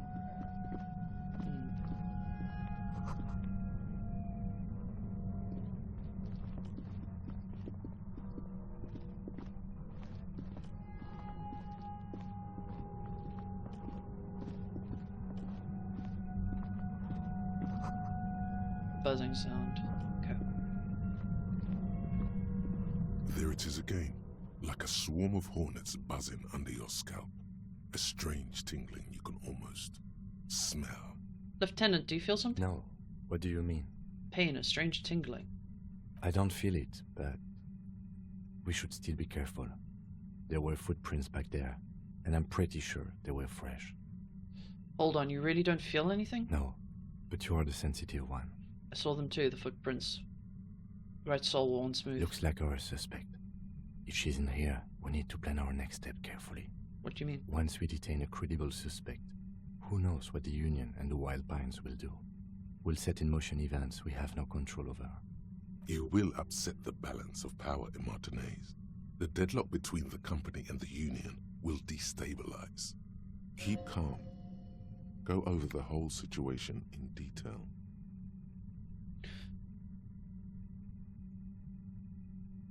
We solved the strike. We don't know the full extent of Ephrat's plan. I told Joyce maybe we'll see Ephrat again? I leave that to your judgment. You already know what I think about cross-pollinating information like this. It's dangerous, but... He just can't be sure. Maybe it will yield something useful. We solved the strike deadlock by telling Joyce about the union's plans. I still don't think that was a good idea. But yes, our affairs with the Wild Pines are in order, since she isn't in Martinez anymore. Someone's been a very busy boy. How bad do you think things could get? Well, we are not responsible for what we can't predict, are we? I don't think the entire city will be razed to the ground. Let's try not to worry, he thinks. If you can't predict it, there's nothing you could have done. What do you think what do you think is waiting for us there? I think I see a cavern. Maybe more cellars? I think we've been careful enough. We still have the element of surprise. I wouldn't be so sure. You haven't exactly been sneaking. Or maybe not. Either way, once we go deeper, there will be no turning back.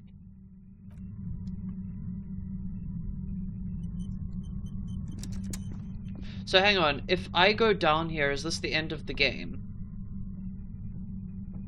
Like, is there still other stuff that I should do?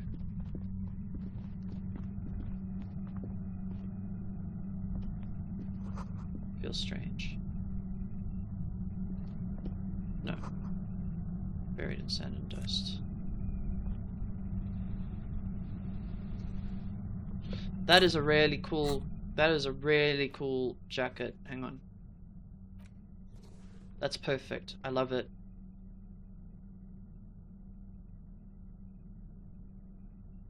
In the end game, but the game doesn't close here. Okay. Hear that? Magnesium. That's what you're lacking. The lack of magnesium has you slouched. The magnesium levels in your blood are dangerously low. It's about the low magnesium levels and not the high alcohol levels. I fucking knew it wasn't the alcohol or the other things. Yeah, the other things. Long live the other things.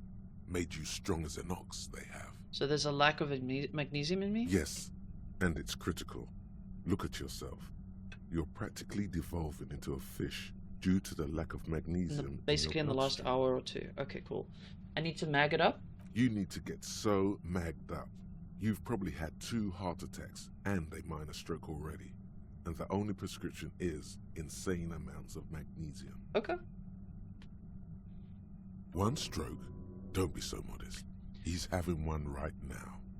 You're saying I need to become a magnesium-based life form? Yes. If you want to live, you need to evolve. You need to transcend the carbon barrier. Go to the apothecary and buy insane amounts of magnesium. It will reverse the damage to your circulatory system. Just remember, it's not the alcohol. Buy more of that too. Alcohol is not the problem. And it's certainly not the dextroamphetamine. Nor smoking for 40 years. It's the lack of magnesium and excess of coffee. You should stop drinking coffee. It wreaks havoc on your gastrointestinal system.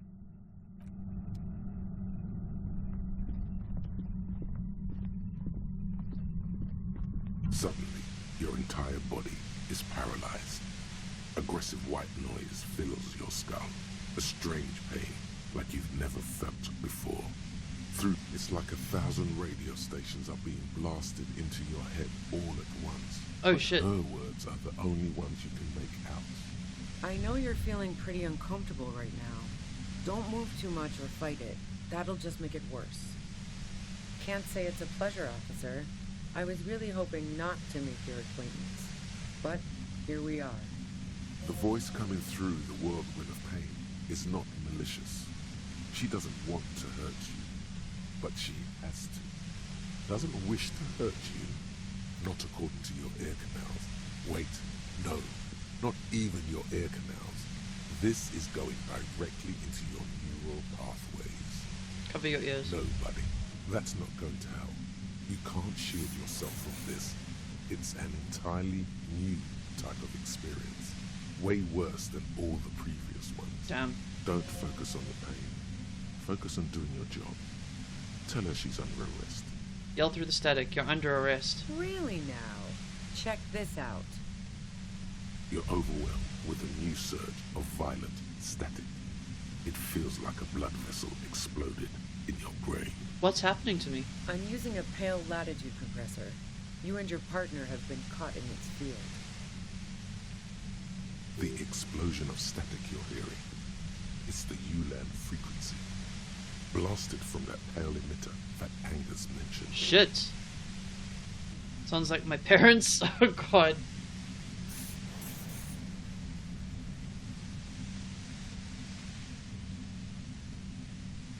I saw your equations. It's the ULAN frequency. Saw my equations? ULAN, sorry. You've been sniffing through my lorry, right? I expected as much. I am a bit surprised you knew what you were looking at.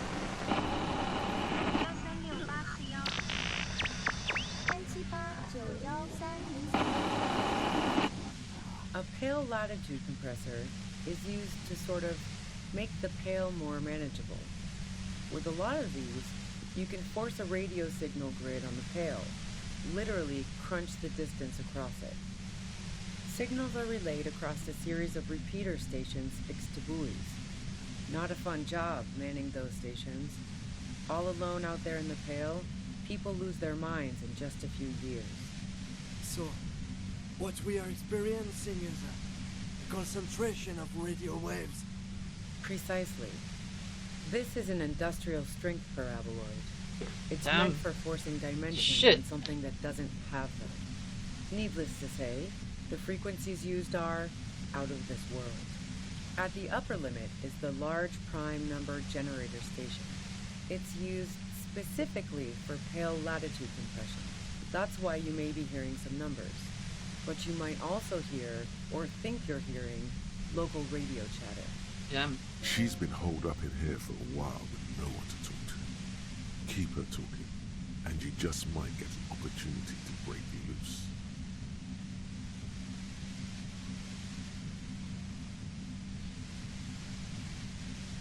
How'd you get your hands on this thing? I built it myself.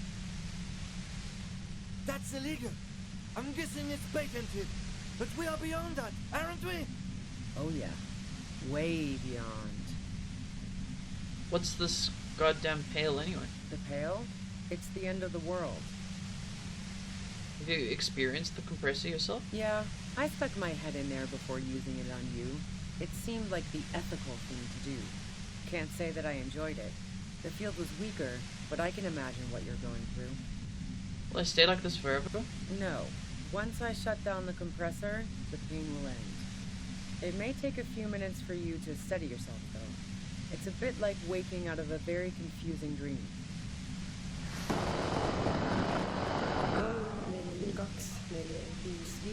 This is all great, but let's talk about the man who was killed. Yeah, let's not talk about that shit. You were hunting me and fell into my trap instead. That's all there is to say about it. Could you please turn it down so I can ask you something? If you've got something really important to say, you can do it through the white noise.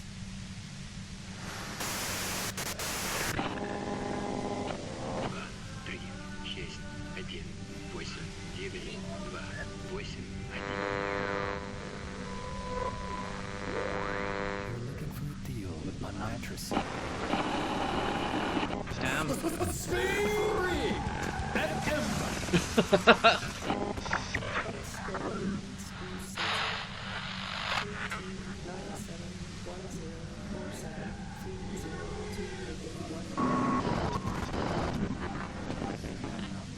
This is what it sounds like being in my brain when I'm trying to fall asleep.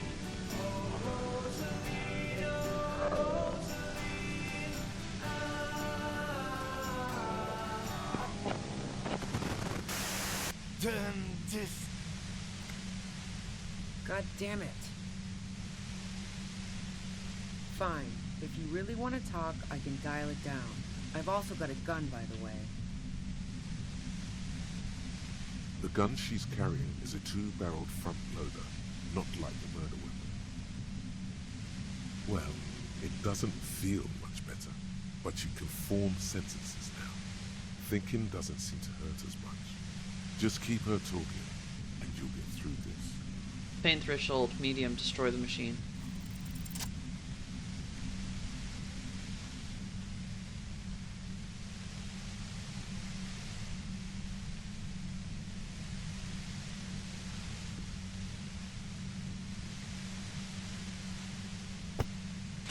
You did it.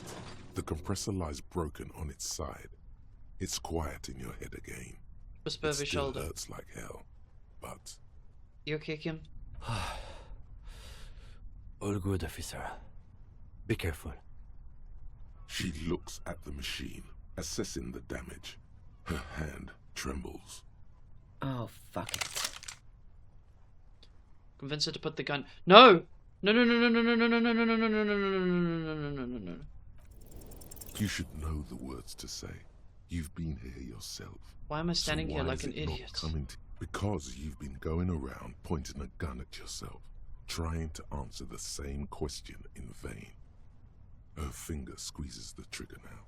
But she doesn't deserve to die like this. No, wait. Finally, it comes to you. I know A way to connect with her. I know your pain. I've been let down by women too. Oh god. She flashes you an incredulous grin. Then she exhales sharply, shakes her head, and pulls the trigger. Fuck! You watch as her brains trickle out through her neon hair. She killed herself. I failed to talk her down. Lieutenant Yefreitor Dubois, control your emotions. We did our job. This won't be the worst thing that happens on this case, believe me. You can't let this break you. There is no coming back from this one. It will stay with you in nightmares. Okay, okay. What do we do now? What did we just do? Our job. It went really bad. And now we need to clean it up. Fuck! She died. How can he be so cold? Oh god. Fuck! Get a hold of yourself. He needs your support now, too. Okay, okay. What do we do now? We clean up. It may take days for processing to pick up her body. We need to move it somewhere. That tent there.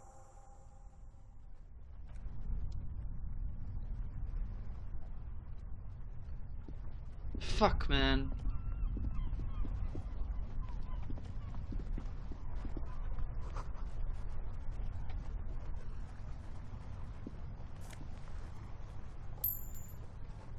Fuck, that's... Wow. That fucking sucks.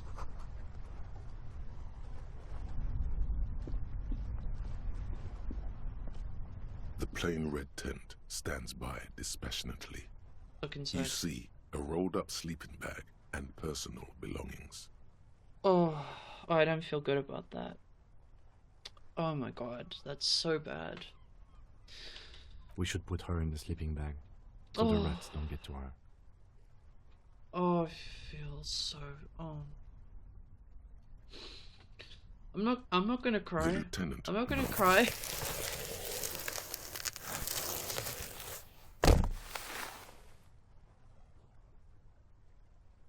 There she lies, cocooned in the sleeping bag, surrounded by empty cigarette packs, books, Hydrate. and half-read magazines. I don't have something next to me. I don't have juice next to, water next to me. I'll get some water Magazines. just now.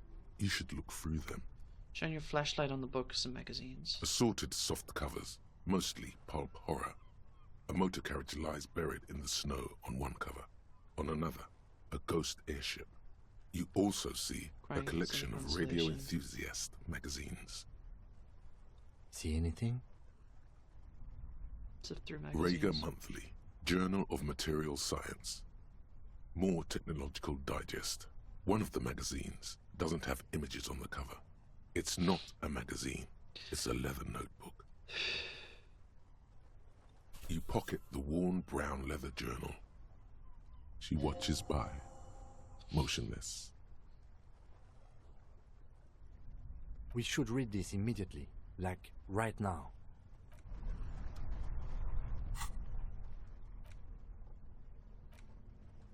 thick journal. The cover is worn like someone used to carry it around in their back pocket. Examine the cover.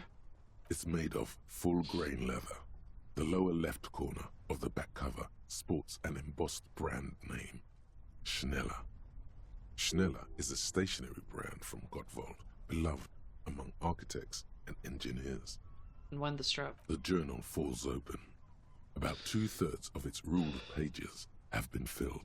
Study the handwriting. The large cursive of someone who writes quickly and confidently. Flip through the pages. It's a mix of logistical notes, diagrams, and personal reflections, all dated. We could learn a lot from this. Kind of logistics. Hard to tell exactly. It's mostly noted down in code. Looks like contact information, quantities, directions. There could be useful information about local operations in those notes. We have a junior sergeant at my station who's good with codes. I can give this to her after we finish this. Professionalism is his coping mechanism. What kind of diagram? What are the diagrams of? Esoteric radio technology. The most recent ones probably pertain to the latitude compressor, sketches, calculations of distance and density.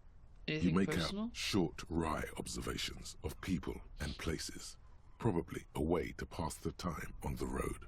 Also, what appears to be attempts to sort through some difficult decisions. There are a few passages with many questions in them.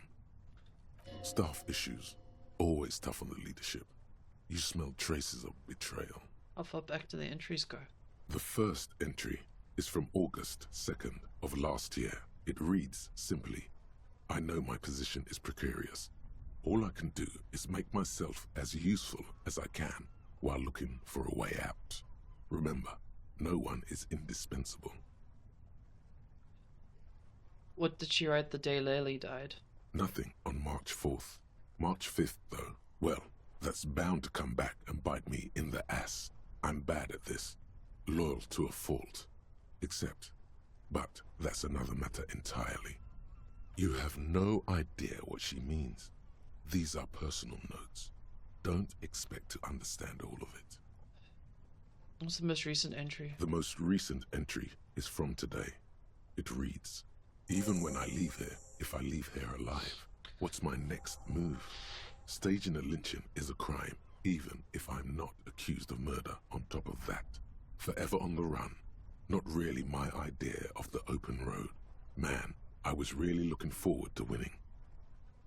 I don't think she killed the mercenary. It looks like she might have been framed. Yeah, that's Too what I was bad we thinking didn't really too. get to I hear wanted to her just side talk of to the story. her. This whole thing was a detour, and a fatal one, he thinks. Don't get emotional.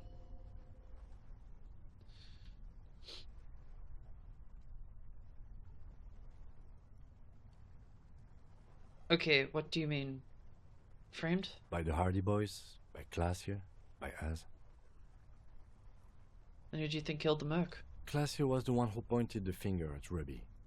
Perhaps she was trying to steer us away from herself, or... Seems plausible. Either way, we need to keep an eye on her. One thing is for certain. We have business back in the whirling and rags. Questions to ask. We should get to it. Damn it. Fuck. Oh, that hit me so hard. Oh my god, that hit me really hard.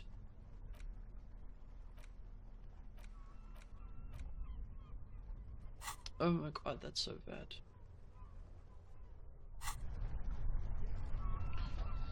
Okay.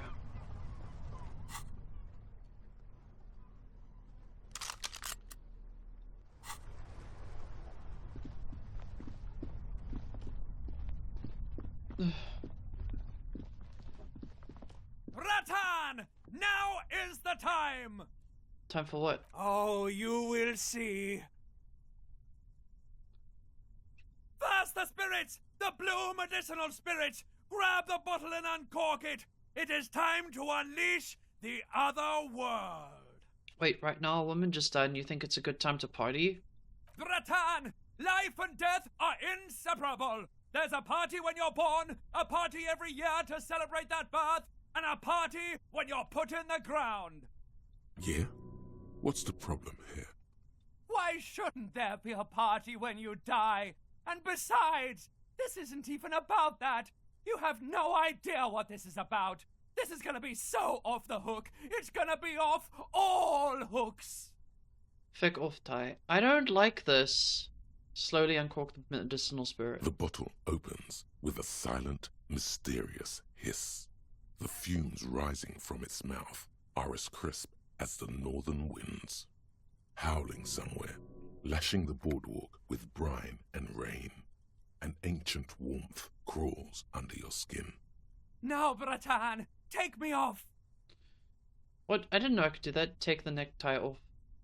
Your fingers manage to undo the oily knot, and the necktie slides off. It looks so frail sitting there in your hand, weighing almost nothing. Now what? Now, put me in the bottle. But why?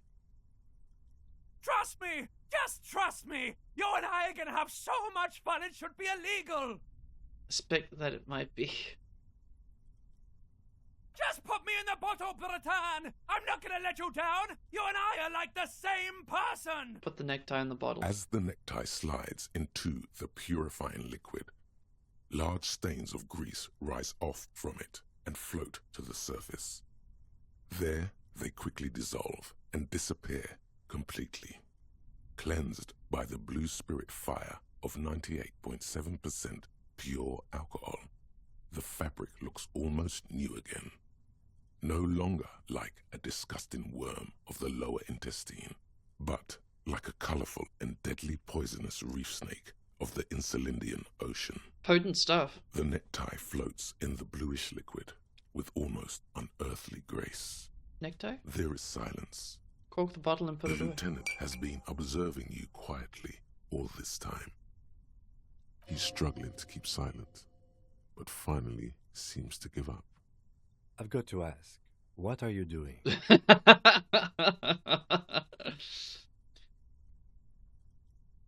In my family, when someone dies, you put a piece of clothing in a bottle as a sign of eternal respect. Okay, Kim, I didn't want to tell anyone, but my necktie has been talking to me recently. Of course it has. It started when I woke up in the whirling and rags. It's been talking to me ever since. And what has the necktie been telling you, if I may ask? Mostly urges to party harder.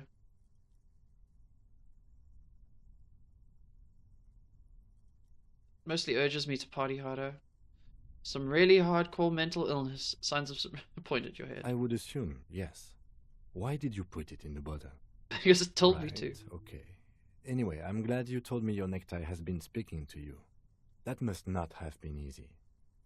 We're all under stress.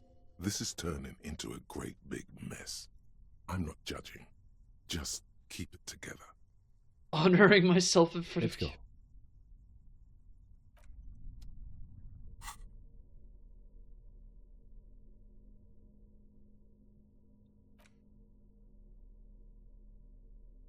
Oh no, that's a fucking Molotov.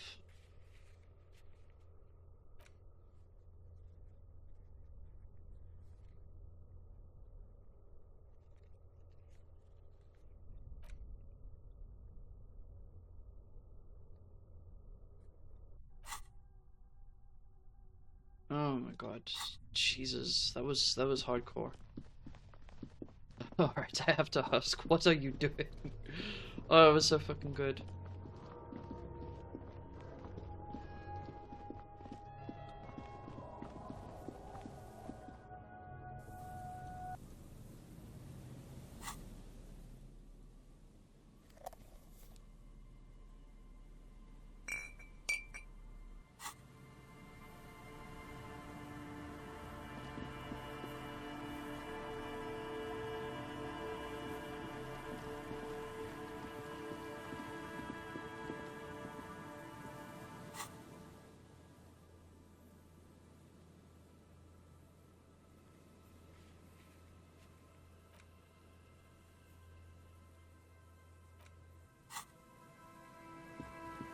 Whoa, that was a lot. Oh my god, that was... Oof, that was a lot. Oh my god.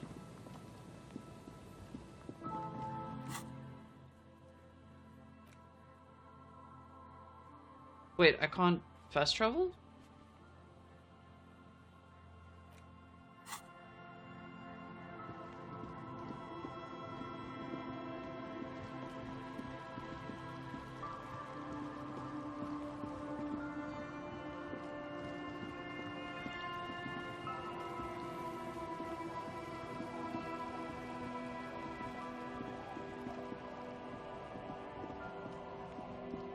You have to walk back. Yeah, I noticed. I've got the Molotov cocktail in tow.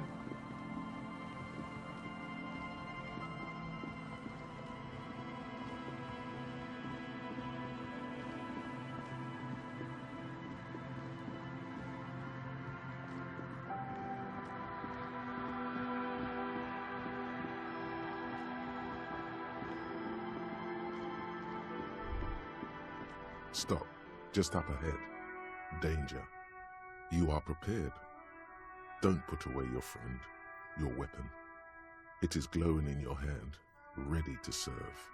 Snow gathers on the oily fabric of the tail end of your necktie turned fuse. Kim, there's danger up ahead. Yes, I hear commotion. Let's go. I'm ready to do Good. this. Be ready to take damage. Alright, let's save. I'm all out of shits to give, loincloth. Welcome to the fucking reckoning. Put your damn gun down. People are gonna get hurt. We need to talk this through. All right? Shut up!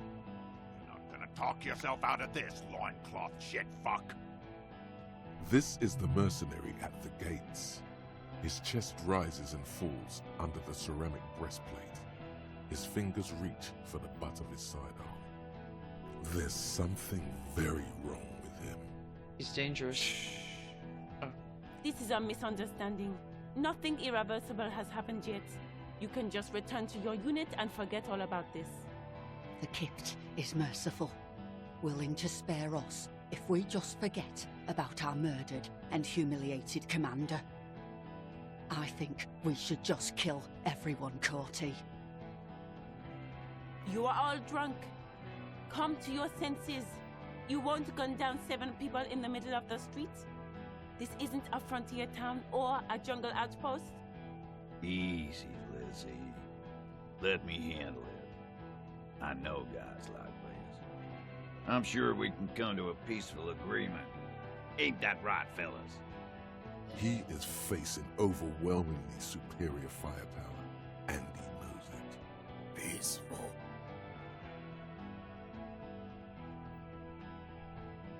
Nest in your abdominal cavity like a little wild mouse. The masked man's words are barely intelligible, but you can hear them. Fuck, there's a third one. How did we miss something like this? The lieutenant is genuinely worried for his life. You should consult him before getting in there.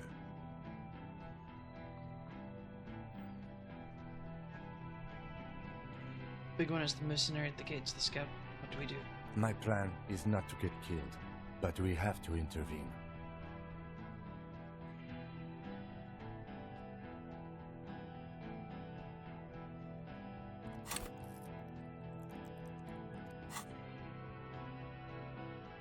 Big one is the mercenary at the gates. If this turns into a firefight, we should take him out first. A sound strategy. He's the leader. We're out of time. This is... The Mercenary Tribunal. Stop, this is the police. Get lost, comedian. You cops had your chance. Now it's fucking time for some justice. I think he's calmed down a bit. No, he didn't. He's about to open fire. No, he's coming down, I can talk. Wait, Half-Light is saying that he's calmed down? No, he's calming down, I can talk to him. You can't think that way now. This is serious. Pig fuck!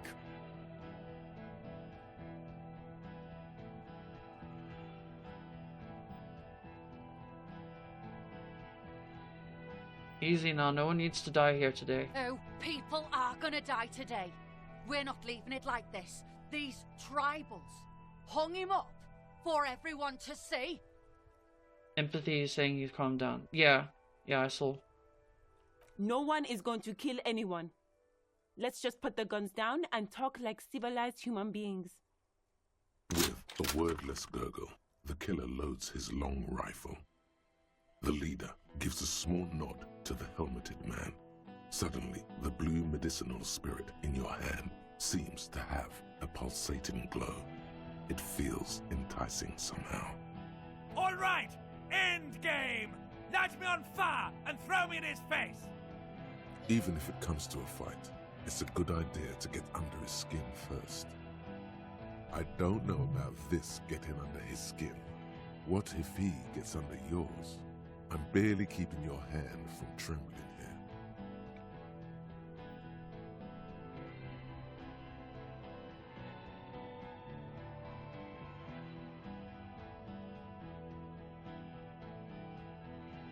Talk about the hangman.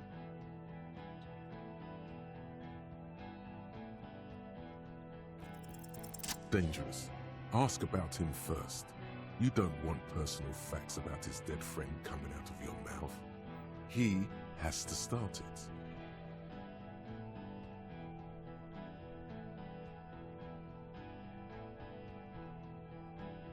I knew you weren't a goddamn scab leader. Who are you, Corty? Sergeant Major Raoul Cortiner, reporting in to burn this fucking mud hut to the ground. As he moves, the interlocking pieces of his armor click softly. Corty, Cortiner, Major Raoul Corty, Cortiner, friends with Lely. Raoul and Lely. For killing, maiming, and humiliating our commanding officer, we're all sentenced to death by lead. He had blue eyes, didn't he, your colonel? Baby blue, yeah. Like someone fucked up and put a baby's eyes on a grown man. It was creepy, but bitches like that shit, I guess. Or, I don't know what bitches like. I just know how to mow down cloths. Listen, you're Lele. Everyone says good things about him. He was a talker. Fuck do you mean, talker? We've heard testimony. People say he was charismatic, a nice guy to be around. Yeah, he liked to chat up the natives. Share leaflets, squeeze a bit of kit-tass here and there. Great fucking idea that turned out to be. If Lely was here, he would spare the lot of you. Maybe shoot one for show. But me, I'm not a big fan of public affairs, clay monkey. I'll gun every one of you down for what you did. Ready to open fire, Major. At your command. This one isn't used to being suited this long. She's uncomfortable. We'll open fire just to hurry things along. Your colonel did not deserve to go out like that. I promise I will find his killer. Find his killer? Cop, his killer stands right there, shitting his pants, and you're standing in the way, protecting them. I know what this tactic is, Silo Sam. You're gonna die for them. Right here. This did nothing. You think you were onto something? You just wasted time. Please, act.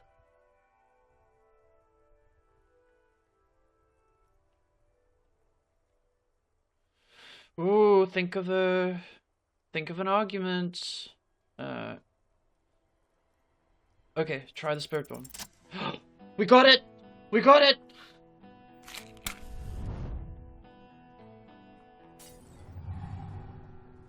With a crash of shattering glass and a terrible roar, the fire draws in oxygen. The bomb hits the mercenary in the chest, swallowing him in flames as he staggers backward.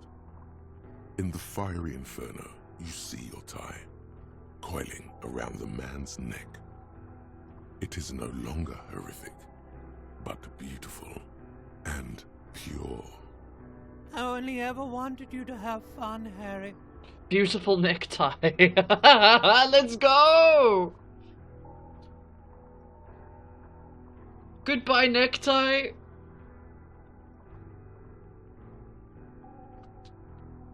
Salute the necktie. See you on the other side.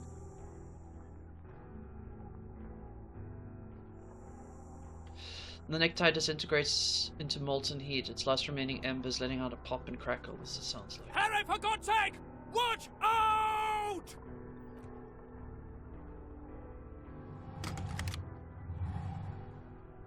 To your right, the killer raises his rifle and takes aim at you. His moves are steady. We salute you. The long barrel We salute of the you, beautiful rifle necktie. sways Yeah, exactly. slowly. An Easter AR-FA-7, built for taking out light armored vehicles. It will devastate you. Blink. Think. You stare down the barrel of the gun. You see Rude's mask behind it, his eyes in the slit of the helmet, like a camera lens, focusing on you. 0.6 seconds remain. There are 6 little black dots in the tip of the thick barrel, like a honeycomb.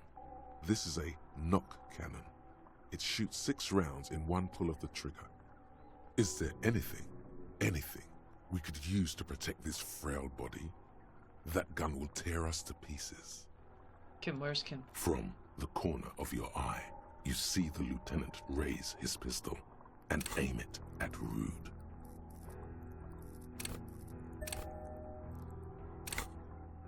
Dodge the shot. You leap left. A small angry lead passes mere millimeters, tearing fabric off your coat. Feels like the lightest of tucks. I cannot be killed. I have become immortal.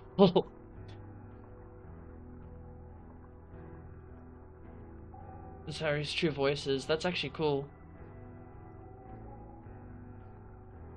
Joy, I'm alive, yeah. The man tilts his head, trying to see through the clearing smoke for the next shot.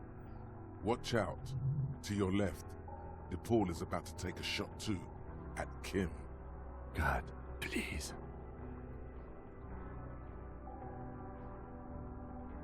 Two shots ring at once.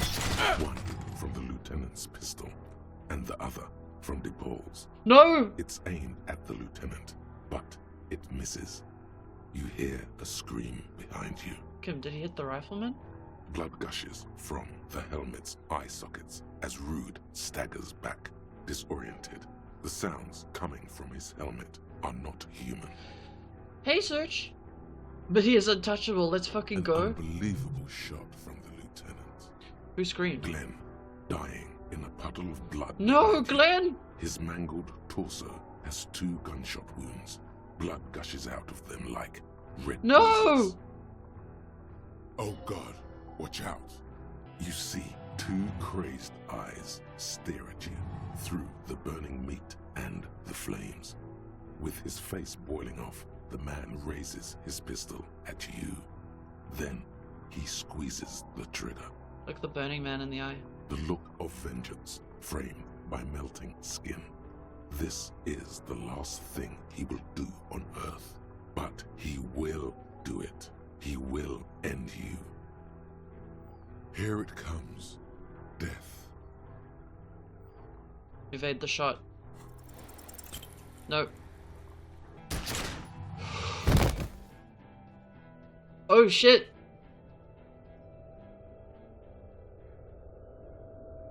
You can't. There is no time.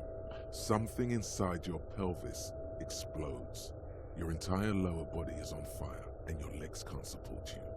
You fall down like a wreck. Just a working guy trying his best, yeah. The pain is too immense to scream. It pushes the air out of your lungs. Everything goes dark. A distant blur as you recede into it. Listen through the darkness and the pain.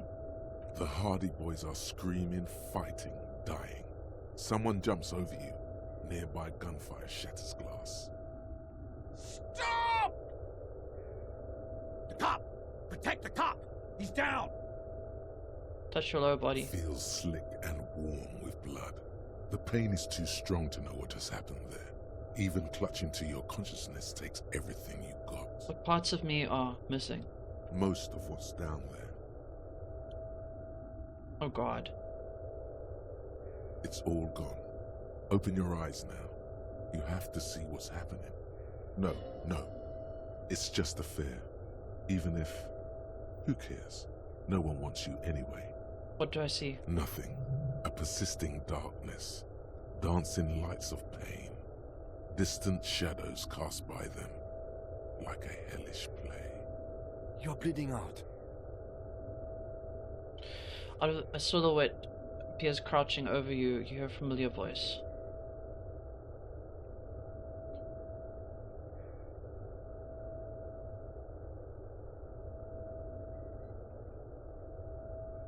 Kim, I lied about not remembering who I am. I made it up. I remember everything. Oh god. What? Really? Gun down the line of duty. It's okay. Yes, keep talking. Stay awake. Look at me. But you can't. It's so hard. Your eyelids grow heavy, and the sounds ever more distant. And a cold comes over you. The lieutenant, too, is somewhere far away, almost gone, when suddenly you sense something behind him. A slender white shadow towering. Someone stands there, raising her pistol at him. The lieutenant does not see it. He's pushing down on your wound with both hands. Kim! Come on, please don't fail, please don't fail. No, don't scream. Behind you, from your Oh god, okay. Your eyes are full of fear. Okay. There is no room for hesitation. The lieutenant turns around and fires, his body falling on yours in the course of the motion. You hear a faint scream, a woman's. Then the sound disappears, like someone pressed stop on the tape. The woman is gone. So is Kim. Then the whole world. Fall into total darkness. This is death. One more door, baby. One more door. Will I be a ghost now? Save the twig! You already were a ghost. Up there screaming along with all of them. Scaring each other. Haunting each other. I come at the most intense part, yeah. It's the living who are ghosts. The dead are silent. They don't rattle windows or write letters in blood. The living do. Leave them behind. Rest. No, let me get back into the fight. The fight? There is no fight. The fight is over. It was lost 1,000 years ago. You have laid here forever. Keep falling deeper. Take the door. He's not taking it. His body is not taking it. Oh God, no. He's not disintegrating. He's swelling up instead. Of the hours, hurting, moaning in his sleep, and rotting, and being disinfected, and smelling of drugs, and feeling saliva in his mouth, drifting in painkillers, thrashing in his won't sleep. So basically, we're recovering. He can't go. Not before the case is solved. There is a radio in the distance. A radio of the world. Playing sounds. Good morning, Elysium. Soon you will return to the world. You're thirsty.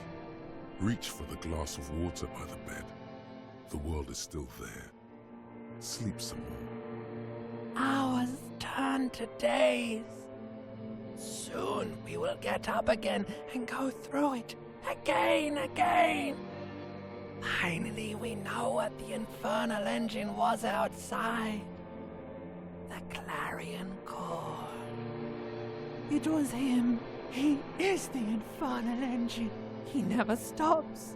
He only gets worse.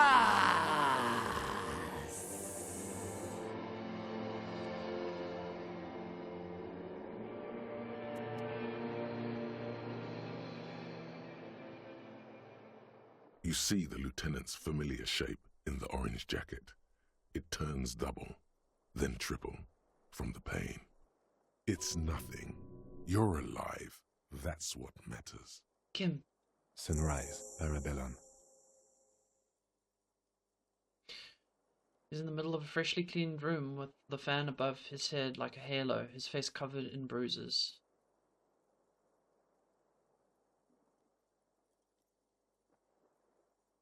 The piss jacket, Kim. You took it off? Yes. The joke wasn't funny anymore. I took it off. The close proximity of death must have made the lieutenant contemplate his life choices. He's done with the jacket.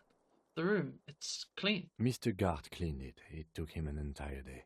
How long have I been out? 2 days, in and out. You've been up enough to take Dramamine and curse. And drink water. Did you say... what did you say? Ouch. It's not ouch time yet. You just got the Dramamine pill an hour ago. Wait until it wears off. Sunrise Parabellum. Hell yeah. Dramamine. Then it's not that bad. Neither surgical nor organ damage bad.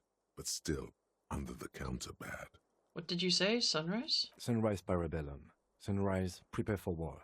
It's an old revolutionary saying. Yeah. My gun, it's engraved on it. Cops like it. Is it war today? The gates of the harbor are boarded up. The streets are a little more empty. Apocalyptic violence is yet to erupt, I am relieved to say. I think we may have held it off, for now. Barely. Good. Yes, we have also completely failed. But that's okay. What happened? What happened? You threw an improvised petroleum bomb at the Major. A firefight ensued. Is he dead? Very. He died in the hospital. You're a real killer, Harry. A blood-stained killer. Swallow. As retaliation, the rifleman tried shooting you. He missed, or you dodged. I dodged? Then I shot and wounded him, while Glenn took a bullet in the spine. It was meant for me. Glenn did not survive. Fuck. This is not the first person to die in his place. He goes on. Titus, Fat Angus, and Theo charged. Angus and Theo did not make it. They both died before they made it to intensive care. Titus survives. So do Alain and the musician. I forget his name. Eugene? Yes. He's still alive too. Nod. You were bleeding out. You said something, I don't know what. And you warned me. I was able to disarm Officer DePaul before she got the jump on me. Thank you. I killed her. And that's what happened.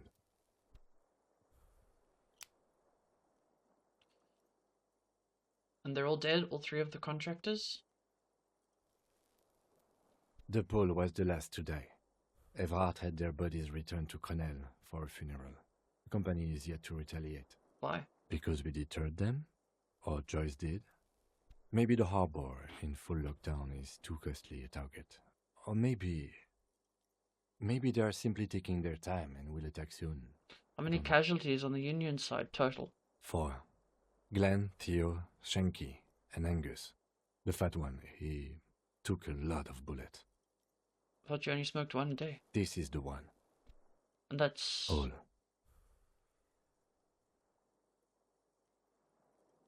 It's a total shit stroke. Yes, officer. 7 people are dead. It's not a success. +1. Ruby. But what's done is done. The violence is cordoned off. The Hornets did not get into the beehive. The worst scenario has not materialized. Yet. And we are still alive. Both of us. His smoking. His hunched back. You have it worse. But he took a real beating. That cigarette has medicinal purposes. How bad am I hurt? Reasonably bad. You were shot in the left quadriceps. That's your thigh. The outer side, thankfully, no major arteries were nicked. The bullet was removed and a bacterial infection treated with mercurochrome. Can I walk? We will see.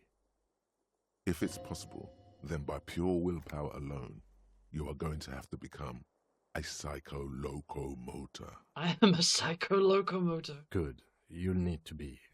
Whatever that is. Has anyone from my station been to see me? No. A man and a woman sit in the front seat of an armored motor carriage. The woman is driving. The man lights a cigarette. Jean Vicmer is his name. The asphalt vanishes under the We wheels of the failed? machine. I don't think that we failed. Ahead, We solved so harbor much cranes shit. rise to the sky. It just got fucked before we could, like, finish up. Back to that shithole, he says. Really? I called your station after the fight. The injury was logged in. They told me they've sent officers to join you on the site. Okay. I'm sure they're worried about you. Not from my station. Who treated me? I did.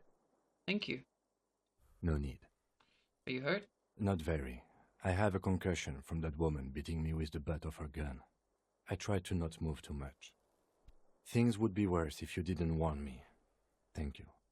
I did not see her coming. Stupid of me. Okay.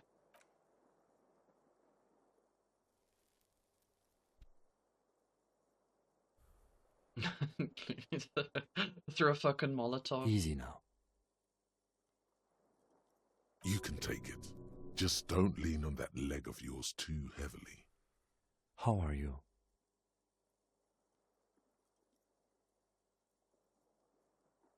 I'm very bad, Kim. Things are very bad. The lieutenant doesn't reply. Just looks at you, teetering on your feet. He thinks you should sit back down. Back straight now. You're not sitting anywhere. What happens now, Kim? I honestly don't know. You don't know? We can't talk to Everard. The harbor is in lockdown. Everyone in there is outside our grasp now. Joyce has left too, thanks to our meddling. You don't think it was a good idea? I don't know what to think. It might not have been a bad idea. There is a pin somewhere in the machine. Something is keeping Connell from sending in a death squad. Maybe it's her. Maybe she kept her hand. Either way, Ruby's gone, and Claudia too. We really should have arrested her, you know? Wait, Claudia is gone too? Oh, yes. She left 20 minutes prior to the tribunal showing up. I asked Mr. Gart. Fuck. Turns out it was a bad idea not to arrest her. But maybe it was a good deed that will pay off in heaven. Who would have figured? Who killed the hangman? That was our job to find out, wasn't it? Honestly, I just don't know. Our circle of suspects is dead and gone. It's not a circle at all. It's a ruin. Damn. Honestly, I think our investigation has not produced a single credible suspect.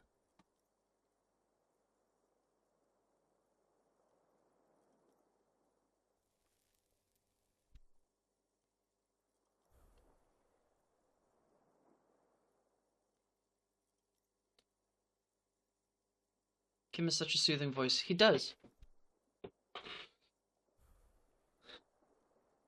The miracle hasn't happened yet. It's not over yet. He does not know what to reply. Looks out of the window, then back at you. It's morning outside, you think. Okay, so once more, Claudia has escaped. Absolutely. There's no other way to go about it. We screwed up. He's made his peace with it. He's had time to do so. Goddamn footprints. Yes. God cursed the footprints, not solving the case for us. Au diable. Antique bullet from Belle McGrath. What is it? How can it be? How hard can it be to find one? How hard can it be? It's extremely easy. There are thousands lying around from the war, all completely unusable. It's precisely how easy it is that makes that bullet useless. All these bunkers and weapon caches, revolutionary era. We could find thousands more if we wanted. All of Revachol is full of them. But they seemed so mysterious. Can't believe they're fucking useless. No need to be melodramatic. You know what I think about solving crimes? He arches his brow. The ceiling fan patiently spins overhead. I actually don't want to talk about this crime some more before I tell you what I think about its hardness. Solving crimes is hard. It really is very hard. That concussion must be making him dizzy. You're not ready to give up, are you? No. Are you ready to limp? I'm ready. Good. Where do you want to limp to?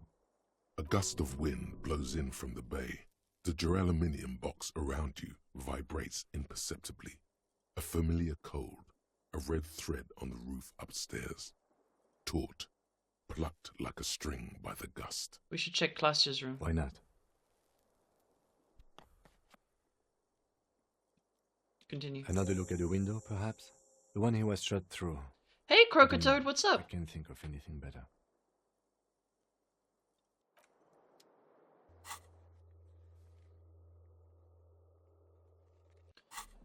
Bruh.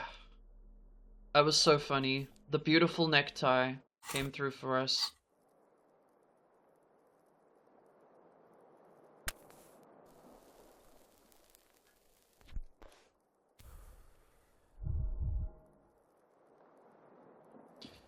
Are you having a good day today? I am.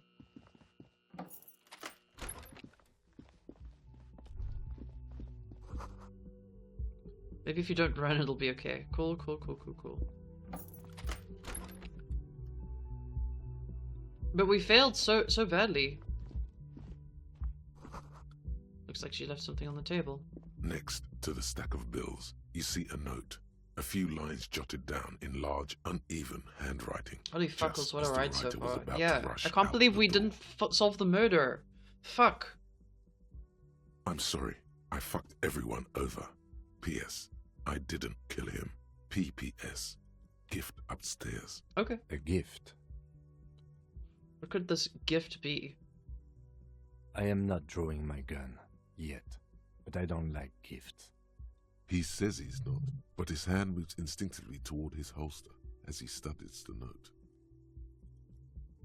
Just don't walk into another radio trap, okay? Relax. Not everyone is out to trap you. Seems like she left in a hurry. It's hardly surprising. Leave. Still a little bit more game left. I'm down to play. In around 4 months of payments. That's insane.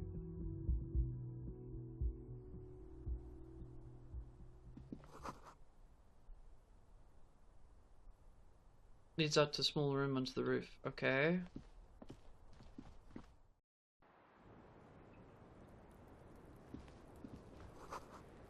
Thread is tied to an antenna. Okay. Oh, she fucking knows where the shot came You from. see the same two neon-lit shapes, a man and a woman, only now a red thread bisects the room, pointing from the antenna outside to the cupboard on the wall. This is ballistics. She's left a trajectory for us. A ray of backward motion explodes from his mouth to the roof outside, A prime, to then widen into a radius of locations in Martinez, B prime, B double prime, and B triple prime. Where does the thread lead? It suggests the bullet came from the extreme upper quadrant of possible angles, from a point beyond the roof, B triple prime, the island in the bay. The shot came from the islet. Unless she thinks the perpetrator was standing on the ring antenna. That is where the thread seems to point. Is there any point of origin we haven't ruled out? So Fuck. it is. Fuck, man. Wait, but how did... We couldn't get to the islet, could we? For a second he seems tired. You seem I unenthusiastic. just haven't gotten a lot of sleep these past few days. Wait, how did we get to the islet? Can we not get to the islet? He doesn't really believe this will yield anything. Maybe we need to go to the island. The lead is flimsy. You might as well go around Martinez, looking under every rock and talking to every person. But what else is there? He sees danger. Another trap, perhaps. He must be cautious for a reason. This man has decades of experience. I'm going to the island, are you in? Of course, of course. I mean, how do we get there? Joyce Messier had a sloop, but she's gone. Lillian, the net picker, she's tarring her boat. Ah, yes, of course. The village. Let's go. You mean I couldn't solve that? Are you joking?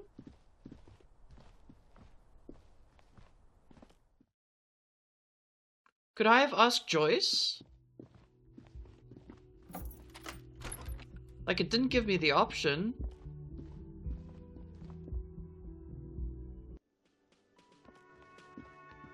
Hey buddy, how you doing? Oh, you're up. It's good to see you back on your feet. Did you like your room? I cleaned it for you. I did, thank you. Big improvement. You're welcome. I thought it would be nice for you to wake up in a clean place after you let's be fair, defended this establishment and its clientele from gunfire. I give credit where credit is due, and that was a crazy move. Crazy effective. Petroleum bomb. Never seen anything like that. I was there until it struck him. Crawled inside then. Bullets started flying. Anyway. He really wants you to realize that he was also on the balcony looking by, in the danger zone, so to say. I wish you a quick recovery. Also, you and your partner are staying here free. You can only access This the island from this establishment's point of the game. important. Fuck them. Stay Fuck is off. free, the drinks are not. It just felt I needed to specify that. You didn't miss anything on that front. Where did everyone go? Oh, you know, people don't tend to stick around after shootouts. What Turns out they're not good for business. What happened to the man with the sunglasses? I don't remember everyone who comes here, and many people wear sunglasses inside lately. Must be a fad. Okay, so you have to mention when it happened. You were right out there on the balcony? Yeah, I was. Yeah. That's because I'm a badass. You are a badass. It really took courage. Don't pick at him. Yeah, you are a bad. I guess you are a badass. Yeah, I don't know. Clients were panicking. And also, I guess I sort of found out that I don't give a shit if I die. He means it. It's not just boasting. It's something he discovered about himself. Stepping onto that balcony. Damn. No problem. They'll come back. They always do. Goodbye.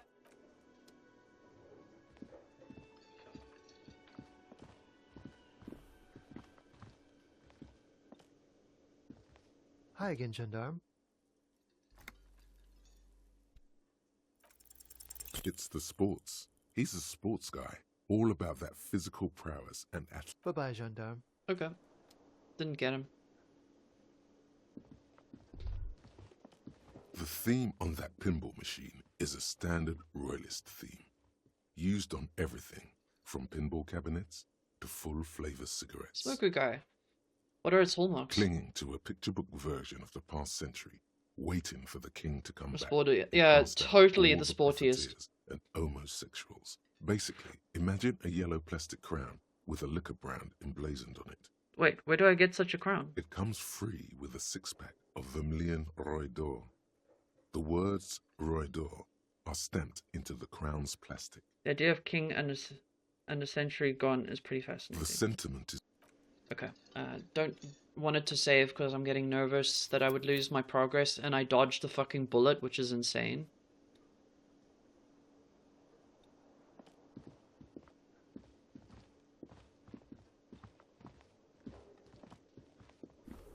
Seeing you approach, the bruised man raises his beer in welcome.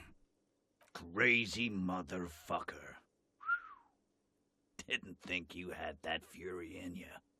But I guess I've misjudged a lot of people lately.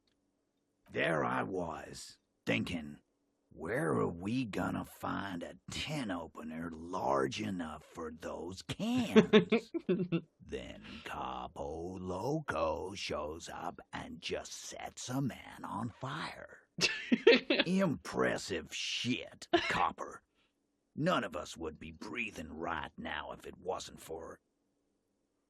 I guess what I'm trying to say here is, thank you. His hand is covered in bruises and half Base blasted. Titus, yeah. Still, this hulking lump of man is glad to be alive. This is big. It's as big of a thank you as Titus Hardy can muster under any circumstances. Shake it. It was an honor to fight by your side. Likewise, Copper. Likewise. Sorry about the people you lost. Dio was old. I think he'd be pretty happy with the way he went. Never could imagine him withering away on a sickbed. But Angus, he was just a stupid kid. Didn't realize the mess he'd gotten into. Trusted me. Still, the balls on that kid. Went down fighting for someone else's shit like a fat, angry bear. Here it comes. The last one is the worst one. He only deals with it by drinking copious amounts of 8% beer. An honest tactic. And effective. And Glenn was my friend. Best I've ever had. I'd love that crazy homo like my own brother. We're all fucked without him. But what do? This job is shit. They're all good people. I'm sorry it went like that. They died fighting for something that they believed in. There's honor in that. I actually agree.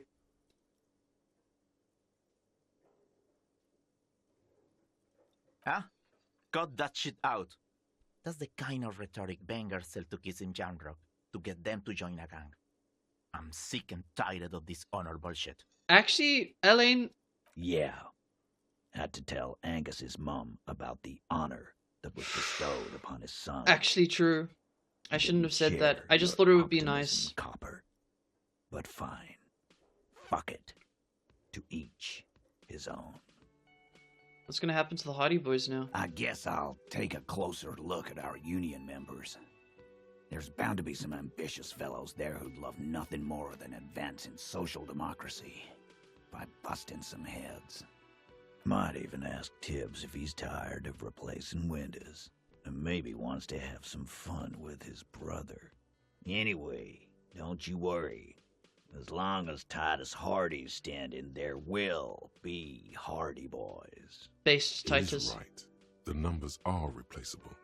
In an organization of thousands of men, there are plenty who join. Do you know what happened to Klasia? Don't know. Don't care. I'll be glad if I never see that fucking woman again. Even after all that hell, he's still bitter about her? Titus, after all we've been through, be level with me. You really liked her, didn't you? Nope. He did. Same here, man. He shrugs and tries to look uninterested. Anyone can be a Hardy Boy. I don't care if you gotta take estrogen and wear carriers to feel good about yourself. You're still... don't matter. You're still Hardy. Any ideas what I should do now? Judging by the sight of you, I'd suggest crawling into bed with a bottle of whiskey in one hand and a big tit in the other. Yeah, but pay Monica visiting Jamrock. She's got a knack for making men forget about their worries. Biggest pair of milkers in all Rebacho. Hell, you both look like you could use some feminine company right now. Thank you for your advice, Eugene, and you too, Alain. I do always appreciate a good use of the expression milkers. You're welcome, Bina Claude. You're all right in my book. So long, fellows. Be good, and don't... be good so I don't have to come back here again. Take care, coppers.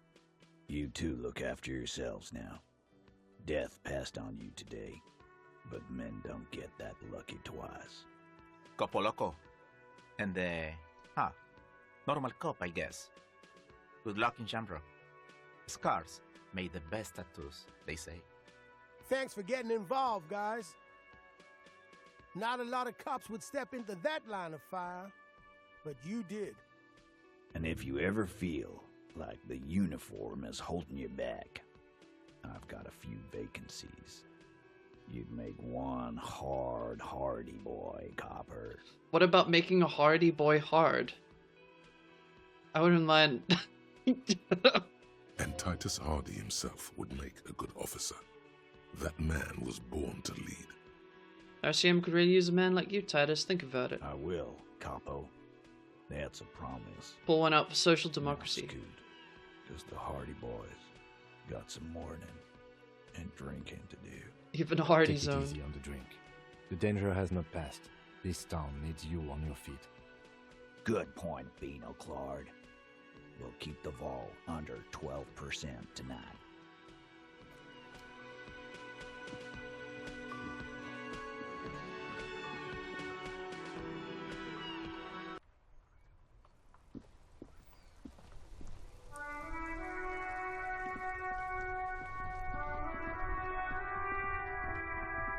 God damn. The graffito has been painted over the traces of the fight that took place here. It smells of blood. Anjas and Sarah heavy fuel oil. Dorito Presid. Nice. This was Cindy the Skull. Nice, Cindy. Looks like Cindy the Skull finally found words for a masterpiece. The lieutenant crouches, touching the fuel oil, with his finger. Looks like it, yes. This is still fresh. I smell It heavy wasn't fuel here oil. yesterday. And blood. Some of it is even yours. Nice. Heavy fuel oil. Isn't that flammable?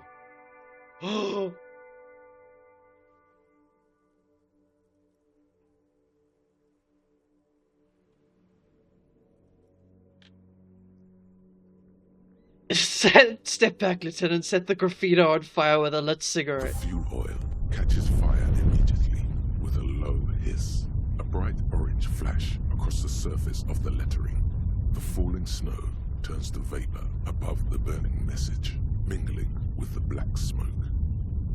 Disco Elysium. The lieutenant has taken a small step back. He looks at your face illuminated by the flames and nods silently. Then the fire falters. The flames warmed him too. Not at all in a bad way. Let's go to that island. Slowly, the flames subside, the fuel burning out. Disco Elysium, let's go! Oh my god, this game. Alright, let's go.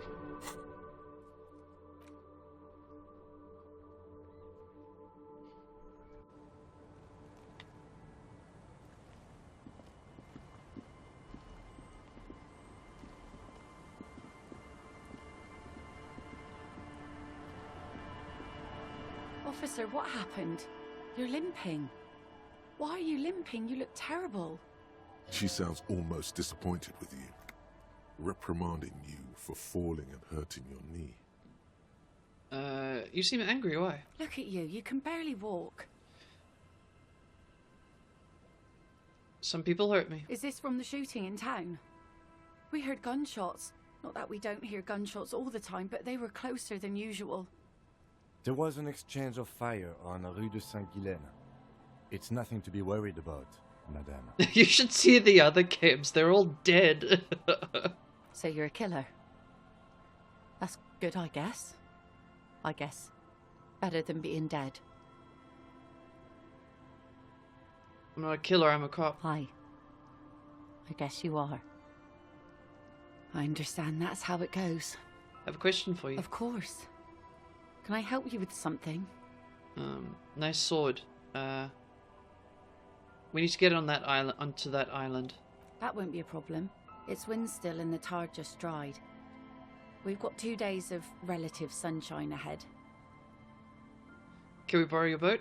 If you promise to bring it back. And no scraping the hull. I just got it nice and yellow. And no drinking on the boat. And no joyriding either. Of course, ma'am. It's only for a day or two. Official police business. Hi. Not along a tent to me. The crow's feet disappear from the Thank you. corners We'll use your of skiff her and then eyes to get there as then. Please be conservative with the fuel, will you? Just filled her up, but it's a small tank. You seeing you?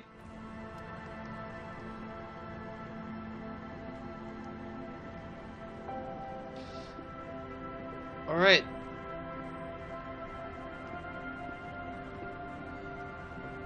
A skiff with a small steering engine in the back floats on the calm mirror of the sea. Its 2 seats are empty. Once you get in, that's it. One pull of the starter handle, and you're off into the bay. A strange trepidation comes over you. Are you sure you want to go now? Have you made all the necessary preparations? Closed all your accounts? Remember what the netpicker said. It's a small tank. You won't be going back and forth on this. You take the engine, Kim. I'll hold the boombox. What? You heard me. Don't make me repeat myself. Fine, why not? Very cool. Now tune it to SAD FM. You know you want to.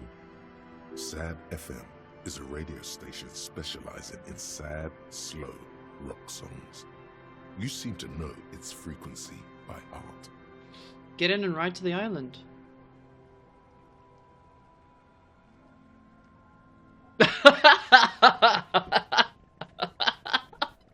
Beautiful. This is majestic. Look at that.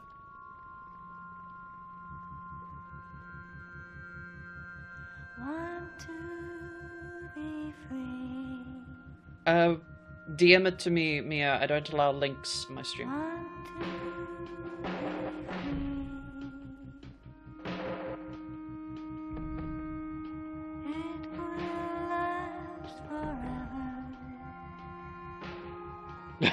I love 3 stars.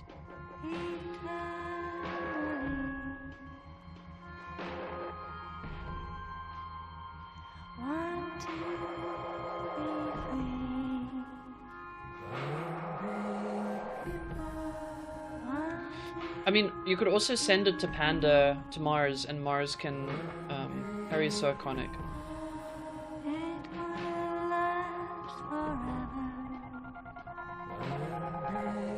Was it a link I just typed?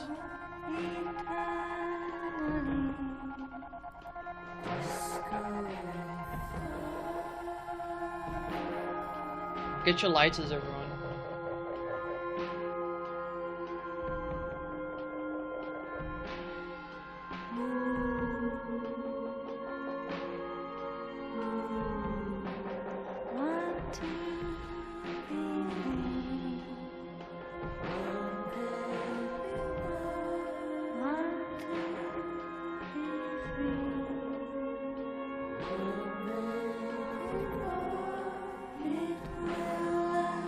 Dot in between. Okay, we'll try to space it without the dot, I suppose.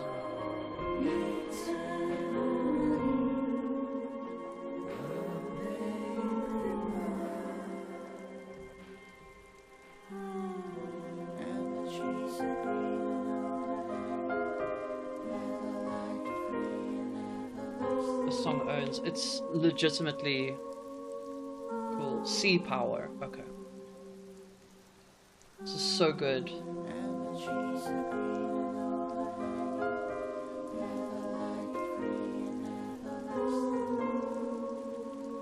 Was an implied accent. Oh, I see. I don't know. I'm focusing on the game. Shut up. Do you not see how much game is happening right now?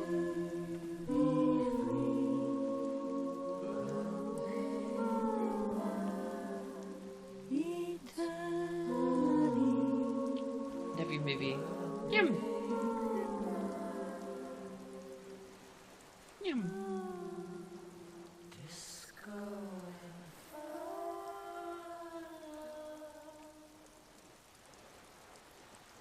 The boat comes to a slow stop. The lieutenant turns the engine. Love you both too. Then there's silence. In the silence, a sputter of wings. A flock of quails takes off in the distance. There is very little wind here today. The ghost is standing still. You look at your arms, then the cliffs above you. Let's go. Climb up.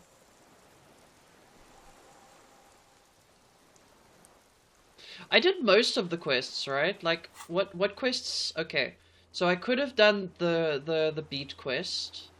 This quest is impossible, I'm pretty sure. And yeah, we did basically everything. Makeshift bridge. The bombs were powerful enough to break the foundation. Press the chains off into the ocean.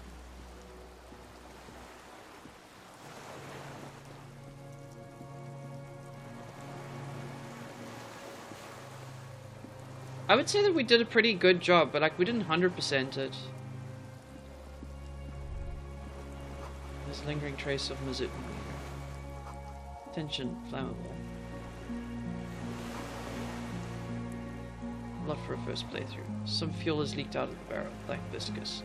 I could have finished the DJ quests, but I'm gonna be quite honest with you. They are like kind of, they're cool, but like I didn't like the anodic music like at all. I don't know. I didn't like the characters too much. This barrel says ICBM. Well, you see it. Did you sing karaoke? I did. It was very moving. It was very emotional. I waited to get up the stairs again. It was very moving. I was actually pretty taken aback. I was really taken aback. It was a very moving moment. There's always the second playthrough. True. Passed or failed. Failed. I do love the karaoke.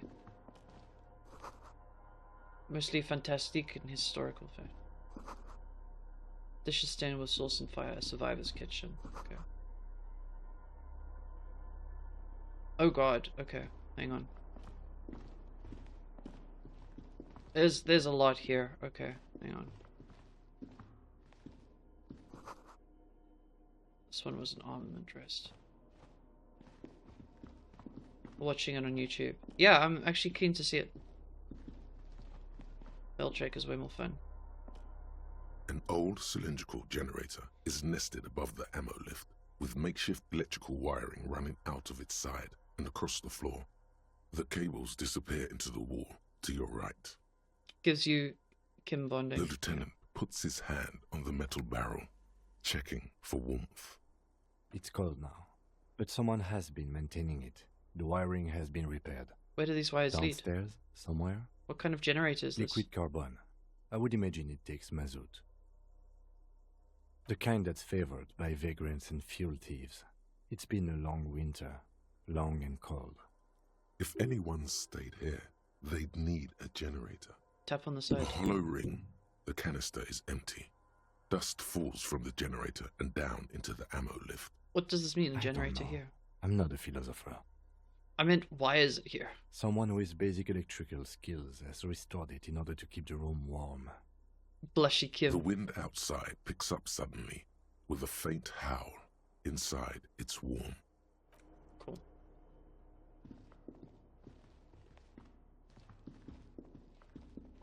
There's a greasy old spring mattress in the corner, resting on piles of soft cover books.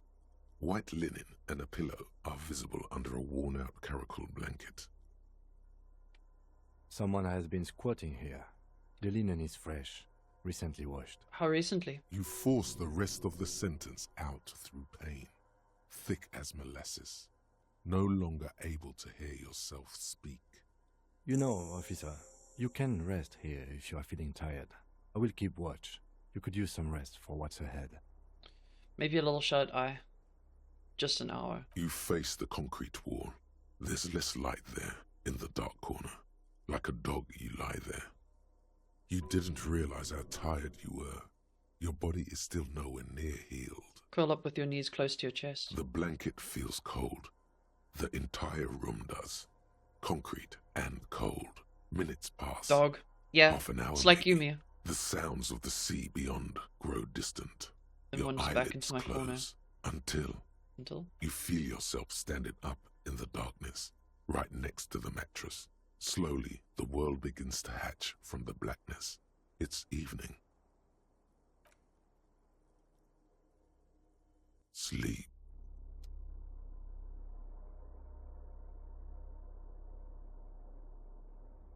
Wait, where's Kim?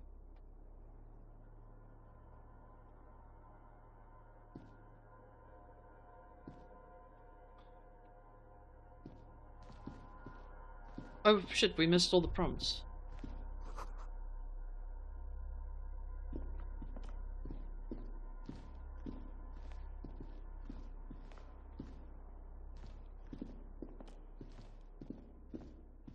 No. No, is he okay? He better fucking be okay. He better be okay.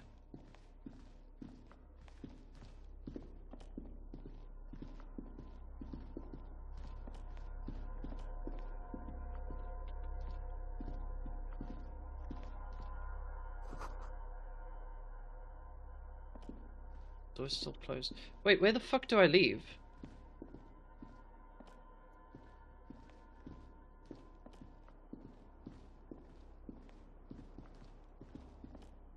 Oh, it's this way. Right? No.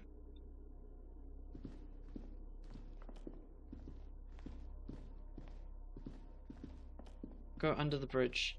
Oh. Thank you.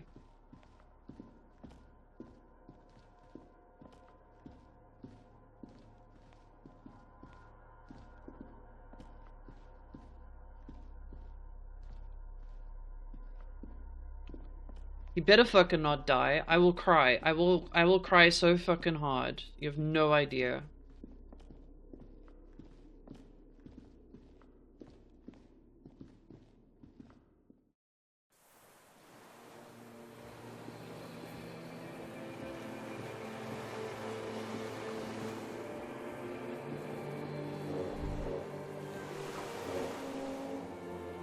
Go down to the chain, something there. The fuck is the chain?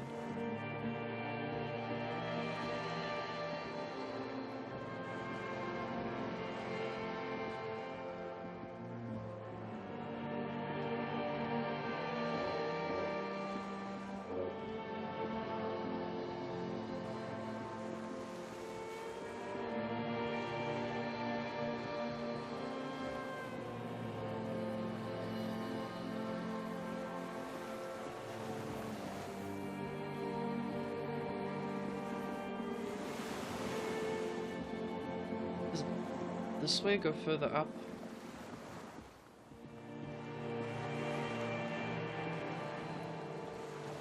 That's fine, I'll figure it out, but like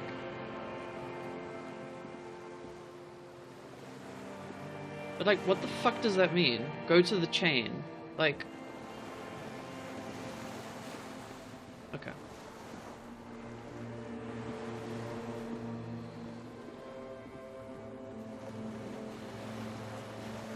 Okay. Oh, here.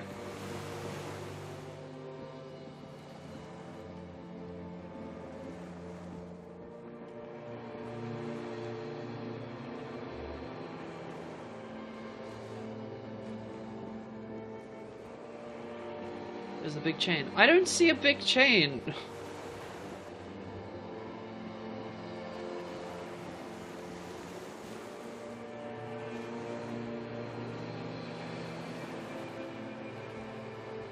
This is very confusing. The pathfinding here sucks. But go east. What direction is east? Oh, here. Okay.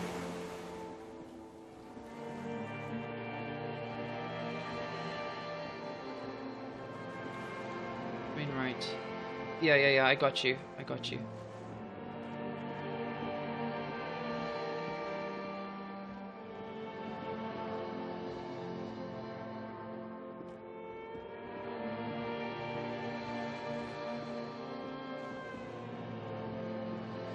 Sorry, I just hate when games have emotional moments, but it's cut. It's like the tension gets like cut because the fucking follow the coast upwards. Okay.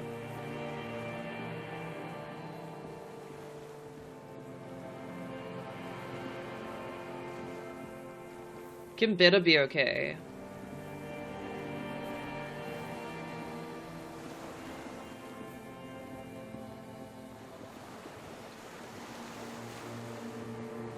What the fuck? That just took me...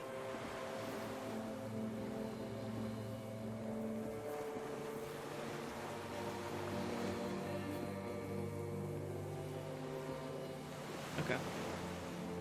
I'm so confused. I'm actually genuinely confused. Kim?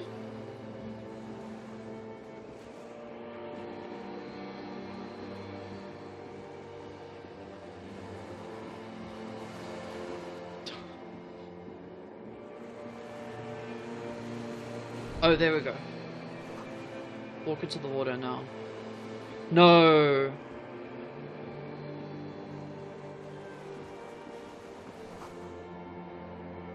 See footprints in the water.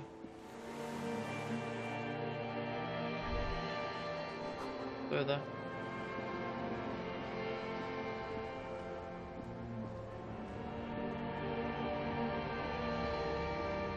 Dolores Day. The innocence oh my of god. Humanism, okay. Internationalism and the welfare state turns around to face you. She has an airship airbag in her hand. She seems to be in a hurry.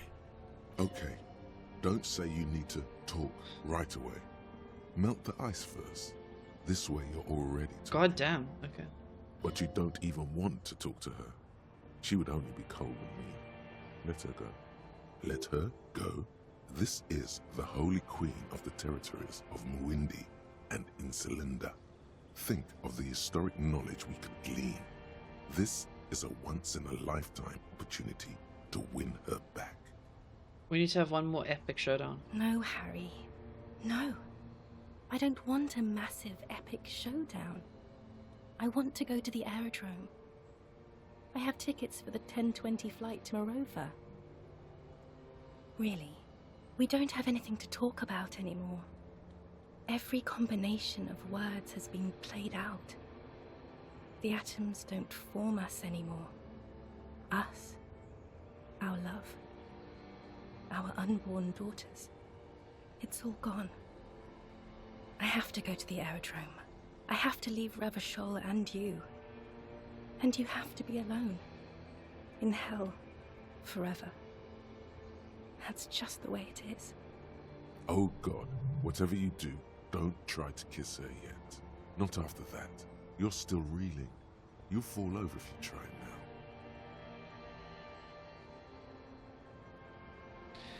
Bought you this figurine of a headless phone rider. I don't want it. It looks expensive. I don't want it. I thought you liked figurines. I thought figurines were for getting you back. That's not what figurines do, Harry. But then the figurines don't do anything? She looks at the headless found rider between your fingers and doesn't know what to say. What about dice? I had some custom dice made in this area, the Doom commercial area. Harry, I don't want things. I want to go to the aerodrome. Okay, I won't give you things I then. didn't ask for things. It's too late to give me anything. I would have liked the headless form. Figurines won't win her back? then. Holy shit. It's a very good way for things to be. Suggestion 5. Do it. See, that quest is doable. Yeah, right? What the hell?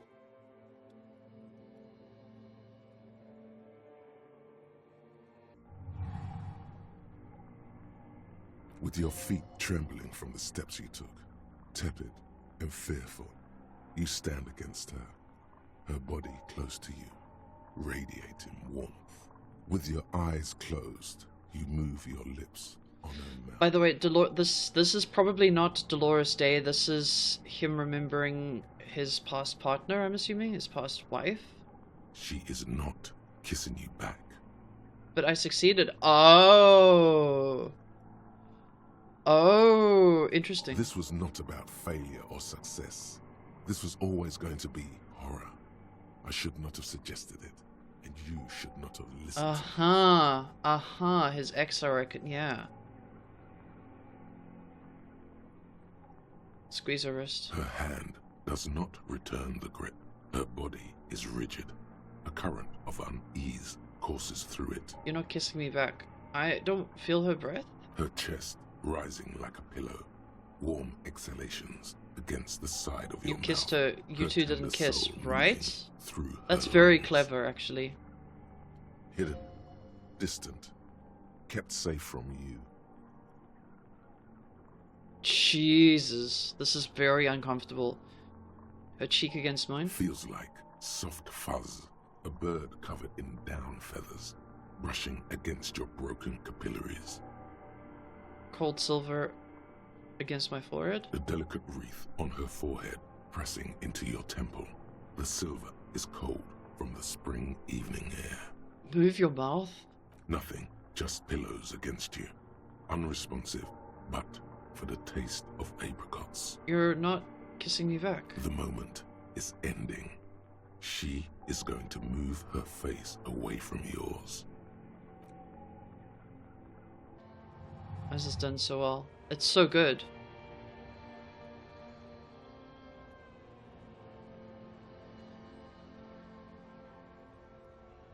Trying hard not to look at you. When she withdrew and you held on to her hand, she tried not to look at your face and see the expression there. Brother, you should put me in front of a firing squad. I have no words for how I failed you. That's it then. No, Harry. Not yet. There is one more thing you have to see. I'm pregnant. Okay. Is it mine? It's not mine. Of course not. I terminated yours. Don't you remember? You poor fuck. Poverty-stricken fuck. What the fuck? What the fuck? No way. So fuck. Holy shit. Now, go ahead. Ask me more questions. Let's talk about something else. I'm at a loss for words. This has to end.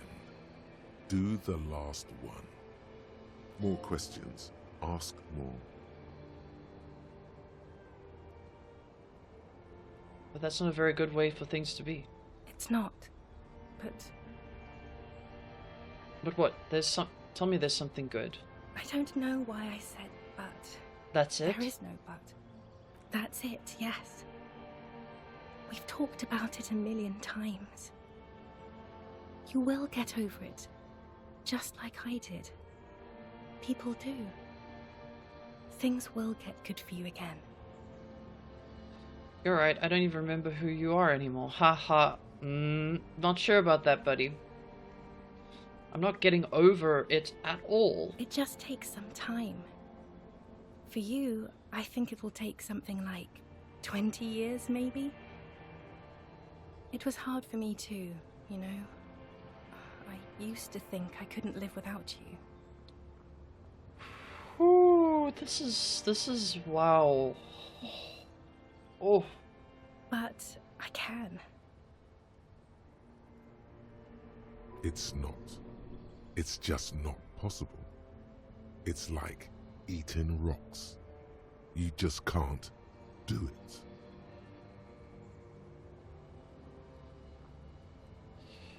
With all my strength, I can't. It's like eating rocks. There is a silence.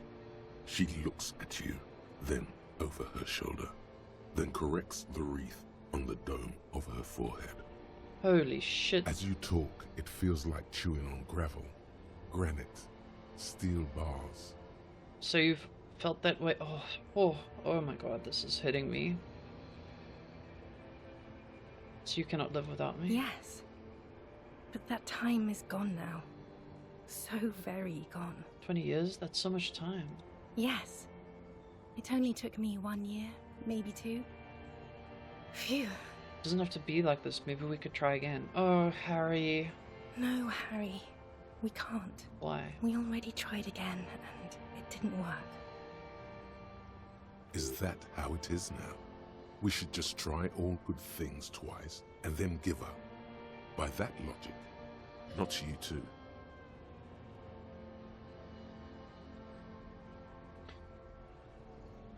Let's be the last sane people in the world, but only twice. If it doesn't work, let's lose our minds and it'll all sink into the pail.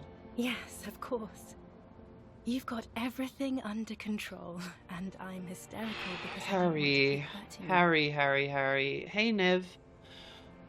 What went wrong? We tried again. I can do better. I don't know. Please. Oh, okay. Give me a minute. Give me a minute.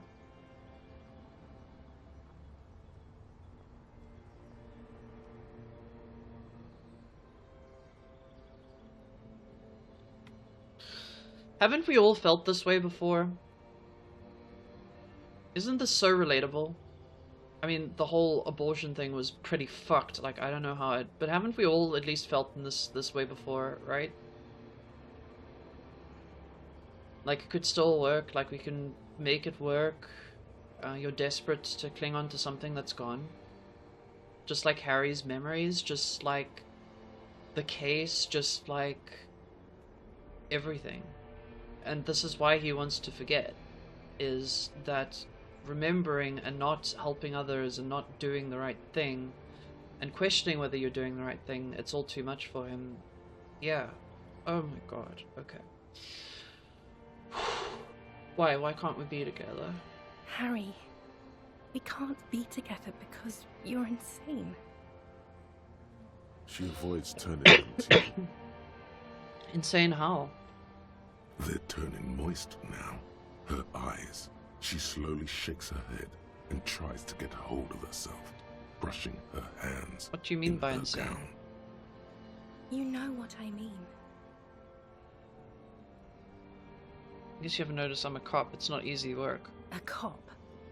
You've worked there for so long you can't even talk like a normal person anymore. It's always lists with you. Questions. They're not lists, they're trees. This is another one, isn't it? We're in a tree right now.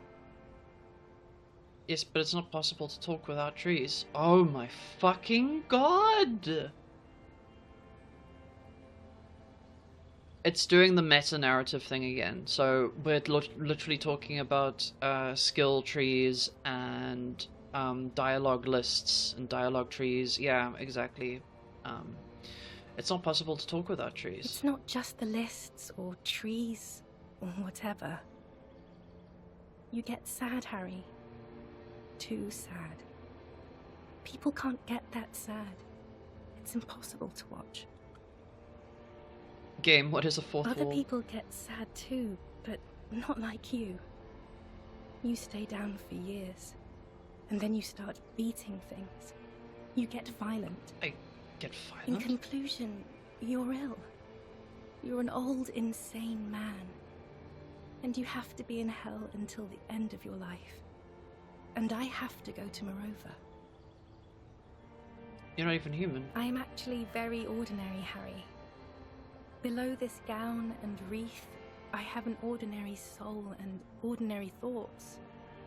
The only thing inhuman about me is this. This thing you've made me into. I'm sorry for saying so, but I just hate it. What is this?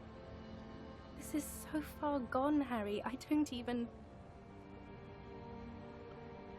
No, you're special, you had glowing lungs. My lungs do not glow, Harry. I am just like all the others. None of us have glowing lungs. Stop making me into some kind of...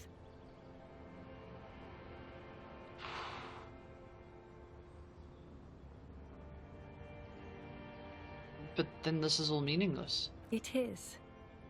And it's making me late for my beautiful, beautiful flight to Morova. Far, far away from you. And Revachol.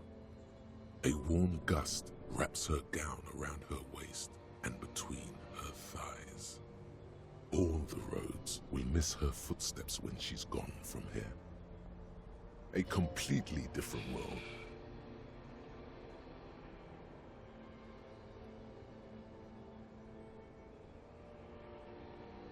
Miss you so much. It'll pass. Everything does. Don't go. I have to, Harry. Really, I've already missed the 8:30. I'm gonna go now. I was wrong. You don't have power over her anymore. You shouldn't have said that. I am wrong about everything. You should go on without me.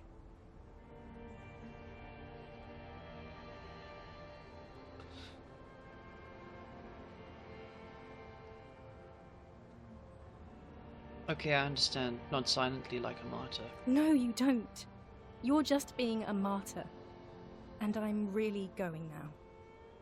The time is up. I must be on the 10:20 flight. Will we see each other again? I won't see you, but you will see me. How can that be? Oh, Harry. This is a dream. Can't you see? I'm already in Morova by now. Who knows how long ago this happened? A year? 2? 5 years ago? How will I see you again then? Right here, tomorrow night. Once this dream starts happening, it keeps happening. 3 times a week, at least. And Harry, it really, really looks like it started happening again. There's the video rental. I'm suffocatingly beautiful. And young. And I smell of tutti frutti chewing gum. Like I did that time when I asked you for forgiveness. After leaving you the first time. So long ago. But this is so intolerably bad. Oh yes. This is real darkness. Trying It's so not hard right now. death I'm or like... war or child molestation. Real darkness has love for a face. The first death is in the heart, Harry. Okay. Yeah. Yeah. See you tomorrow.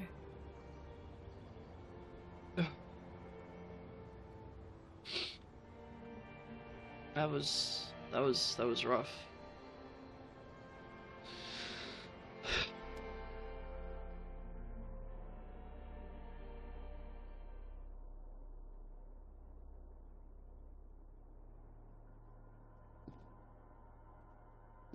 You're up quick. How was your sleep? Oh, I seem to have gotten a graphical book.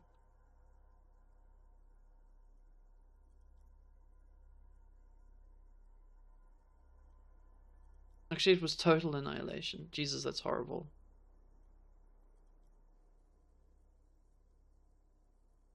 Telephone and boardwalk. I didn't actually. Saw the book. Let's comb the entire island centimeter by centimeter. That's the next step in the task chain. Okay. He's still worried. You must have really thrashed and squealed in your sleep. The random number was... Oh, fuck, it was. Okay, can we fix... Can we fix this? Okay. Cool.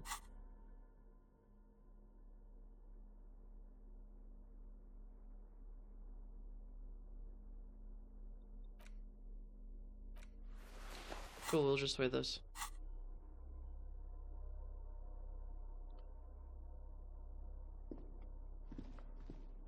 Books and magazines. Wow, I like cried quite a lot during that. A makeshift cupboard. I was not so particularly well organized.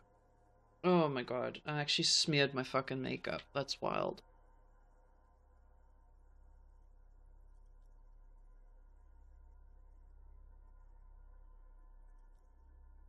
Sift through them. Most are soft covers, serialized fantastique and detective stories from the 20s and 30s. This disparate digest includes the classic Animal Adventures, popular depictions of man versus nature by amateur naturalists T&T Harpin, husband and wife, widely read by people from all walks of life. Who doesn't like nature? Who doesn't want to survive? Among what is mostly commercial fiction and serialized stories, you find a magazine cathodique for electrical engineering. Then it's back to pulp, light erotica, an international thriller about circuit benders.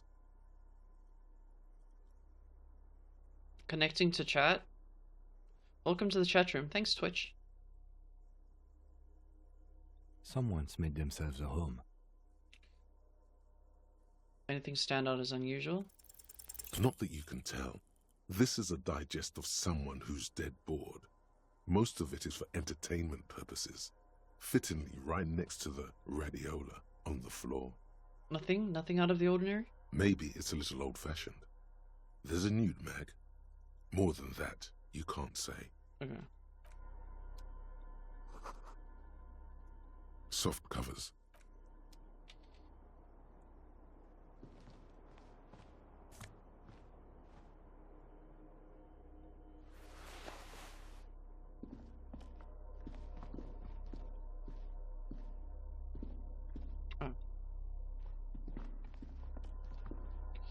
This was wild. Can somebody just chat in my chat? I just want to see if Twitch has reconnected me.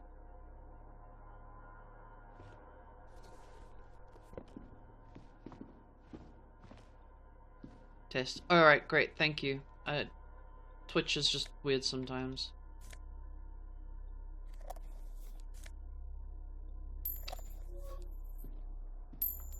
Ooh.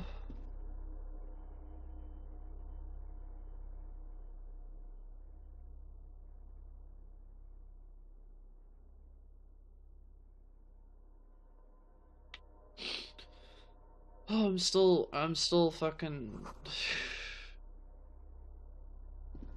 You see a small metal door nested inside a larger one.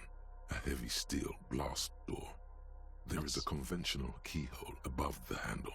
It's very small. Hydrate. Oh, let me get some fucking water, because I'm supposed to be hydrating. I'm supposed to hydrate it twice, but I got distracted by the game. Give me a sec. I'm gonna get some water.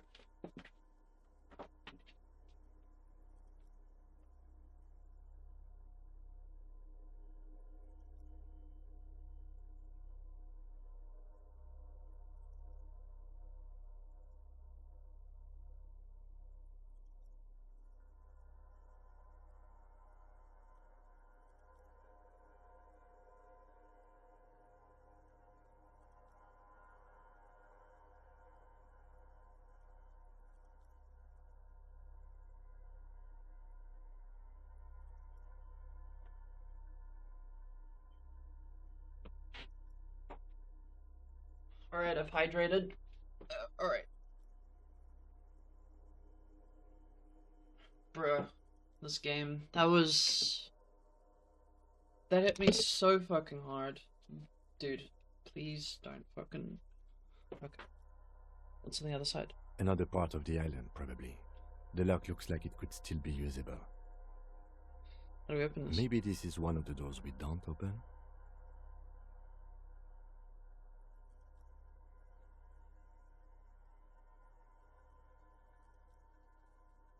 Find this not opening it highly unlikely. Alright, I retract my statement. It was naive. Let's look around and get it open.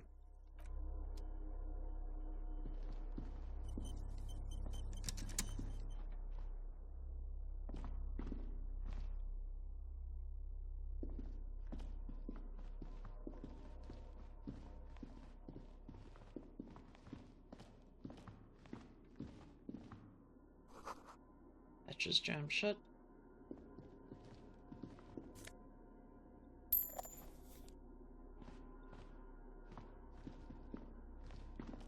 Green paint flecks off the monoblock aluminium cabinet. There are rows of switches on the front panel, a frequency band, and even a keyboard. Run your fingers across the keyboard. The keys rattle like teeth. This keyboard hasn't been functional in decades. What is it then? The console of an anti-computation device. The generator upstairs, with wires coming out. They terminate here. Could this open the blaster? Possibly.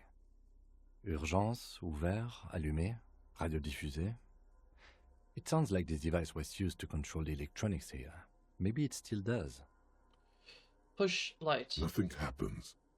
Slide radio dial. The dial slides under the glass, silently. You make out defunct stations on the UKV frequency. The words, Feld Insula, are written on the band. Insular. This is an off-air radio computer, I believe, used for military communications. It's an air-gapped system, an off-air military model. Its circuits are nearly impossible to bend, i.e., it cannot be remote controlled.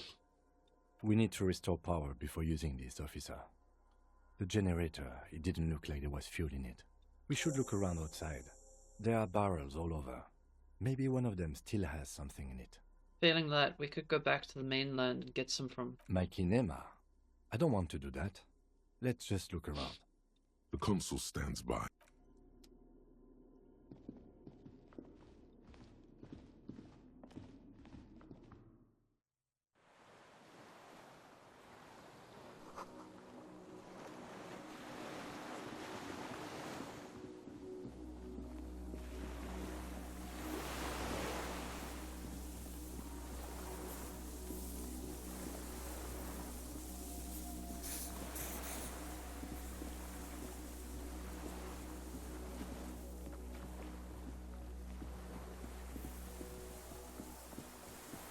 He wants to fuck his car so bad. Yeah, he does.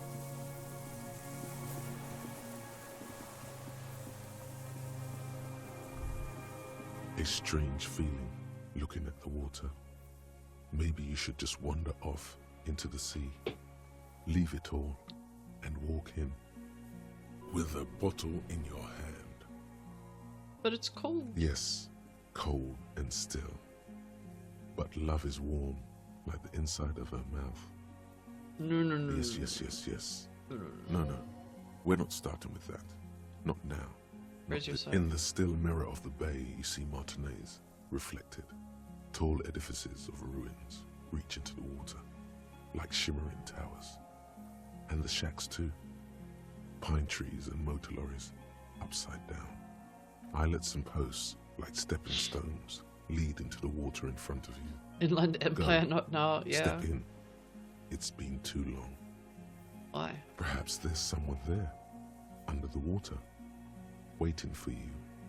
In front of the video rental, on the corner, at the crossing. Maybe you know it's going to hurt. Bottle in my hand? Always. Shake your head.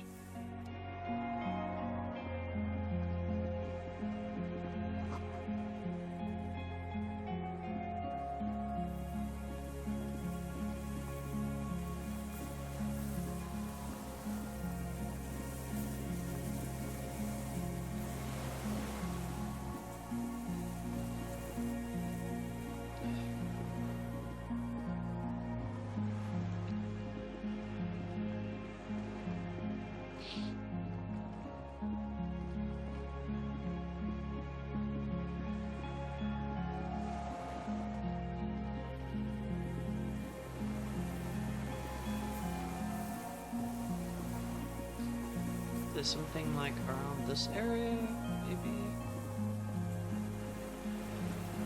Doesn't seem it.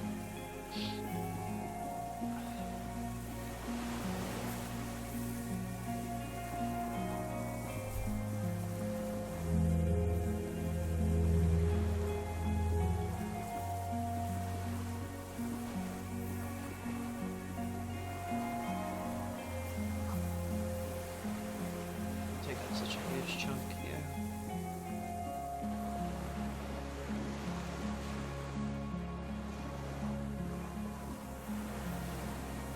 To a tower here earlier. Check there.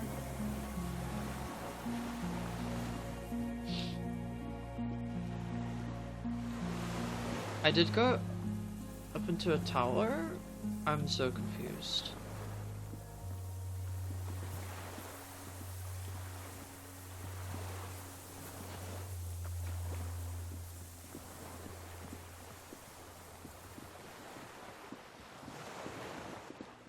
Okay.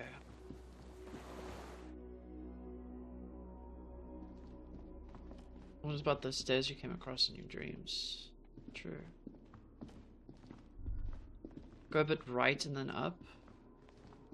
What?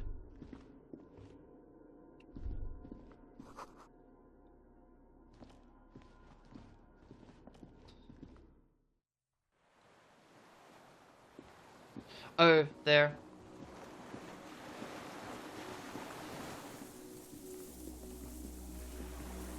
Okay.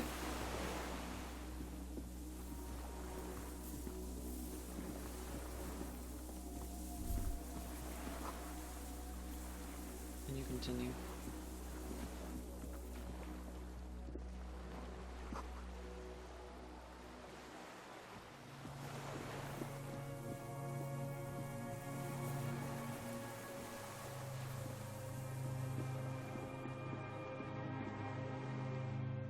Ah.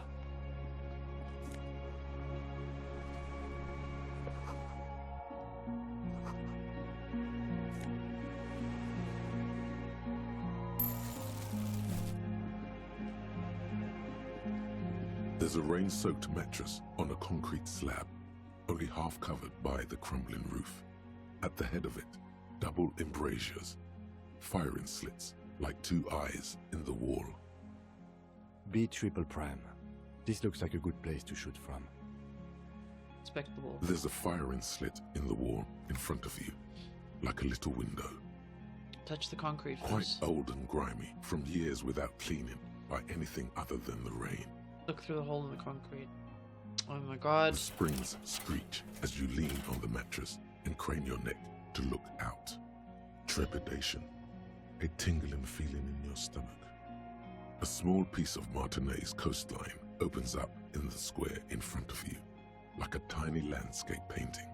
1 kilometer across the water. The ruins look familiar. On the left? A towering skyscraper, its top floors shaved off by artillery fire.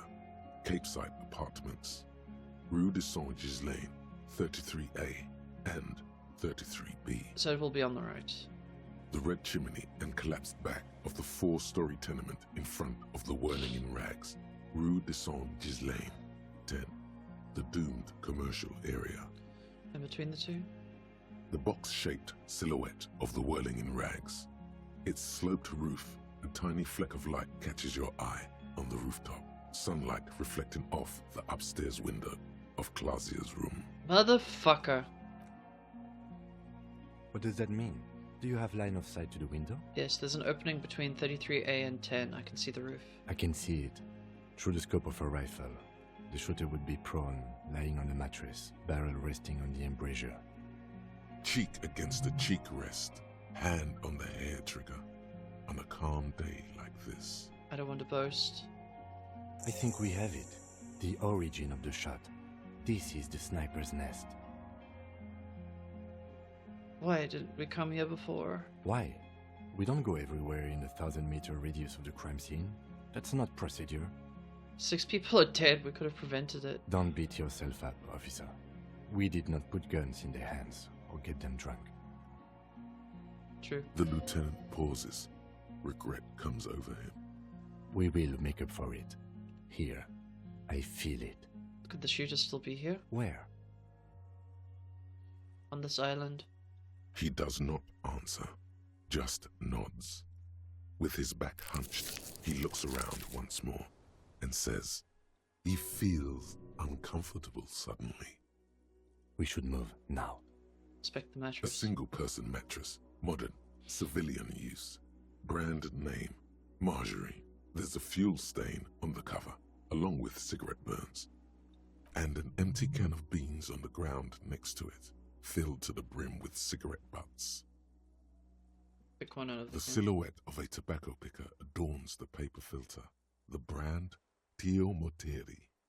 Contemporary Revacholians prefer Juan, a local blend from the southern islands, or Astra, the legendary cigarette from Grad. Tio Moteri is favored by older men for its paper filter tips, sweet smell, and added tar. Tio Moteri, like the ones we found at Land's End, remember? I may have been wrong when I said it wasn't important. This means the same person could have visited both locations. I didn't see any signs of smoking inside, though. If people live there, they keep it tidy. This here may also be a smoking spot. Turn away. There's a rain soaked B triple prime. Okay, so we've got the fuel. We know that that's the sniper spot.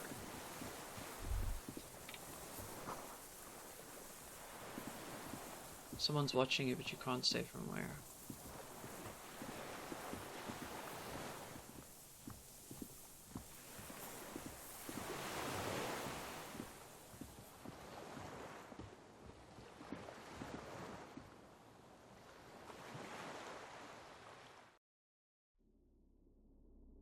Everything is important, Kim. Yeah.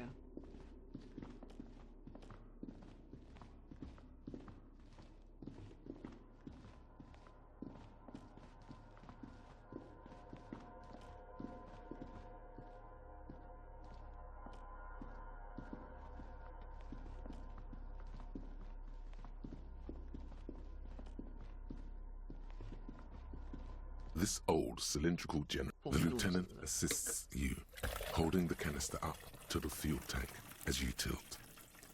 Dark brown, viscous fluid pours out, and the room fills with a chemical smell. There's a red starter switch on the side of the cylinder and a start rope on the other side. The lieutenant flicks the switch. Pull the rope. The recoil start wakes the old generator up. The machine sputters like an old warhorse before settling down to a rattle. That should do it.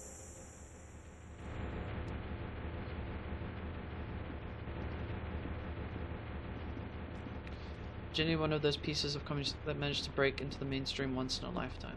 Yeah, no, fair enough. It's very good. I'm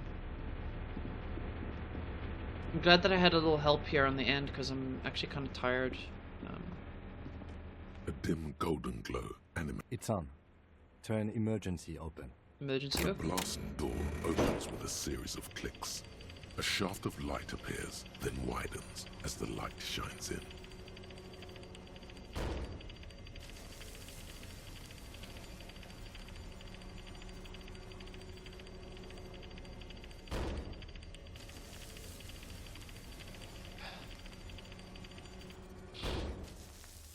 A sudden wave of anxiety makes your skin crawl. I'm still kind of crying, to be honest with you. After you.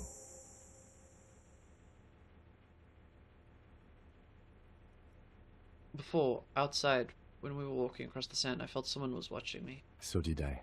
Not back there, but I felt it since we came here.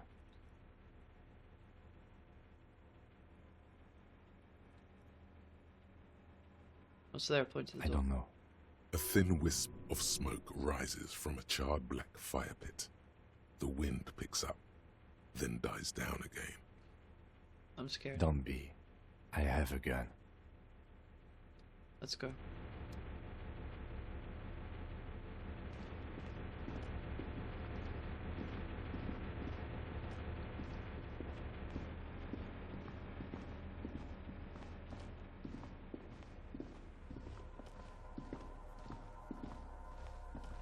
Kim is fantastic. I love Kim so much.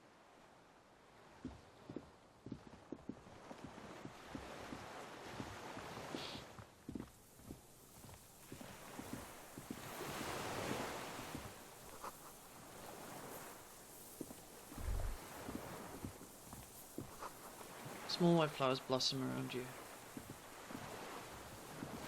Because I love it so much. It is great. An old man, wearing tracksuit trousers, leans on the frame stock of his rifle. He gathers a big ball of spit in his mouth, then spits it out into the extinguished fire before him. He raises his black eyes, hooded by creased eyelids, to meet yours. Unclouded by cataracts, his eyesight is sharp. He's practically tearing up from spite. Hatred got the best of him a long time ago. This man hates everything. You've retained your eyesight. My eyesight? Yes. Helps me see all the shit. A shudder of disgust passes his right side. His left side remains motionless. Did you close the blast door? I did. And you opened it. How? How did you know I was coming? Reactionary rock and roll music. Playing on the water. Told you we shouldn't play sad FM. Say nothing. The fascists were right about rock and roll. It is degenerate. Hip gyrating, mental illness music. Nice gun you got there. It's not nice. It's a piece of shit. But it gets the job done. Is that a Bell McGov? It's a 3-angong 446. Southeast Samarin made. Exotic. Must be defunct too. No modern rifle manufacturer of that name springs to mind. Okay, boomer. A Samaran rifle. How did you get hold of one? It was sent to us by our brothers in the Sinyao commune. Military aid. It has stayed true to him. He can still make it sing. The Sanya commune? You heard me. It's good now. Like chalk wiped from the ball. Deserter is such a tragic character. Your weapon has stayed true to you, mine has stayed true to me too. Put your hand on your belt. Yes. I bet you've killed a lot of people with it. You fascist fuck. Have you come to make me one of them? We have come to ask you questions, nothing more. If you do not comply, we will take you in. Do you understand?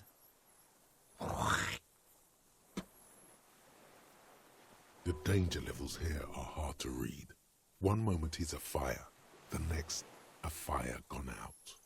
So I need to put down that gun so we can talk further. We're in We're with the police.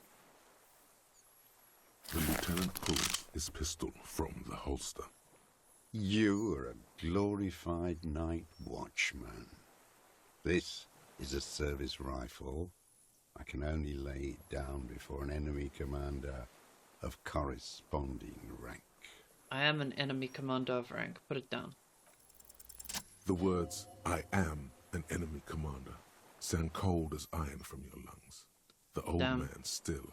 Diction in the way this game specifically describes or compares things is so idiosyncratic and visceral, right? And what rank would that be? Lieutenant Double your freighter.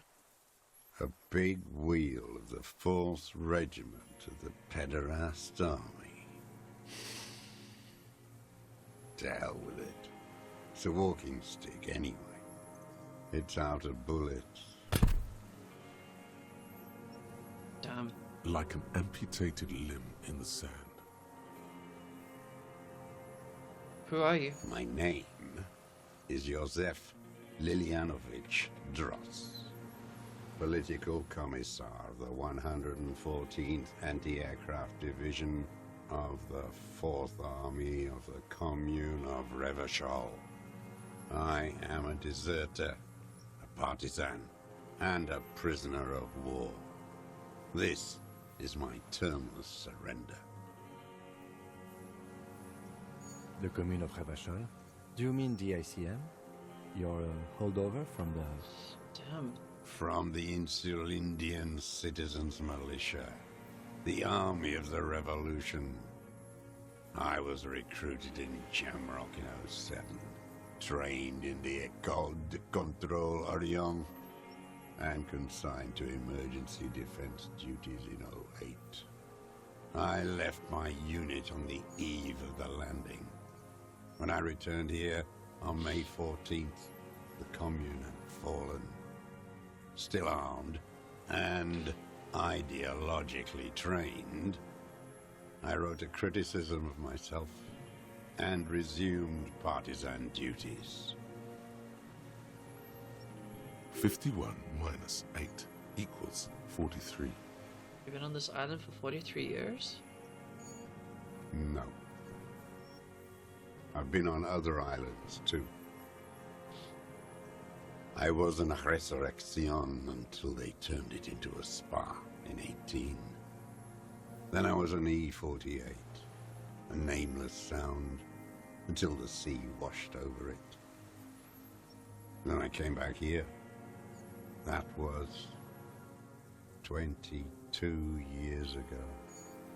Again, you've been hiding here for 43 years? 43 years and 10 months. That's the length of my entire life. It's too long. It's not how a human being should live. But I couldn't just forget what I saw. He just couldn't. You couldn't give up? He nods. But he can now. What have you been doing during all this time? Hiding, fishing, waiting. Where the afternoon grows late, on Rue de Saint-Ghislain, people walk home. Street lights will soon be lit. Further inland, the streets are alive with workers, men, women, children, street hawks and migrant laborers. The temperature is steady.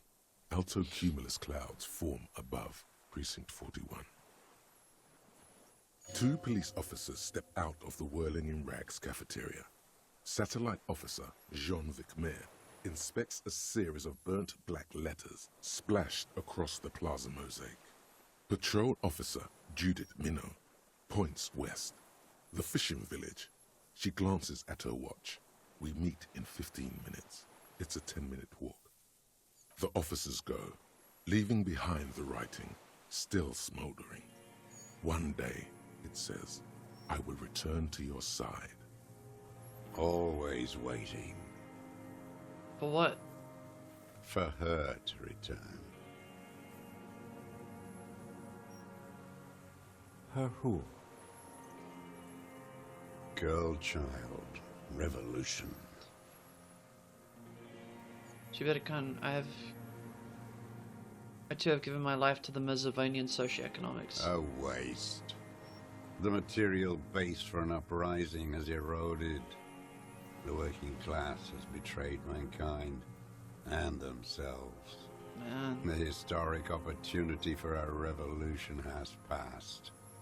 It will not come back anymore, however hard I try, whatever I do. You said you deserted your unit? I was just 16 years old. 15 when I volunteered. I had a lapse of faith. And of courage, too. Understood. Well done. I won't explain it to a minion of capital. What is this place, this island? It's not an island. What? It's a defensive fortification of the commune of Revachol.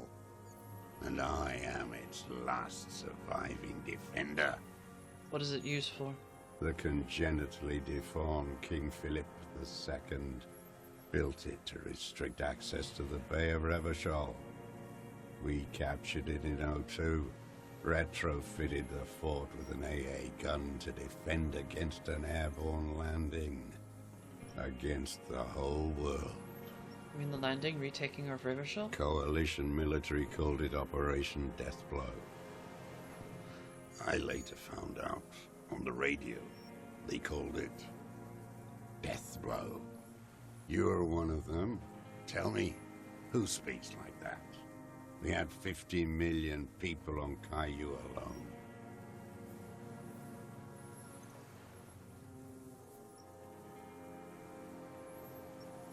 First, I'm not one of them. Sure you are. You're RCM. Answer me. Who calls an operation against 50 million people Deathblow? Murderers, I know what you mean. You don't know. You haven't seen it. Iblis. Iblis? The black-eyed angel.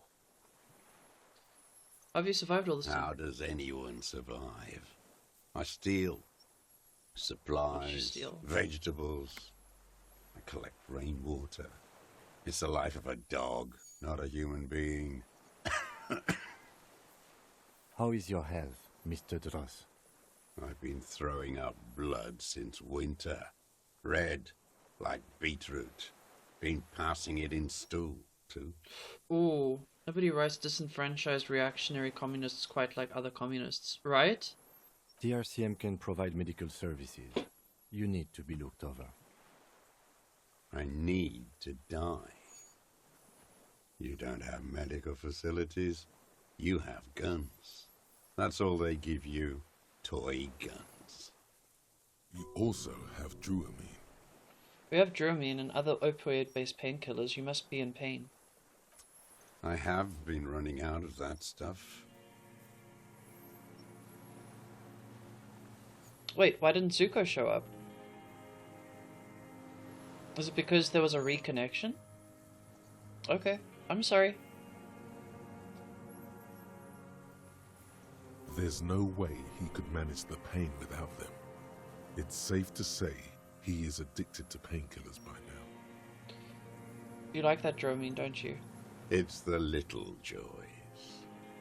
A dark joke. This is a A serious... sunshiny day. Morphine. This is a serious situation. You need to be looked over and we can do it. There's nothing to look over. The triage is in, and it's black. Administer morphine. Moribund. Have you coped mentally? I haven't. I have holes in my brain. Years missing. Others filled with pain only. A decade of... That's rough, buddy. Yeah, it's pretty rough. I don't even know what.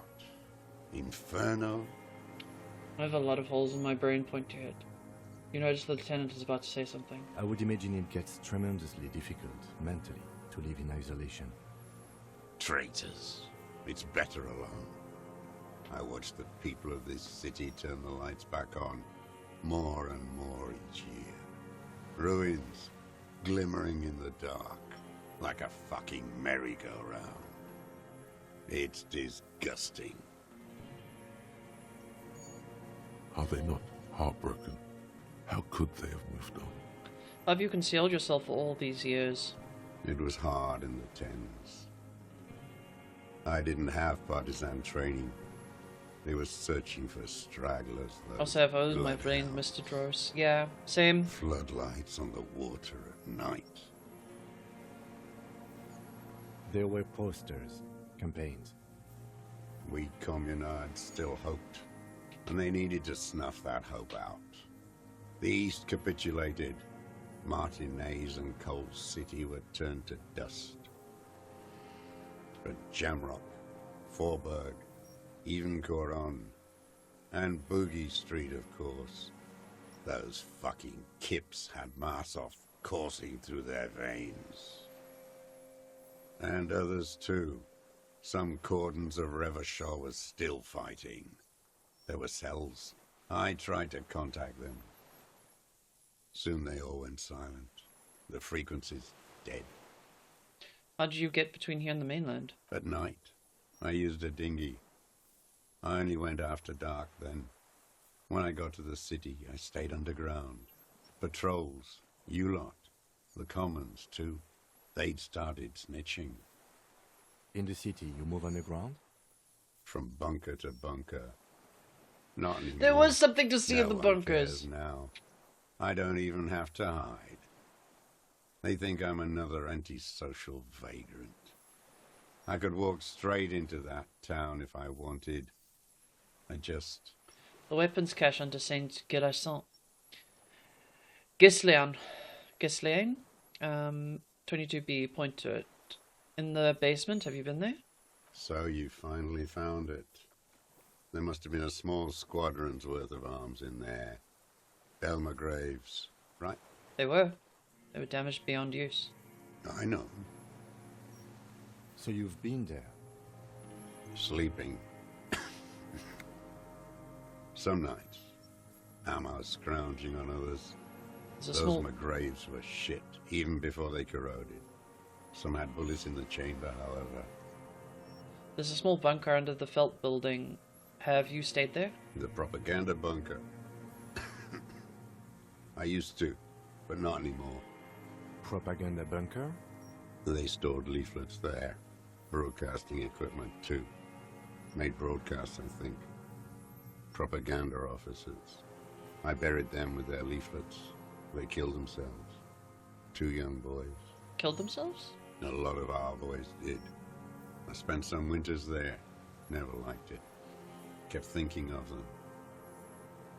No need to go underground anymore. It's better in the ruins, on the ground. Why don't you just walk there? I don't want to. They're all traitors. Pigs, rabbits, and dogs. Men without ideals are only animals. He does not want to see life moving on. People forgetting, drinking, laughing. One more question. Do you smoke Teotimori cigarettes? There we go. I do. Ever smoke them on the mainland? Point to Land's End. They're good. Plenty of tar. I like that boy on the pack, too. Reminds me of the last century. Tell me another thing. The old man looks across the water at the city, the ruins, the motorways rising above it. You said this is your termless surrender. You're with the RCM, the coalition-appointed mob that enforces bourgeois morals in Revachol, the so-called Lieutenant W. Freighter.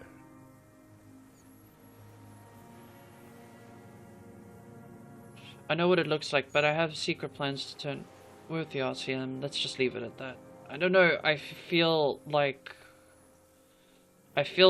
this is beyond talking about communist theory, and, well, you should just say we're with the RCM and leave it at that. Let's.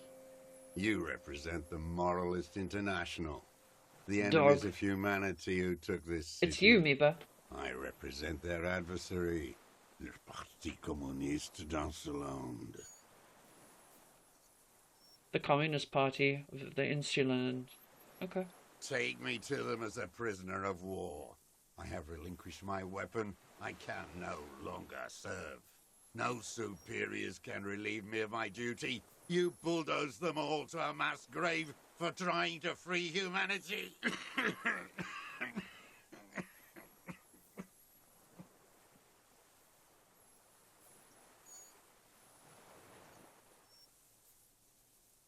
I don't know what to say to that.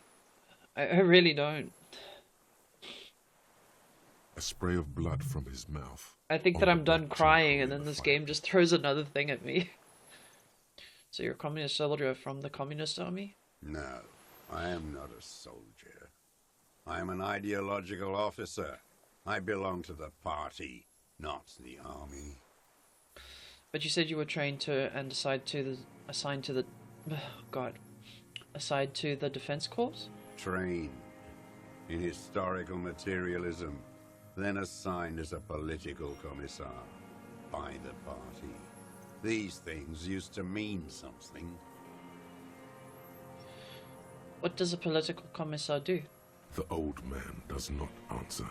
He tilts his silver head and looks at the reeds. You see a small tremor pass through his legs.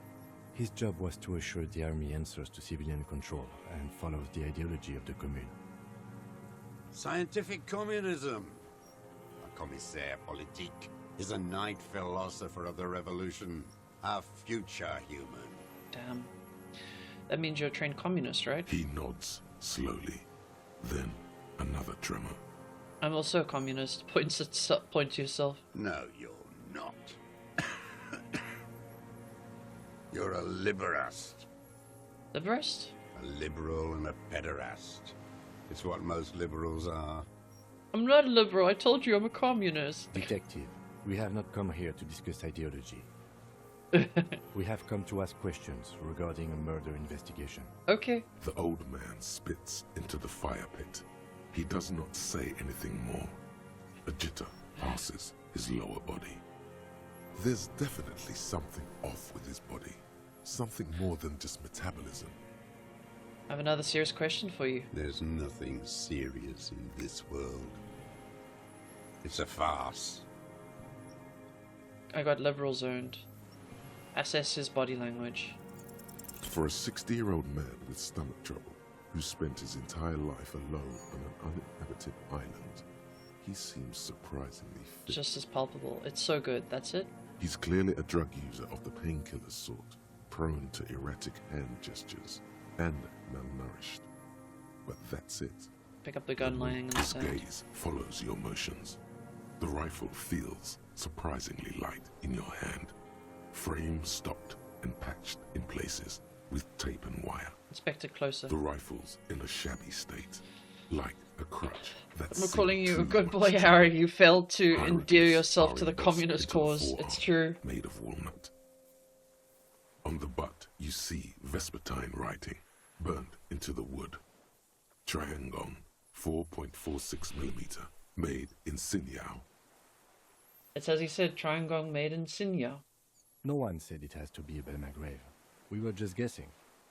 From ballistics, it could easily have been a Triangong, too. Yeah. It doesn't matter if it was made in Shanti Shanti. All it has to do is use jacketed ammunition. This uses jacketed ammunition. The right type and the right calibre. He's liking this. Stow the gun. The old man keeps following your motion with his gaze. His right arm twitches suddenly. This looked very much like the murder weapon. It could be used against him to get a confession. In time. What have you been using this gun for? I've used it for killing people. Here we go. A trail of blood. The lieutenant smells it too. Killing people? It's a gun. That's what they're for. You want a moralist euphemism? Defending your family and your property.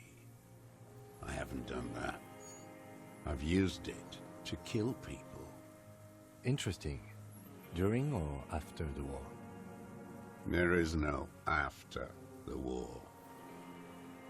Class war is never over. So he's continued killing after hostilities A ended. true materialist, Okay. yeah. Okay. Go in straight. No euphemisms. He doesn't like those. No. Be careful now. Slow and steady does it. Make him repeat it first. Don't mess this up. Remember, he wants to tell you. Get personal.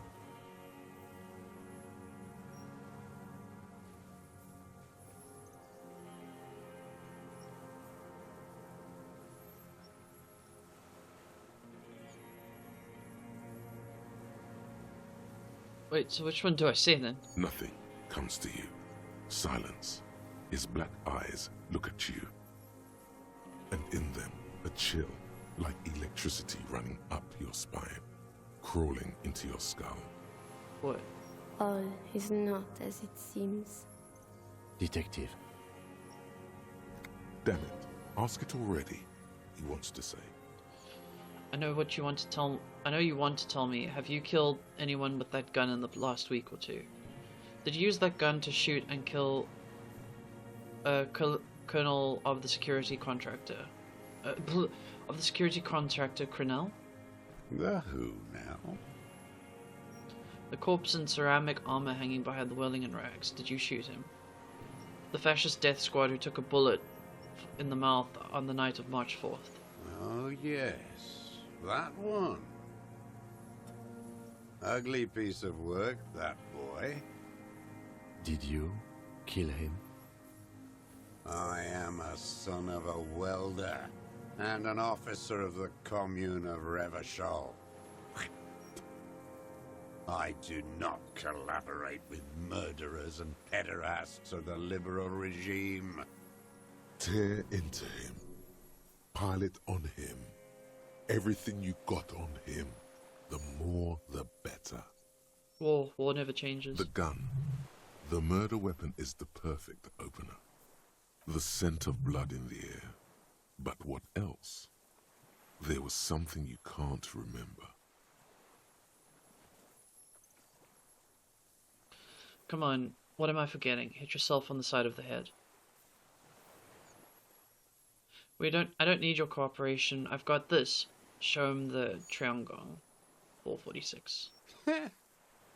Not a lot of guns around that use military-grade ammunition, are there? It's a real gun. Not like your little musketeer pistols. I've seen you prance around with those. Jumping hoops for the liberals. You look like imbeciles. Why don't you ask them to give you real weapons, eh? Going against automatic rifles with a flame bomb. Of course you got all those boys killed. Oh, go fuck yourself. Damn, he saw you. He's watched it happen. So he saw you. Okay, so what? Don't let it divert you. Stop changing the subject. We have the murder weapon. Point to it. You know what? You're right. I'm convinced this made the shot. Should we call it?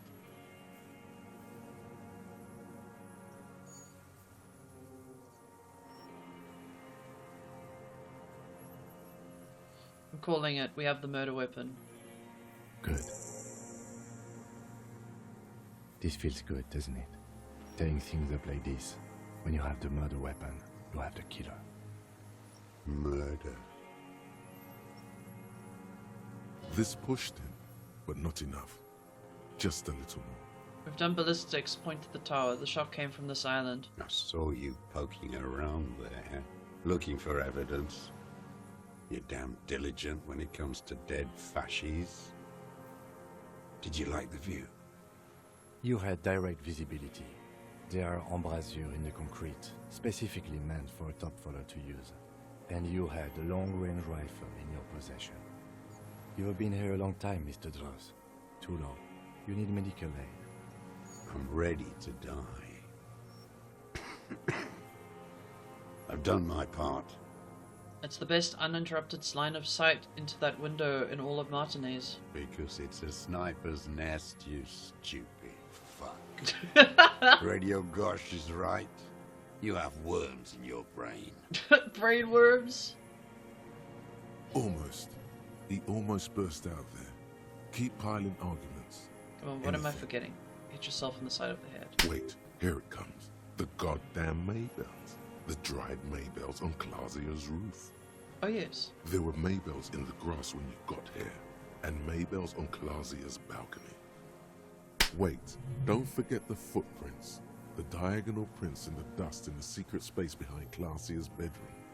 Now, they're gonna come up. Of course, thank you, Head, thank you. You got it. Remember, the boot prints were like no modern soul. Clausia's the Maybe kind of don't beat yourself anymore, though. You're not immortal. Maybells behind the victim's window. I saw them growing. Here, point to them. Damn Maybells. The whole island is turning white with them. It's a pretty name. It's also a fake name. It's not her real name, which is funny. He seems tender suddenly, nostalgic even. A strange mood swing. So many this year, too. The spring is coming. No, it's already here. Wash the filth away. A young woman called Clausia. Ring any bells? Flowers like these were behind her window. Clausia. You know her, right? She had an intimate relations with the victim, the mercenary. With the victim? There is a small tremble. Looks like a smile. A crooked smile. Yet isn't quite voluntary. He's about to burst. Don't leave any loose ends. Get him on everything. Wonder what brand of boots you're wearing. Everything is brands with you individualists.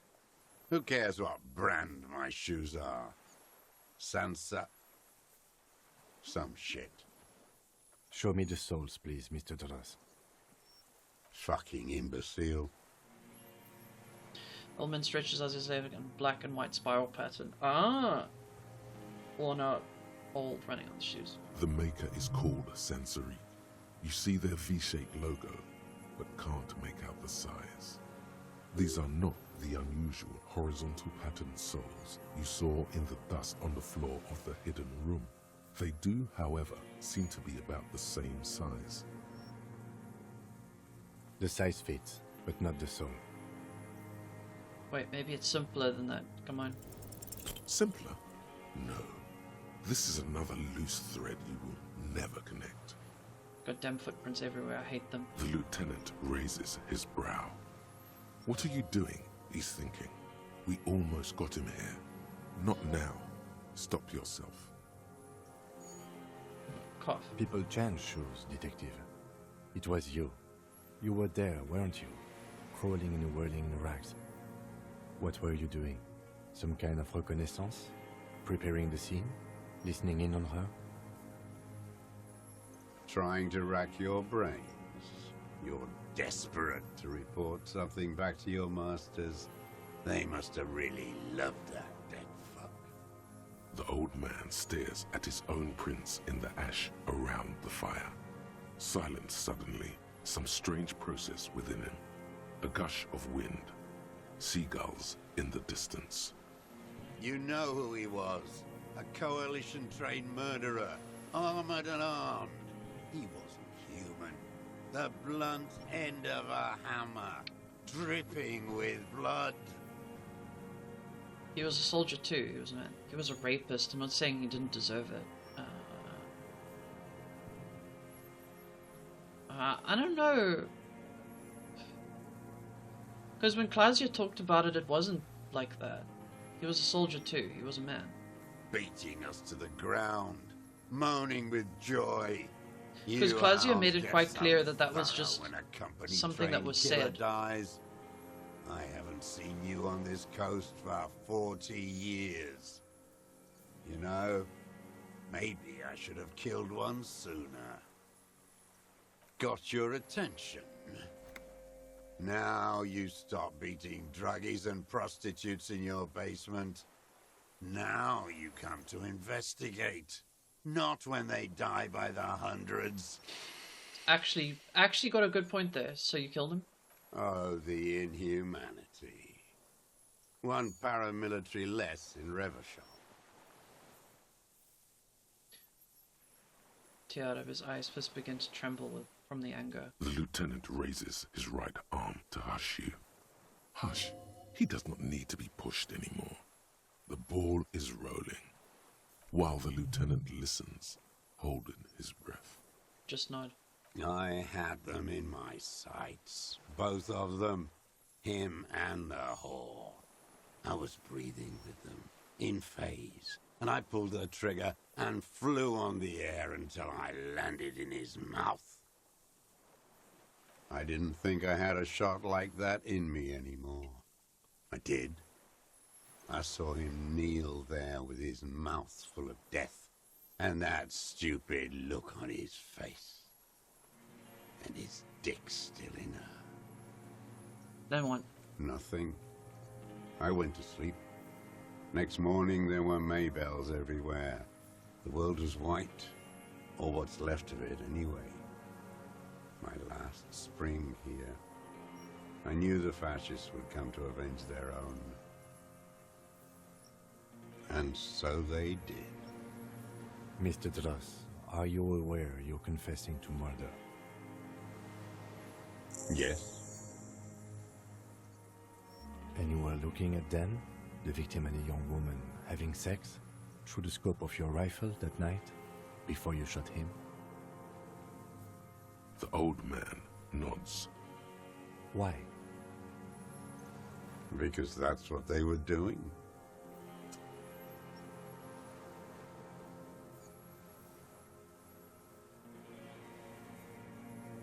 The motive. This is where the motive is going to come from. You can coax it out of him. The lieutenant's preparing the ground. I don't understand. Do you, detective? I don't understand this part. Why were you looking at them that night? I'm always looking. Are you always looking through the scope of a rifle? I'm just trying to understand. A rifle scope has the best magnification. Helps him see all the shit. And if you don't like it? Click. If it's part of the shit you see? Then you pull the trigger? Yes. Think of it as a form of critique. You got him going. Connect every little piece now. Wrap this up like a gift. What specifically did you not like about what you saw on the night of the murder? Them fucking. I didn't like that. So you were jealous? Jealousy is a reactionary concept. I didn't like the Reaver enjoying himself. Drugged out, soothed in the arms of a young woman. I wanted him to die so he could not enjoy life anymore. Damn. And I wanted to see his head explode. That too. She should know better than to hold a child murderer between her thighs. I knew he'd be there for one more second, writhing. That's all it takes for the bullet to reach his head. Now that I think of it, I wasn't aiming for his mouth. I wanted his brains to spill out on her. But you can't have everything. This man has seen past her, like you did. And now he longs to see her covered in blood. To punish her. You wanted to punish her, so you killed him. She practically breastfed that man. You wouldn't believe the things she let him do to her. You stare at them too. In your mind, her innocence day still turns to leaf. Airport bag in hand. Silks flowing in her wake. The dream. See you tomorrow, Harry. Her voice rings in the evening air. Burning. I'm not like that. I don't think like that. No one gives a shit what you think. You and your cronies killed 10 Shaking my head. We're almost done, I'm assuming. I've heard the statistics on Channel 8. How long have you been watching her? Since she came to Martinez.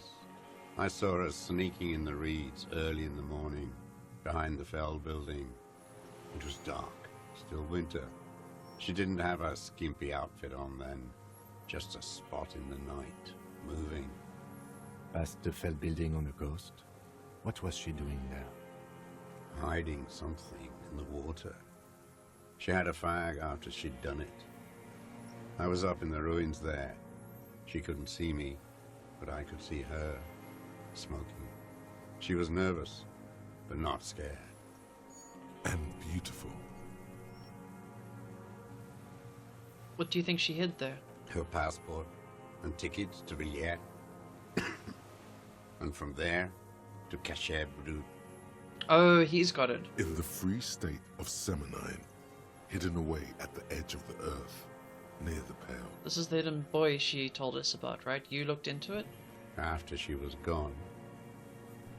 Did you keep what was in it?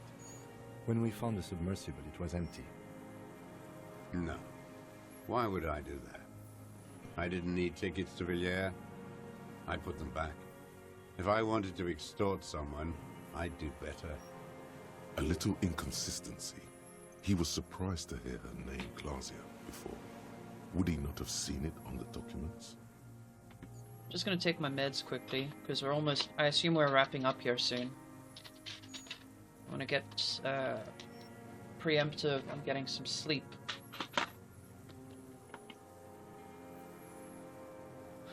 You saw her name on the passport, but you... When I said her name, Clausia, you didn't seem to recognize it. You didn't say Clausia in there. What was the name? What did it say her name was in the passport? It was something. I don't remember. It was dark that morning. I only remember her face on the photo.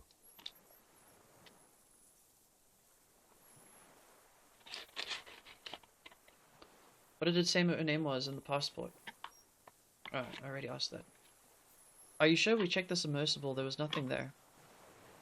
Why would I need that trash? I'm not going to Villiers.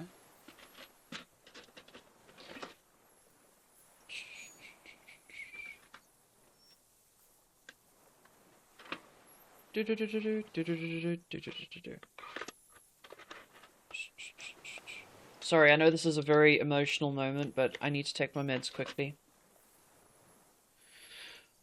And then we need to decide what game we're playing next, to be honest. I'm kind of liking this whole playing games casually thing for a while.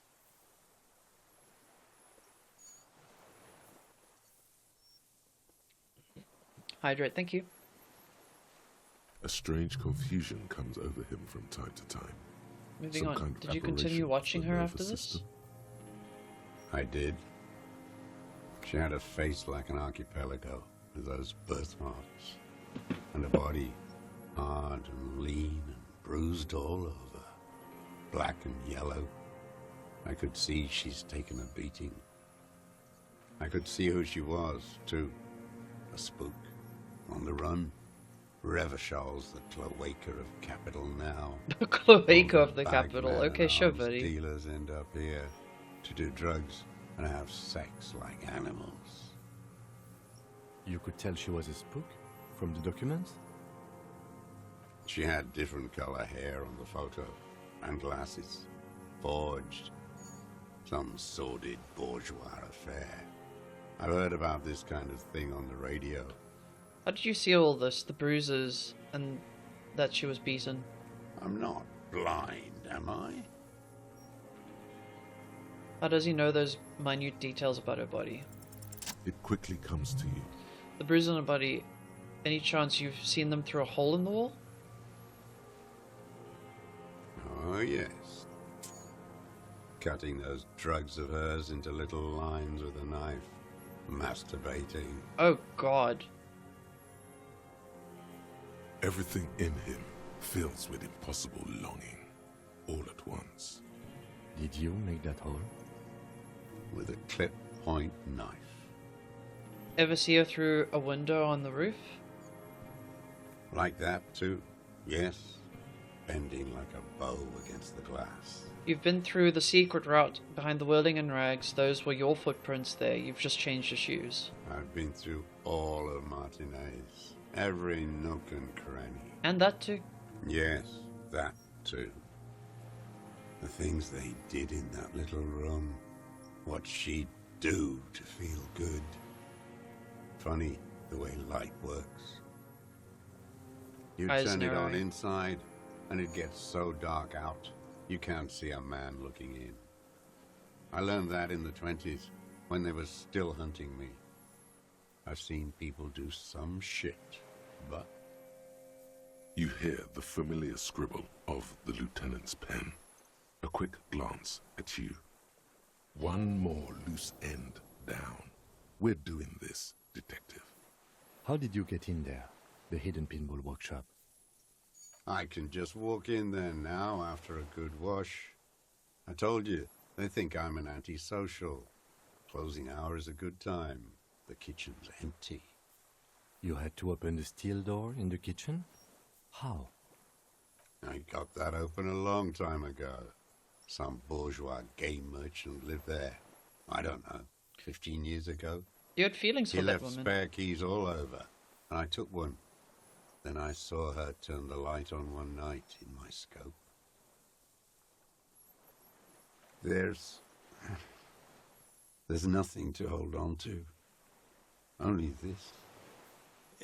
It's not enough. The coals of his eyes glisten suddenly, like stones dripping with water. Is he crying? Oh. Man needs to feel something else. In this fight, it helps if you have your eye on something there. It's weakness, I know. There have been others? Yes, over the years. It's not unproletarian to feel something. Was that why you left the dried flowers behind her window? No, Why then? I don't really know. I was there one night and she was crying, like a child, in the corner of her room on the floor, like she does sometimes. It's so sad. The day after I killed him. You brought her Maybells. Yes, I don't know why I do the things I do anymore. You wanted to console her. Maybe. I told you, I have holes in my brain now. I wouldn't just sit here waiting for you. A sudden pang of rage. If you came 10 years ago, I would have killed you. Oh. In the silence, the lieutenant draws a line in his notes, then nods at you once more. One more down. So in conclusion, this wasn't about him, it was about her. Her. The lieutenant nods at you in acknowledgement. That's it. Motive. We have it. Where is she, that Classier? I haven't seen her there for days. She got away, but she led us here first. She figured out someone was watching her from the seaport. Gone. I knew it. She kept staring into the scope this last week at the island, like she knew. This is so rough. She'd look at night, crying or smoking on the roof, staring right into me. It doesn't matter. Midtown, across the Bay of Revachol, the oceanic wind washes 40-story towers. Above them, Lucerne Central Aerodrome, a cocoon suspended in the sky by a web of suspension wiring, encircled by hybrid aircraft. Look north. On the platform, a young woman is withdrawing from amphetamines, barbiturates, and alcohol. Yet still she smiles among the crowd, among the great ghost of the city she's leaving, for another, far south. Smaller, distant, hidden, not like the great chandelier she sees sparkle in the night below her. Streetlights, towers, tenements, and water, and across it a dark strip of ruins, barely visible if she didn't squint her eyes. There, on a dilapidated jetty in a nameless village, 2 police officers and 1 special consultant look across a narrow strip of sea.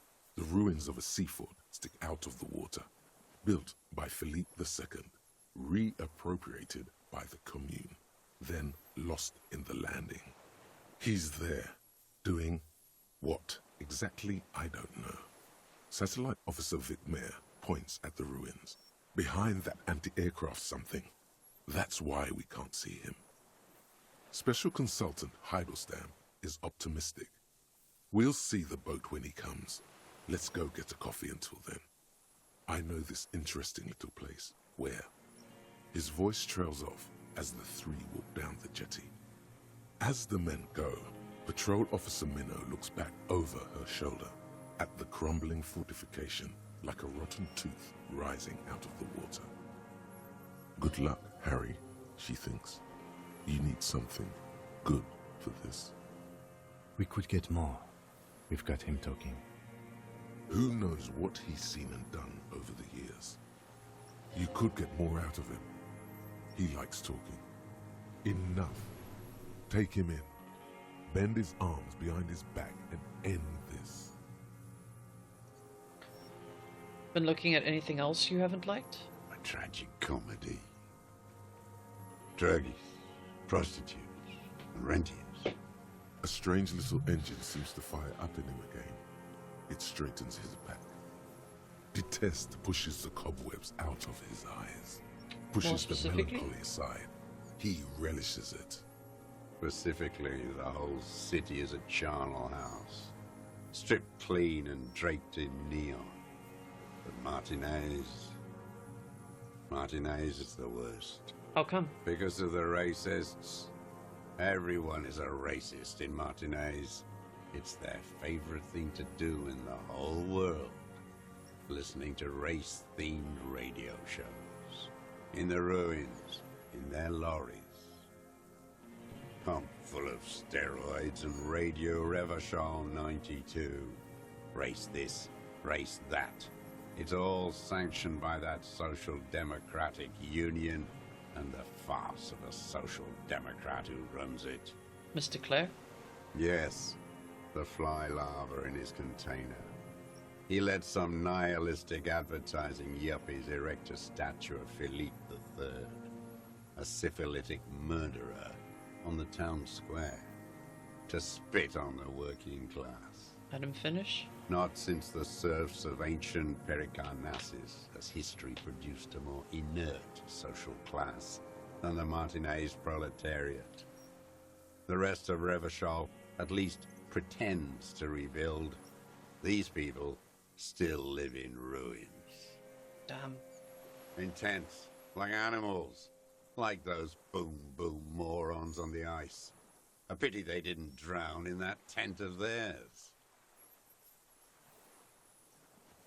That all? The worst of them is the blood-drenched Sucrion on her yacht, licking her lips. The old whore's gone now. Her gun-toting porcelain men are dead. So, actually, no. The worst is that old cock parading around in his uniform, throwing balls all day. It's not enough that the racists and liberals are dancing on our graves. The old loyalist ghouls still parade the ruins too. Damn. Every morning he's there, while the parasites he fought to protect are off in Ozon, or Quayamoran, or some other island they built their palaces on, feeding on drugs and having sex with their own children. Wonderful. That's all the rich really want. Sex with their own children. Throughout history, even the royal bloodline of the suzerain, it's all just an excuse for them to have sordid sex. At least that old cunt, Frisell, is now dead.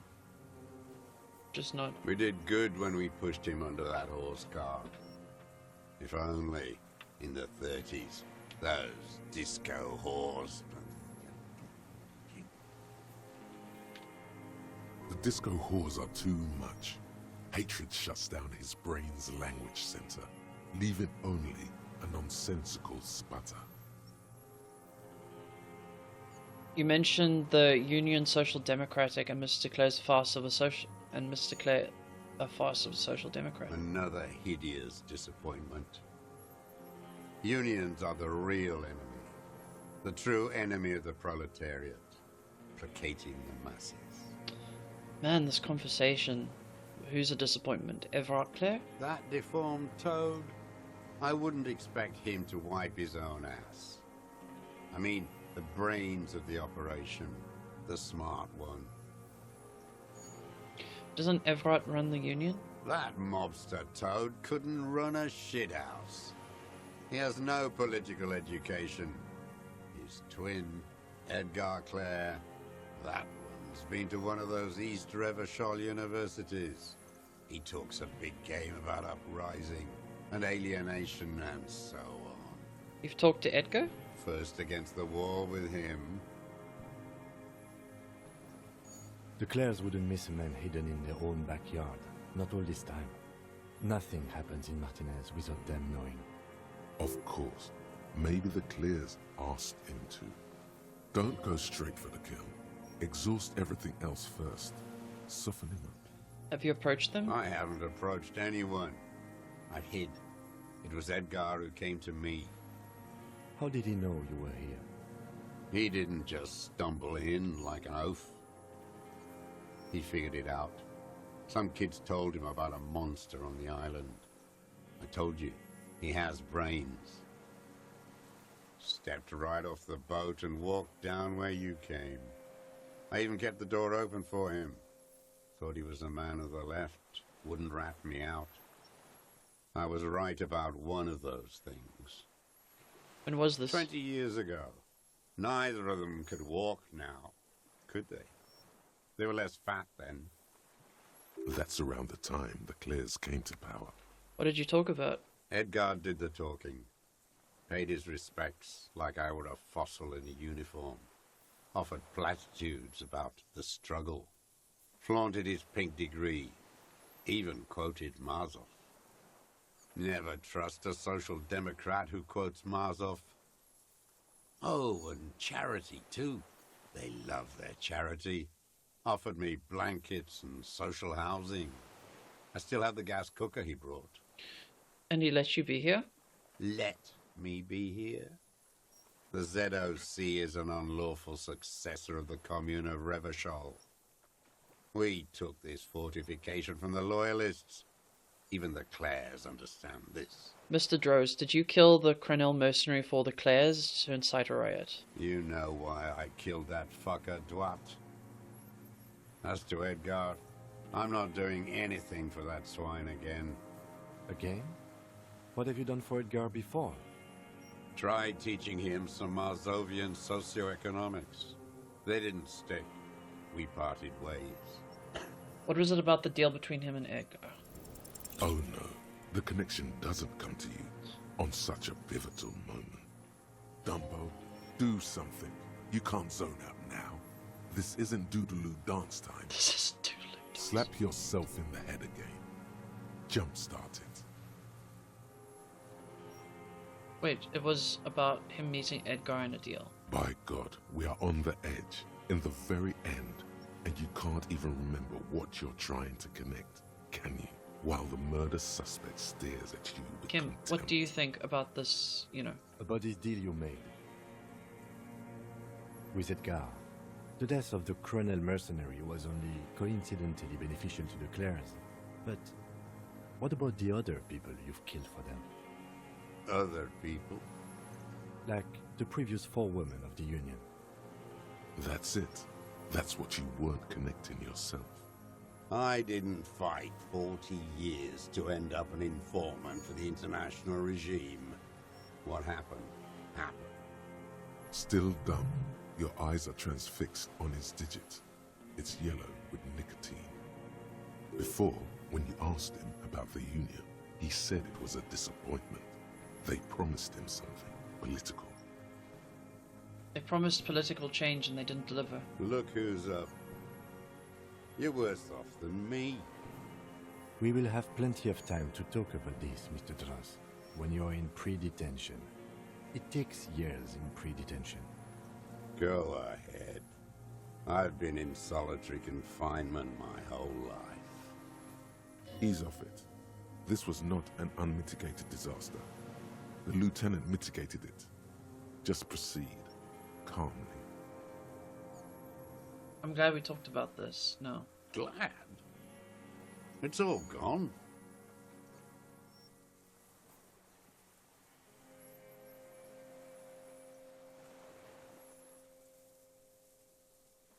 His lip curls into a sneer Like at the memory. cock parading his colourful uniform, you mean Renee? Every fucking morning for 34 years.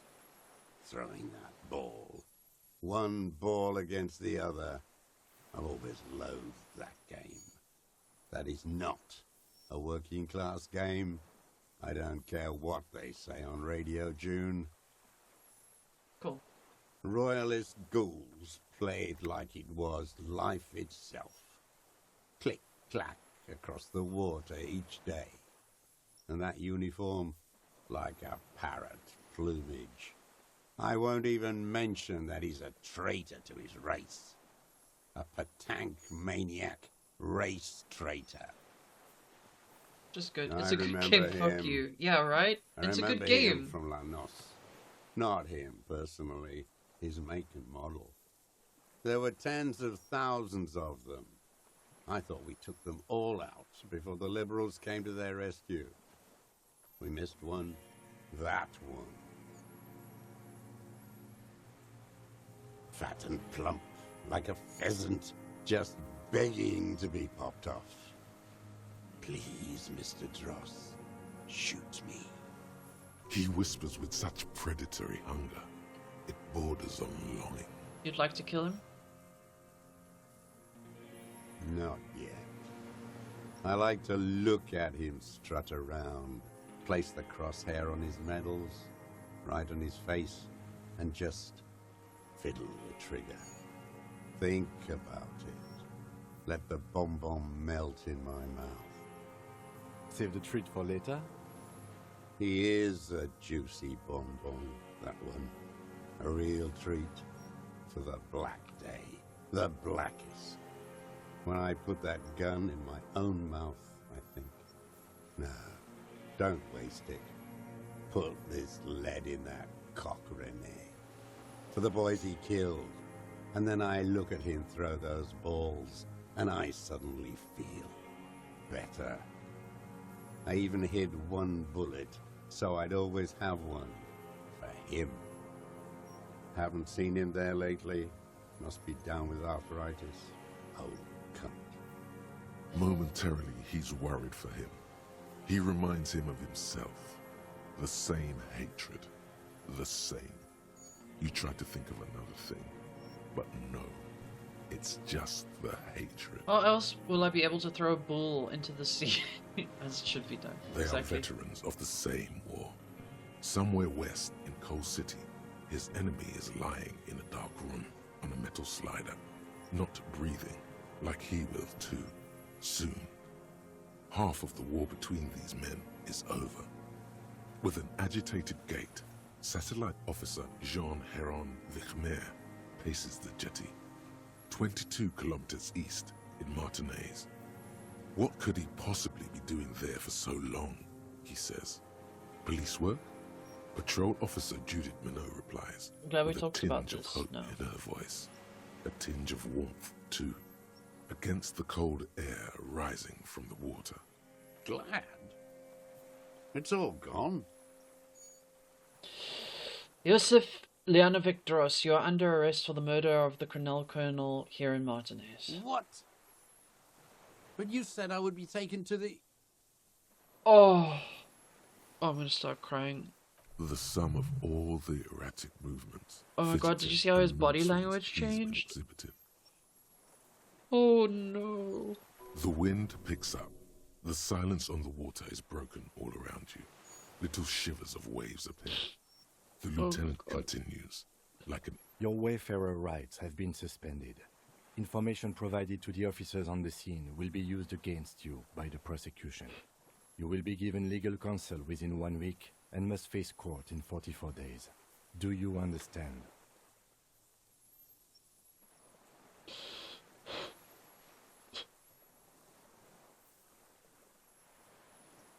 Oh.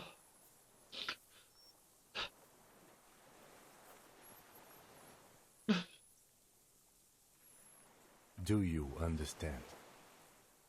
But... Kim, he's afraid. No, I don't want to. I have to stay here. He's sweating. Beads are forming on his forehead. Pupils are dilated too. Eyes getting blacker and blacker. Your confirmation is not required, sir. Now on to the boat. Hearing legendary. You thought you heard something, but it's just the reeds. Maybe we could all fit in there. Does it have room for 3? Not really.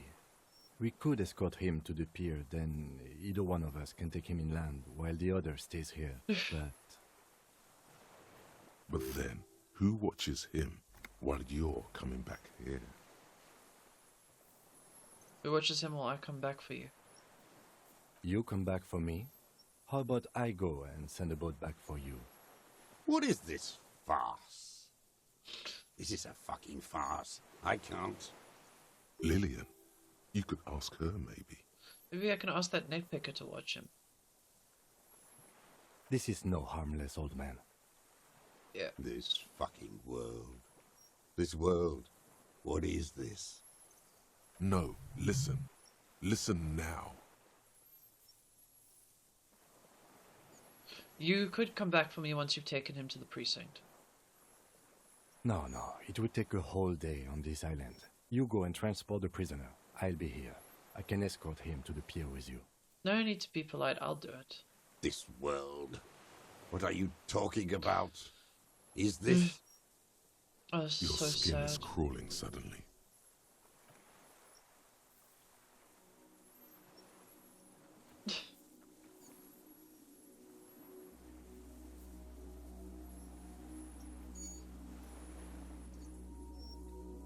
Oh!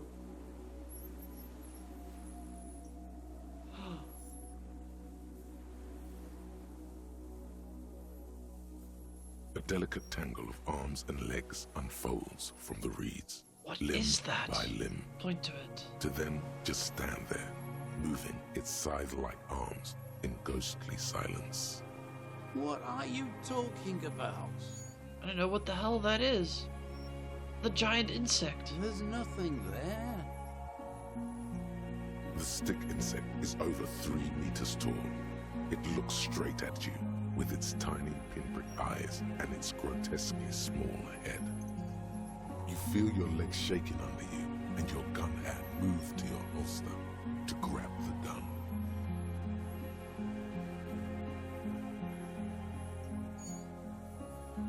Be careful with the phasmid. I've finally gone insane. Put your head on your hands. You feel the lieutenant's hand on your back, and then you hear him say 4 words. I can see it. Thank God. If he can see, then you're not insane.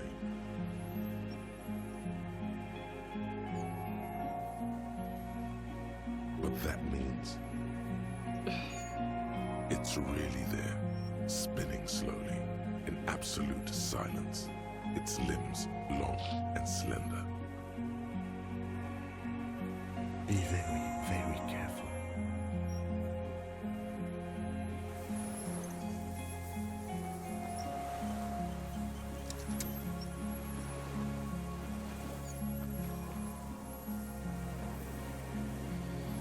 I'm saving.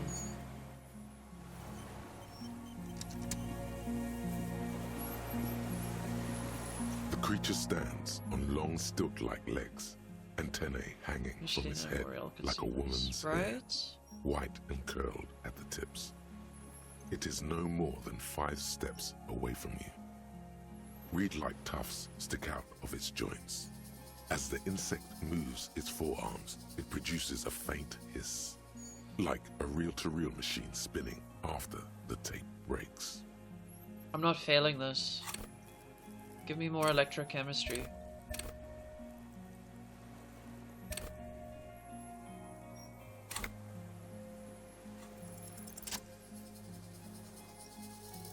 Slowly, with your breath held, you take 2 small steps toward the phasmid.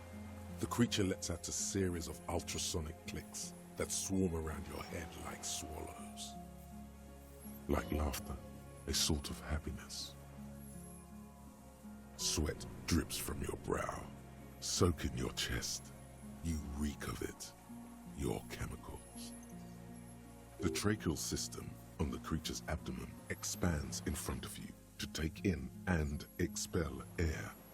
It's smelling you. Hissing and clicking, it extends its mandible-like antennae to greet you.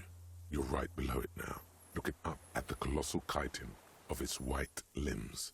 Raise your The hand head of the slowly. creature is crowned by reeds, and its eyes are like small droplets of water. The insect stops its stridulation, seeming to observe you. Below its crown of reeds, little pinprick eyes detect motion, glittering. The world stands still around you. Suddenly, there is silence. No, stop. Be afraid.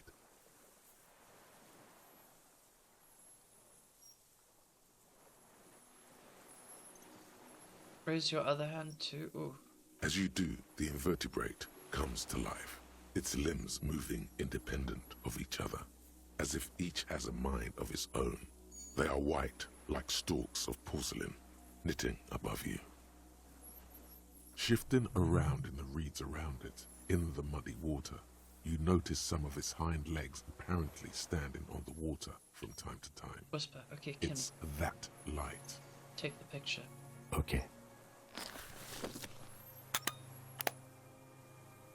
There is no change in the insect's motion while it's being aimed by the camera. It remains fixated Pacing the on you. guard bug. This is so... Oh my god. In 3. If it moves, you jump back. I'll shoot. Here we go. 3, 2, 1. The shrill flash of the camera cuts the air like the blade of a sword. The phasmid freezes in its bright light. Head turned toward the lieutenant, hypnotized by the flash. It stands frozen before you. The sweat on your arms feels cold as ice, as if you're frozen as well, in the shadow of this great statue of chitinous marble. I got it.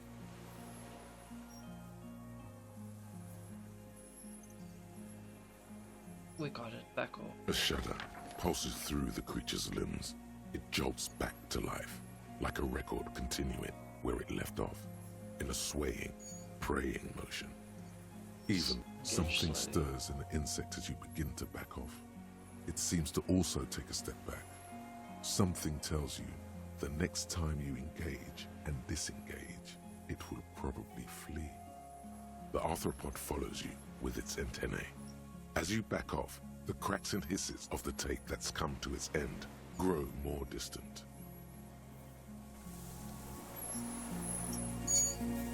This is so pretty. Okay. Hissing and clicking, the arthropod extends its mandible-like antennae. It's smelling me. Maybe it is real. The pheromone. About now, he is ready to believe in anything. The insect's head is crowned with reed-like scales, the shape of seed heads. That They is rustle beautiful. as the air moves. The ventricles at its abdomen continue expanding, like lunglets.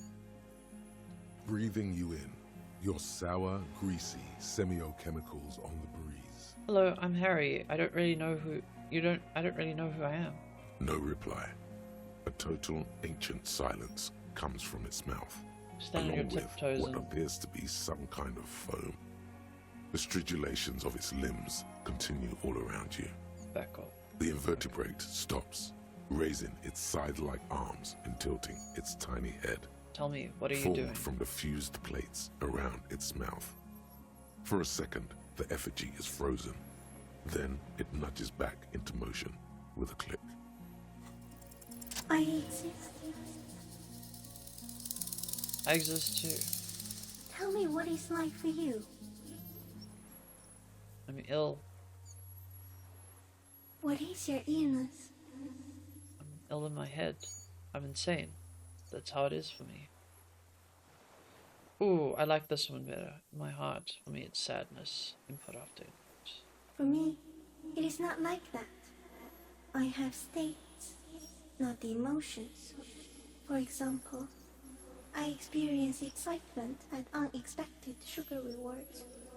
But that is not important. Now I will tell you how it is for me. For me, it is a series of half-lit images, a kind of darkness, being intruded upon, transient, dim, moist. Intruded upon by what? Shapes of plants and animals, and internal sensations. A swarm of sounds, tiny vibrations on the inside of my forearms. All speak of complexities totally beyond my understanding. I am at the end of a narrow funnel, weightless, so light, it only feels like something to be me. In truth, perhaps I'm nothing. I certainly do not have a soul, and if I did, it would never ache. I'm glad to be me, an incredibly sensitive instrument. Few of us can begin to imagine the horror of you, with all of creation reflected in your forebrain. It must be like the highest of hells, a kaleidoscope of fire and writhing glass. Eternal damnation. Even when you're sleeping, and when you wake, you carry it around on your neck, with eyes open that cannot help but swallow more behind the mirror. I feel great, mute empathy for you. It was very disorienting at first, but I'm keeping my shit together. That must be incredibly hard. The Arthropods are in silent and meaningless awe of you. Know that we're watching. When you're tired, when the vision spins out of control, the insects will be looking on, rooting for you. And when you fall, we will come to raise you up, bud from you, banner-like, blossom from you and carry you apart in a sky funeral, in honor of your passing. But not me, because I'm just a leaf eater. In honor of your shit, Lieutenant Yfreiter, which you kept together in the face of total unrelenting terror, day after day, second by second. Detective, arriving on the scene. I'm a detective. So am I. I was born to detect sucrose rewards and semiochemicals. What were you born to detect?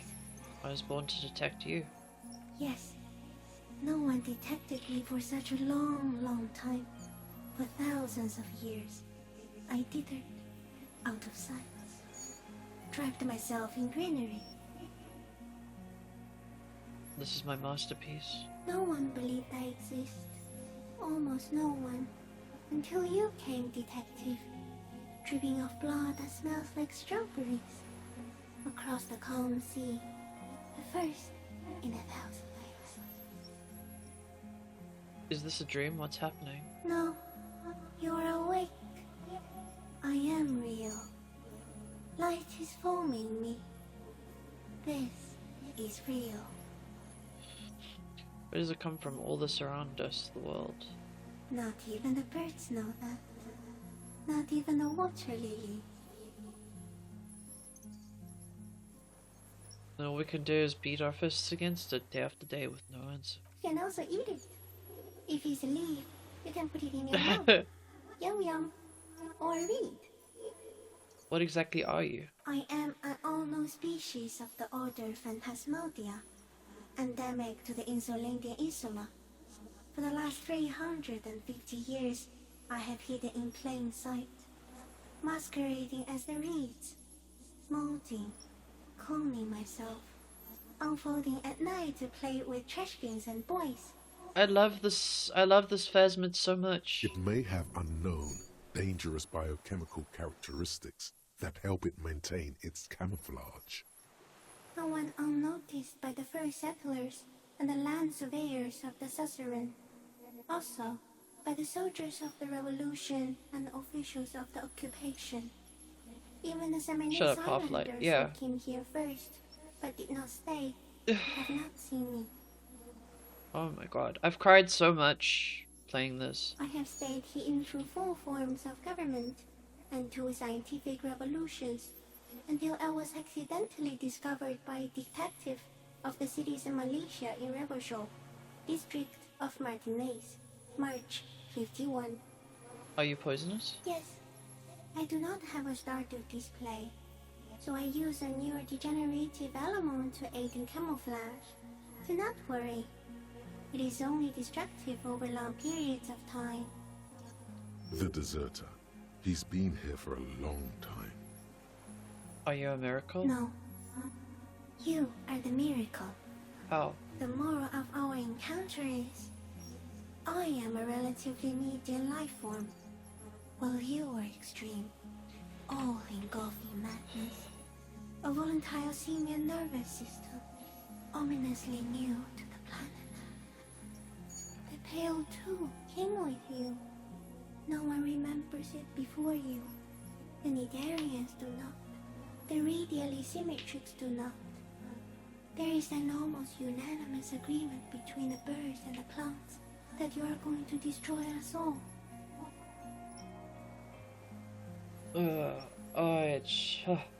Fuck.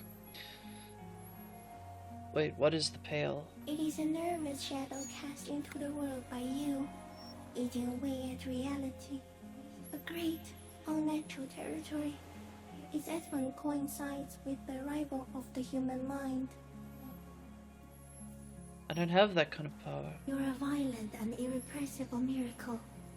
The vacuum of cosmos and the stars burning in it are afraid of you. Give me enough time, you will wipe us all out and replace us with nothing. Just by accident. How? We suspect it will be something like the oxygen holocaust that wiped out anaerobic life 2.6 billion years ago, when organisms first started breathing. Only much worse. Worse how? Everything your eyes touch goes back there, behind the nose mirror. What if you blink? Are we still here? Please don't blink. What if you misplace us all one day, or just forget? Already forgotten the whole word once when I drank too much. I'll be extra careful not to blink, stick insecto. Please be. Or one day, one of you will close your eyes and sigh, and open them to see that none of this ever existed. Kim, am I having a violent epileptic seizure? It doesn't look like that, no. What does it look like? You're just staring at it. I think I'm having a vision about the final fate of mankind. Okay. Is it somehow related to the case? The case is meaningless compared to this. No, I told you what it's about, our fate. I think you should back away from the unstudied species now. I have to say goodbye now. I have no more thoughts. That was all. No, there is one more. Of all the creatures I've met, you are the kindest. Of all the creatures I've met, you are the most beautiful. Thank you. I also have one more thing to say to you. That woman, turn from the ruin. Turn and go forward. Do it for the working class. I will. She was middle class. It doesn't take a 3-meter stick insect to tell you that. Disengage slowly. As you're turning away, the phasmid mirrors your movements, stepping on the water, the long limbs carrying its feather weight without breaking its surface.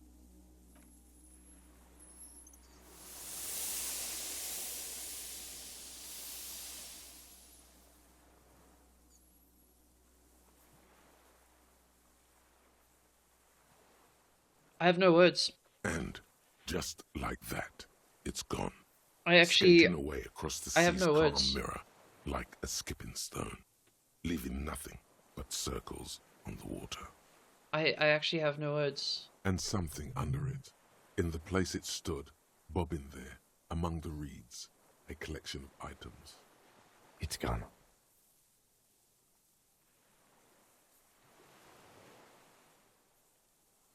What's that in the reeds? Looks like a nest of some sort. We should have a look. They can walk on water? Apparently, yes. Like a water strider. Only... I've never seen anything like that in my life. What now? What now? In some kind of strange, semi-catatonic state. Our suspect is not looking so good. We need to check on him.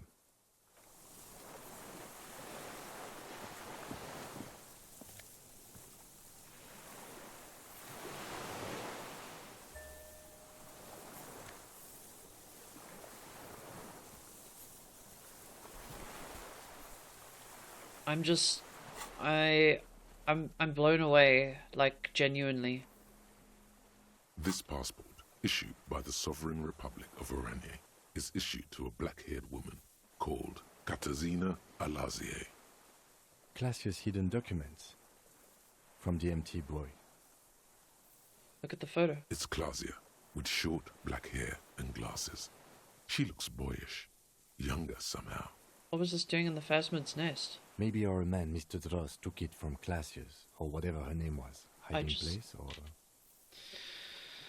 I think the Phasmid took it. I sensed it, so... I sensed do so. I saw something open up the boy with spindly large legs. Point to your head. Like a magpie? What a coincidence. Then it would also have collected the other objects, which would be highly unusual. By now, the lieutenant has accepted your unusual methods. I can see how the helmet could wash up on the island. And the scope. Maybe Mr. Dross lost it. But to seek this out would be very unusual behavior for an arthropod. It says Katarzyna Alazie. She said it would be for Anouk Meyer-Smith. Anouk Meyer-Smith.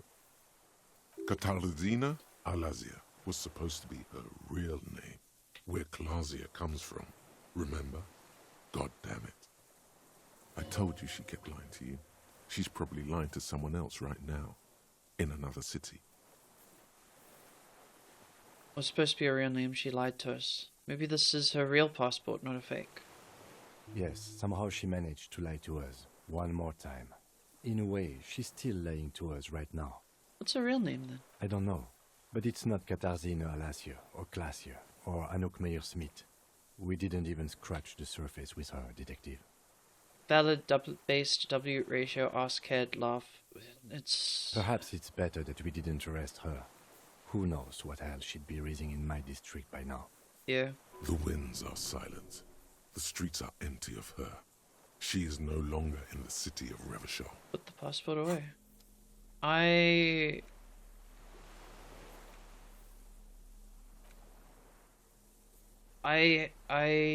I'm blown away.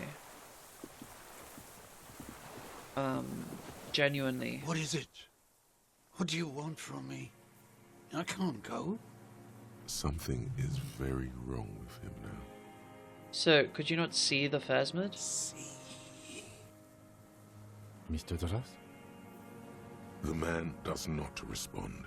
He keeps staring, black eyes glazed over and bulging from their sockets. His gap-toothed mouth shaking, like an addict of some terrible substance. Wave your hand in front of his eyes. A light shiver passes him, followed by nothing. His hands are trembling, and he breathes slowly. He's going into some kind of psychomotor immobility. The good news is, this solves our transportation problem, doesn't it, Mr. Dross? The trembling mouth appears to sigh. Between this and the broken tire he's used for a boat, I think it's safe to leave him here, while we go and get help. It will need to be medical first, I'm afraid. What has happened to this man? Old age and shock. Old age and shock. I think it's the Phasmid. Yes, the arrest and the appearance of the Phasmid, the combined stress. But you think it's something more than that, don't you? There's much more. Remember what it said? He couldn't see it, Kim. It's just the reads for him. That could be part of the shock. But you're right, something is off here. Mr. Dross. No response. Maybe this is how the Phasmid has stayed hidden for all these years. Then how did we see it? Oh, you mean, whatever does this, does it over time? Teenagers, kids, drunks, sightings are brief, and hence not credible. But anyone who spends a long time with it. Yes, you forget it's the... Oh. Mr. Dross, have you ever seen a stick insect pretending to be the reeds? The doctors will have to look at this. I hope your station has better medical personnel than 57. This is a little advanced for a nurse. It's definitely toxic. The Phasmid, it's told me it is. Told you? Yes, good. During your long staring match. I understand. He's been here a long time. Who knows how much of it in its company? He did seem distressed when it finally came to arresting him, like he didn't want to leave this place, and the insect maybe. I have absolutely forgotten to take notes. I hope I remember all of this. This will be one hell of a report. Thank God we have the photo. We have found some things in the phasmid nest, Mr. Dross. He stares into the reeds. Your words don't stir anything in him. Show him the Perhaps ceramic you should. helmet. Nothing. Just dull staring. Not even rage left, wherever he is. The last embers have gone out. The war is over. Shut up, Kuno Half-Life. kicked it into the sea, as he said he did. The ebb would put it back here. This makes sense. Mr. Dross could have picked it up. Or the phasmid even. If it did, this is incredible. Show him the Arnie's passport. No reaction. His breathing is slow, and he appears very old all of a sudden. Around 80. Did you take this passport and other papers from a boy on the coast? The spirit. He hears us. The spirit? No reply. He's gone again. Try something else? We Show got him the back for a detached scope. moment. I lost. You lost it, Mr. Dross? He turns his eyes to the reeds again, as he's done so many times. Beige and white stripes. He lost the scope. Then it somehow made its way over there. With the help of a magpie phasmid. Lieutenant observes the lens sparkle in your hand. This sight is a T9, Mr. Dross. Was it attached to the rifle when you made the shot? Silence. Not even a sigh.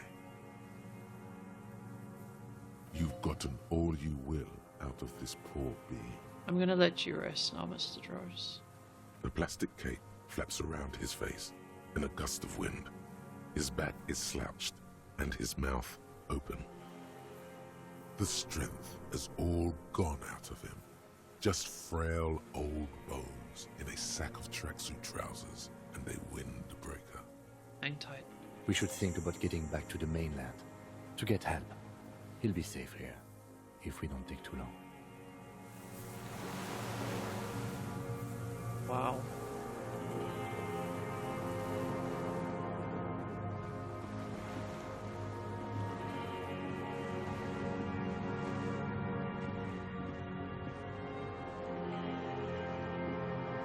Just... wow.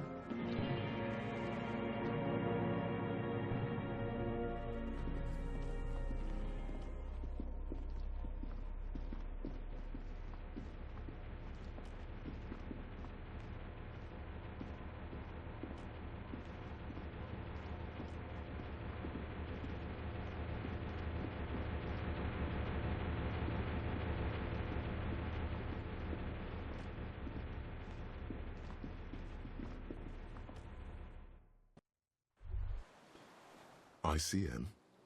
This feels familiar somehow. Kim, what's the ICM? Insulindian Citizens Militia. It's the official name of the Communards Army. The black and white army of the revolution. Sounds an awful lot like. RCM? It sounds like RCM, Reversal Citizens Militia. It does. Why? The RCM may descend from the ICM. May? It's impossible to say. It was chaos after the war. The name was good for getting people to join us. Revachol West was mostly workers and criminals. A white star, point to the star on the label. No, an upside-down star. With its horns in the sky, the symbol of the commune. Are the specks stars too? No, that's the uninhabited archipelago. A DeLorean-era symbol of Insulinda, known as the face in the sea. Looks old. What's it still doing? After 44 years? That's not nearly enough to hide what happened here, Lieutenant Gefreiter. One of these barrels was still leaking fuel, as you saw. The city is full of things like this. Old bullets, guns, fuel. Finished thoughts.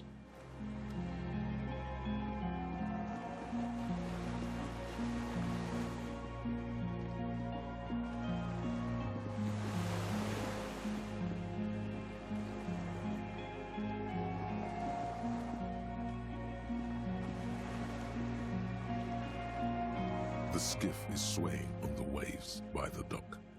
Let's return to the mainland. Let's. We are done here. The skiff rocks gently under your weight as you get in. The ride back is uneventful and quiet. But for the sound of conversation on the water, there is someone inland waiting for you. 2 men and a woman stand on the concrete square of a nameless village, looking at a small yellow boat as it draws closer. The sea is calm. You reach the jetty and climb out of the skiff.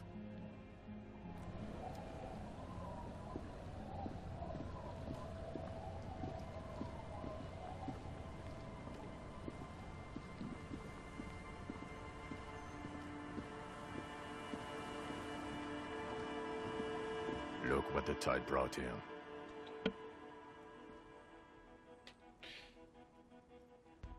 Harry, you're bleeding all over the place. You're half dead. No one seems to be bothered by the bleeding. Bothered by it? Harry, you look like you need a fucking organ transplant. Oh, fuck it. Let's not get into that. Forget about all this. There's a giant... We're not forgetting about anything. Look at you.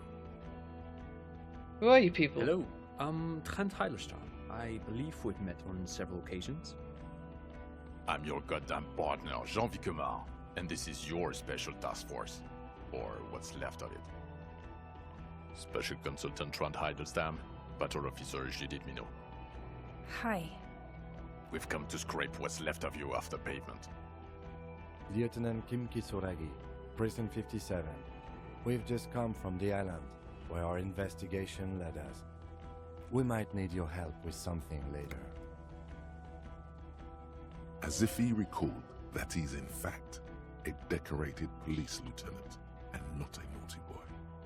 The two aren't mutually exclusive. But this is clearly a departmental matter, so I'm going to leave you to discuss it among yourselves. Good to have my back. Let's destroy them. Thank you, Lieutenant. It's good to meet you, Lieutenant Kitsuhagi. Letting the lieutenant know he shouldn't feel embarrassed over the shitstorm that's about to befall you. What's this about? Ari, we want to help you. Trent, I believe this is where you come in? I don't quite know what I'm doing here. I was asked to participate as an expert. I think I need to manage your expectations a little. I'm at best an enthusiast in cognitive science. My background is in something else entirely.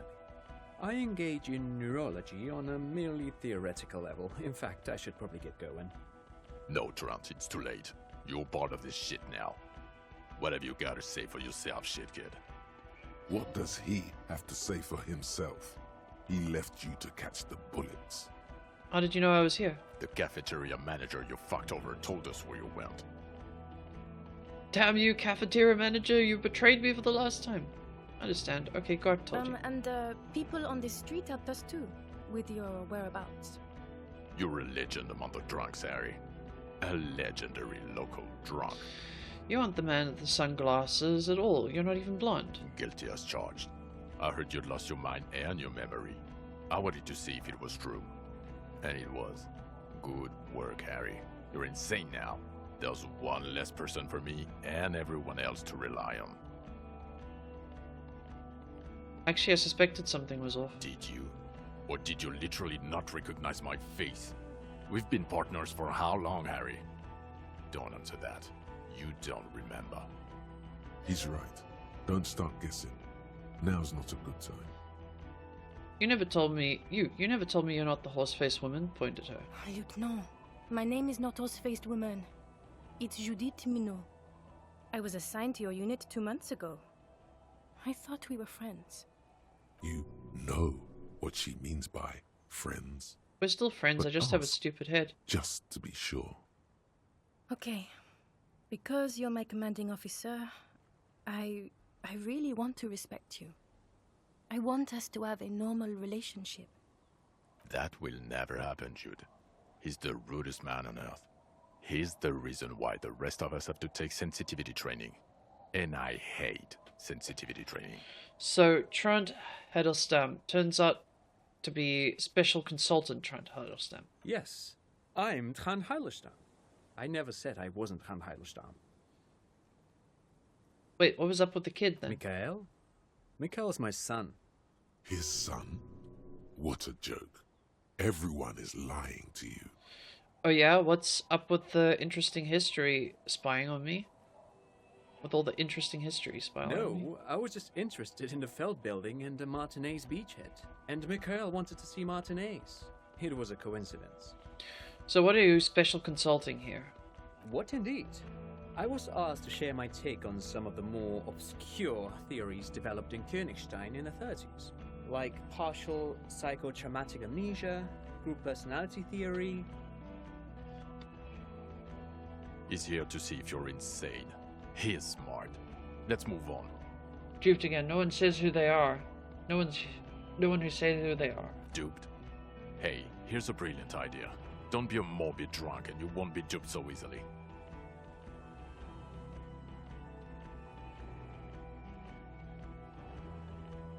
Is you or you said who? Yes, I'm still Kim Kisuragi, still a lieutenant from Precinct 57. Still caught up in this crossfire, too. You mentioned a task force?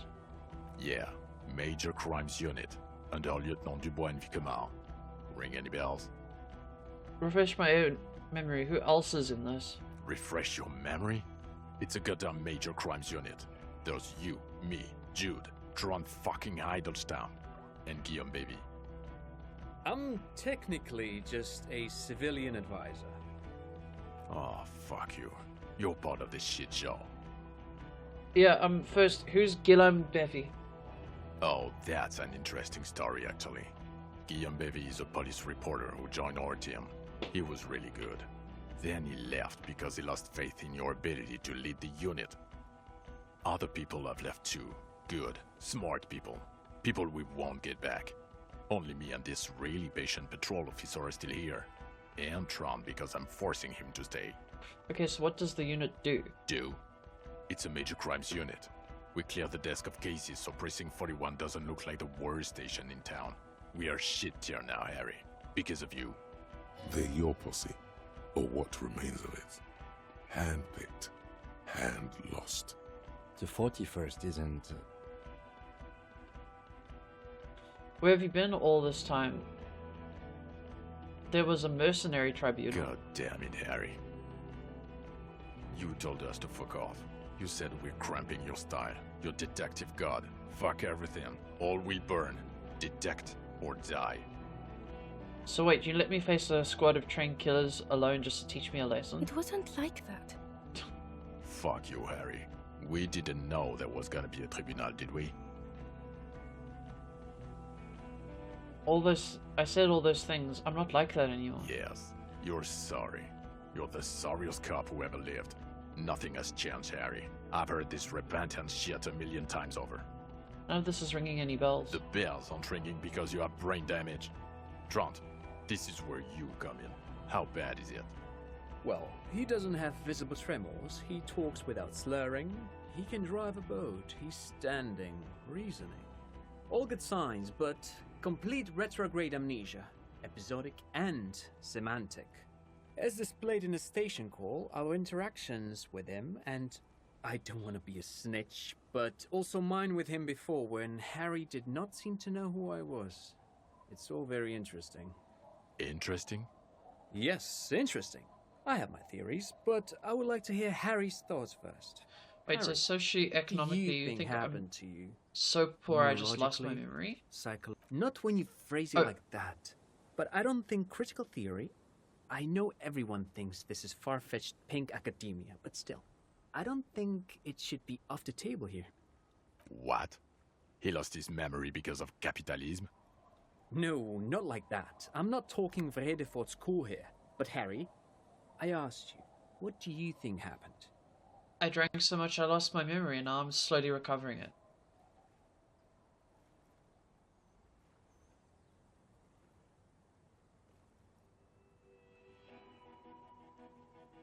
That I couldn't be me anymore. It was a defense mechanism. Psychotraumatic amnesia, Trant? I can go for that. Shit kid is a broken man. Always has been. Who isn't? I know I am. But you know what?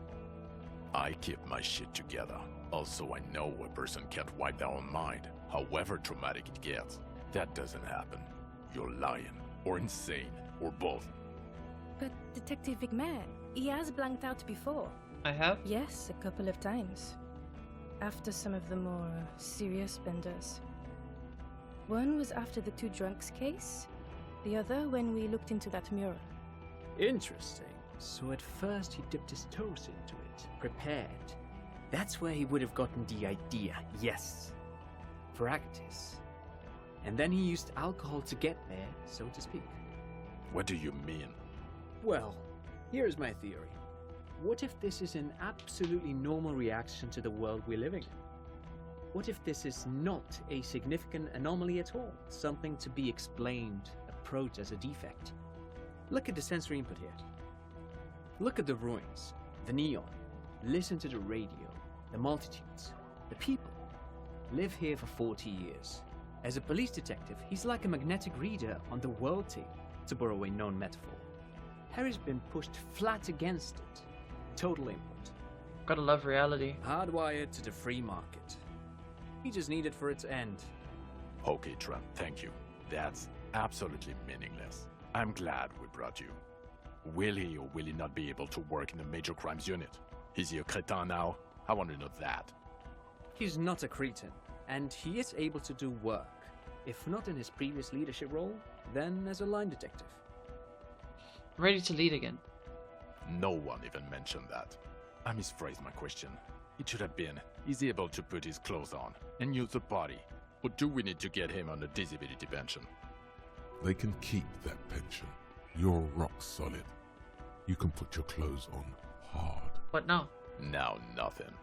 Now we're just going to stand here. Just stand here? Just stand there? Yeah. Just stand there. It's cool. Ready? No. Now we discuss that.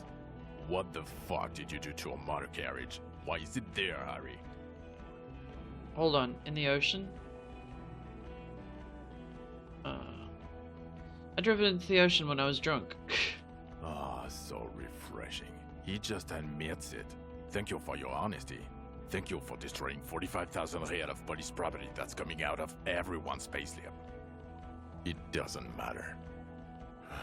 Your badge, Harry. Show me your badge. Got my badge right here. Show it to them. In a rush to demonstrate your badge, your eager fingers can't sustain a grip on the smooth plastic, and the badge slips out of your hand. Catch it.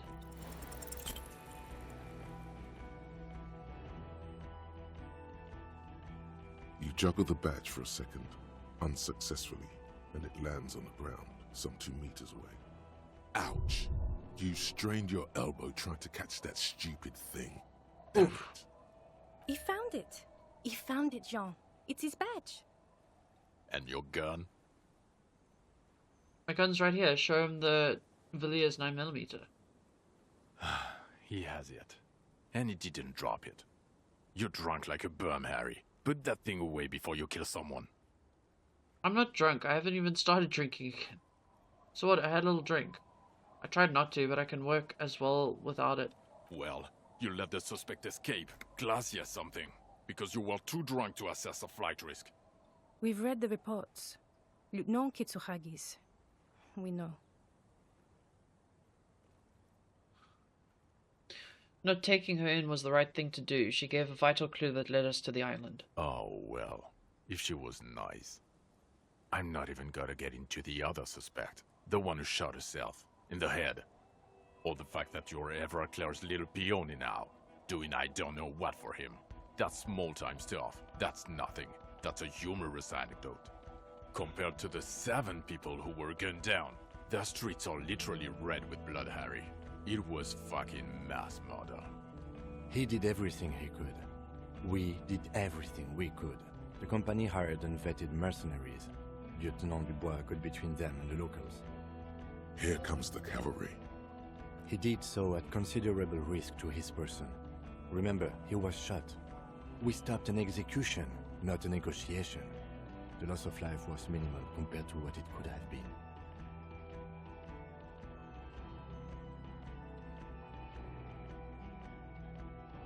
Yeah, it was a massacre. We got wiped. Where the hell were you? Don't make this harder for yourself. Thank you for the input, Lieutenant Kitsuragi. I didn't mean to suggest you didn't handle the situation. He thinks of apologizing, but decides against it. You've spent the week with him on this case. What is your take? On the case? On Lieutenant Geoffrey Dubois. Well, the drinking, the lost gun, also losing his badge, that's all true. And he's been drinking on the job. The man sighs deeply. I shouldn't have drank. Then there's the self-flagellation issue. He This likes is so to interesting. apologize profusely, making it sound like he's guilty of at least first-degree murder.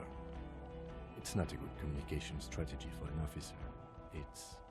It's worrying, especially considering his political views. Detective Dubois is, as you may know, a Mazovian socio-economist.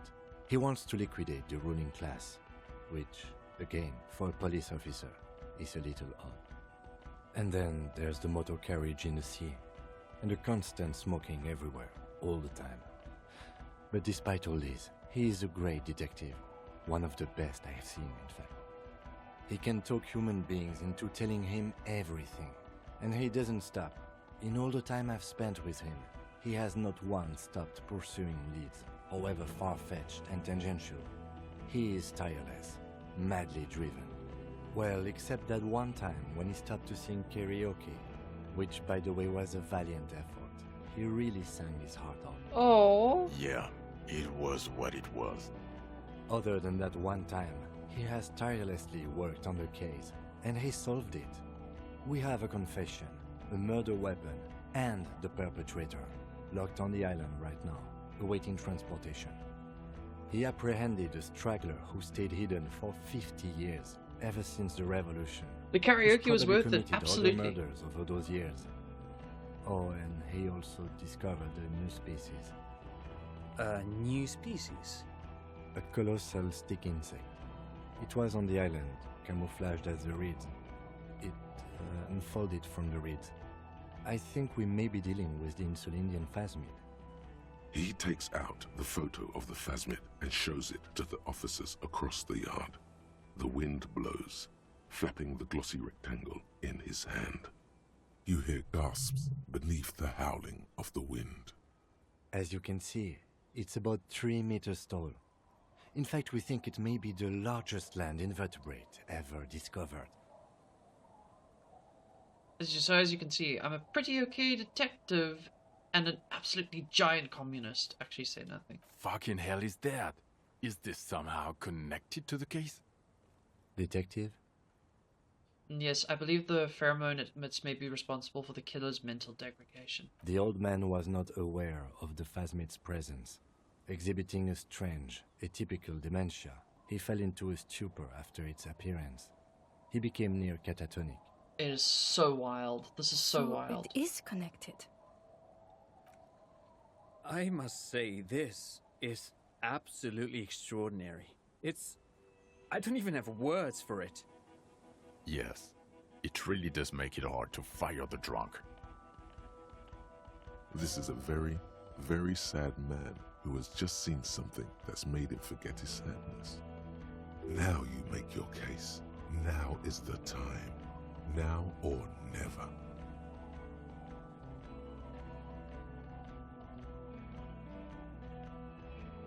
The killer, Lilianovich Dros, we have a strong motive for him. Lilianovich? A revolutionary matronym. I don't have time for this. Straight to the motive, please. Of course, excuse me. I just thought it was noteworthy. Killed the mercenary hoping to start a war between the company and the Union. An act of jealousy. Jealousy? I thought this Lilianovich was an old man. To have been hiding for 50 years. Like 70-something. A strange psychosexual fixation, aggravated possibly by proximity to the phasmid and its chemicals. He himself gave a political reason, said he had killed an enemy combatant. Also, we have ballistics from the gun, matching the bullet found in the dead mercenary's head, and 2 officers on the scene that Mr. Dross confessed to. It's a clean win. It's way more than that.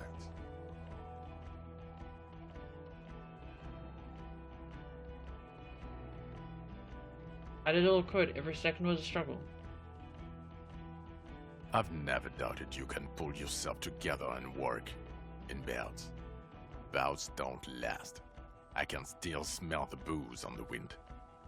God damn it. It is bad. Even you can smell it. It's just a little celebration. Electrochemistry. Chin up. Keep focusing on the positives here.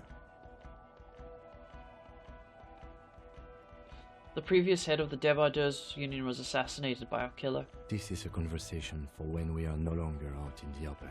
In Martinez, where Everard and Edgar Clare have ears everywhere. Understood, of course. But a case against Everard would be big. I would prefer not to partake in anything Union-related, for political neutrality. And I also fixed the strike situation. How? It seems to be ongoing. I see red banners on the gates. He didn't quite solve it. He cross-pollinated information between the company rep and Everard, until the rep came to see that the Union desires war, at which point Mrs. Messier decided to... What? Hand clear the terminal? I just told some people some things, no big deal. I told people some things, no big deal, things are common now. Sounds like you got played, Harry. Because you were off your tits on Al Ghul. Hey, how did you know about Al Ghul? It doesn't matter how I know about Al Ghul. What matters is, you're Everard Clare's peony now. Just as I said. He's a mob boss, did you know? Is that why you want us to investigate the assassination of the previous Union head thing? To get off Everard's hook? Actually, no. No, it's nothing like that. He was reckless with information, but ethical. We don't owe anyone anything. This allowed us to stabilize things in Martinez. God, calm down, Jean.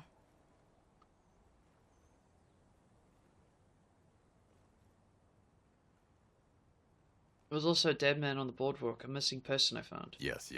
Fallen through a gap in a boardwalk. Drunk. How did you know I found him? The body was transported to Precinct 41, our morgue. I had Tilbrook and Mullins take care of funeral arrangements and family stuff. You're not the only cop in the world, Harry. This all comes back to us. Still, good work with the missing person, Detective. It's still a point for you. No denying it.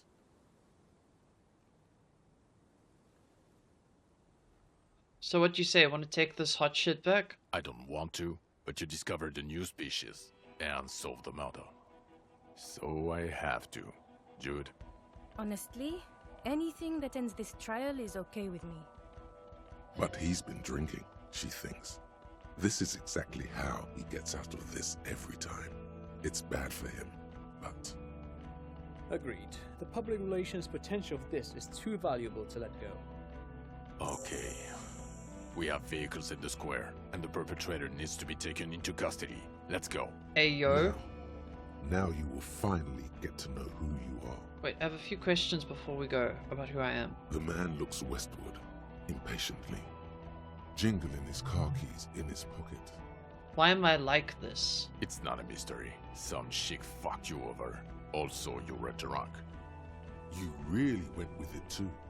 Really maximized the damage. Some chick? Who? Dora something. Dora England. Yeah, you mentioned her name. Not Dora Dubois. So we weren't even married? No one is married anymore. This is Revachol. When was this? God, I don't know. 6 years ago? She was way before my time. 6 years and you haven't gotten over it? What the hell is wrong with you? Okay, 6 years is not that much. 6 years? Yeah. Or 7. You're not doing too good there. It's an old man thing. 2 old years equals 1 normal year. That and Dora England really tore you a new one. A big one. Who was she? Incredibly bangable. Figures. Extremely fuckable, Harry. Gorgeous. A gorgeous bourgeois woman. Wayfish. Like a Welkin, basically. Damn. Heartbreak, welcome. Pain, welcome. I've only seen a picture, but it's obvious you formed a real spiritual connection with how pretty she was. One you never recuperated from. Look, the sun is about to go down. It's time to go. I think she taught in the Académie des Arts, east of the river. Way east. Hard to say which came first, the middle-class chick or the drink. Egg and the chicken kind of thing. My point is, you need to see a psychiatrist about this shit, not a psychologist. Who am I? Who are you? Oh. You're a gym teacher, Harry. What? Well, obviously you're not a gym teacher anymore, but... But before? Before you were a cop, you were a gym teacher in Coron. It's getting really cold outside. Should we maybe... That does explain a lot. Harry, it explains everything. The running around, the jumping, the bicep girth, your inexplicable facial hair. The collection of fallen sportswear have a mess. Some of your more old-school wording choices. Your posture, even. The constant stretches. Also, this guy. Just everything about this guy. When was this? When was I a drum teacher? In your 20s or late 20s. You've really let yourself go since then. You said in Coron I was a gym teacher there? Yes, you taught gym in Cool. I believe that's the term. Taught gym at a high school. You were a high school gym teacher. The smell of sweat and glue.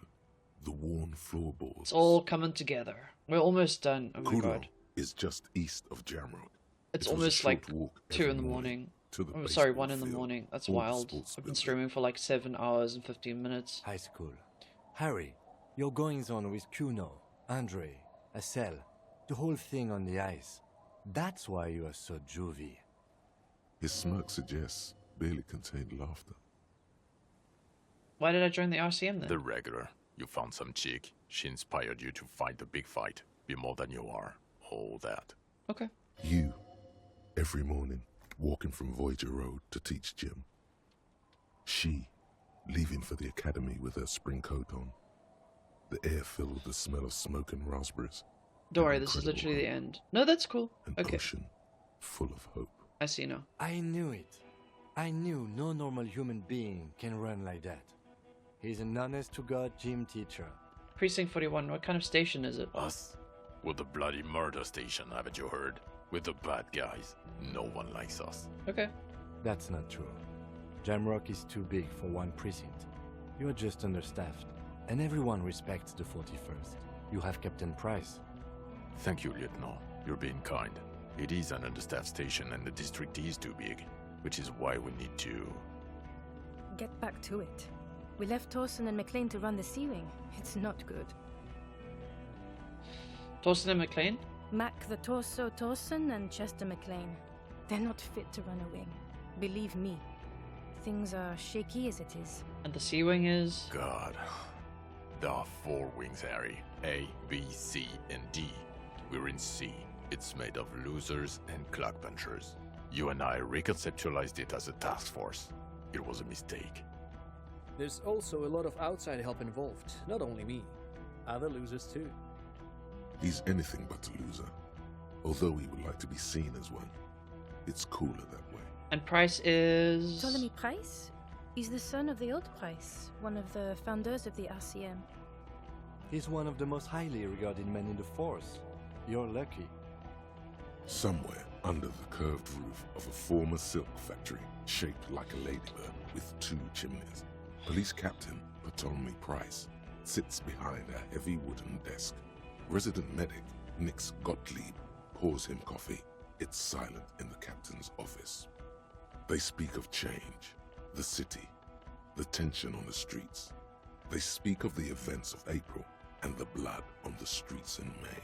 Did we recently shoot up a church by any chance? So he remembers that. Yes, there may have been a raid on some churches. It wasn't good press. Shooting up churches never is. I was out of town, to be clear. What happened? Why did we need to go there? Our enemies were hiding in a church, to the best of our information. That's it. I'm not talking about this anymore. Your security clearance is shit tier right now. You have to wait for it to go up. He means it. The RCM and its enemies will not be discussed on this coast. So I work in the bloody murder station. Station. Okay. It's not the bloody murder station. It's an old converted silk mill with green desk lamps and a coffee corner. A lot of good people work there. Hard. Every day. Jamrock is the largest ghetto in Rivershore. Faubourg, technically, but it's divided into 11 districts. Jamrock only has us. The press will blow over. Jamrock is lucky to have you, and it's often considered to be the greatest of the districts. You're lucky to have it. Thank you again, Lieutenant. Feznid, I need to tell Lena about this ASAP. Who is Lena? She lives at 1113 Tabernacle Road in Jamrock, remember? A cryptozoologist. She lives in Jamrock on Tabernacle. She told me about this Phasmid. Tabernacle? It's on the way over. Near where you live on Perdition. Fine, if we're gonna drop you off anyway. She and her husband were conducting the search for the Phasmid. It's their discovery, in part. They should know as soon as possible. It would do you good to deliver some positive news for a change. She is going to be over the moon. Watch out, or she'll faint. Lieutenant Kitsuragi, what will you do now? Well, first I will go back to my station and write the most detailed report anyone has ever seen. It will have to be good to cover all these. Then I will have a serious talk with my captain.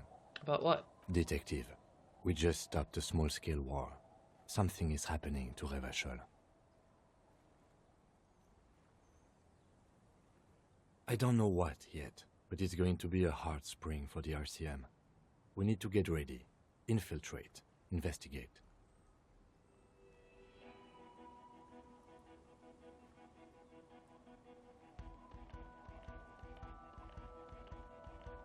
Okay.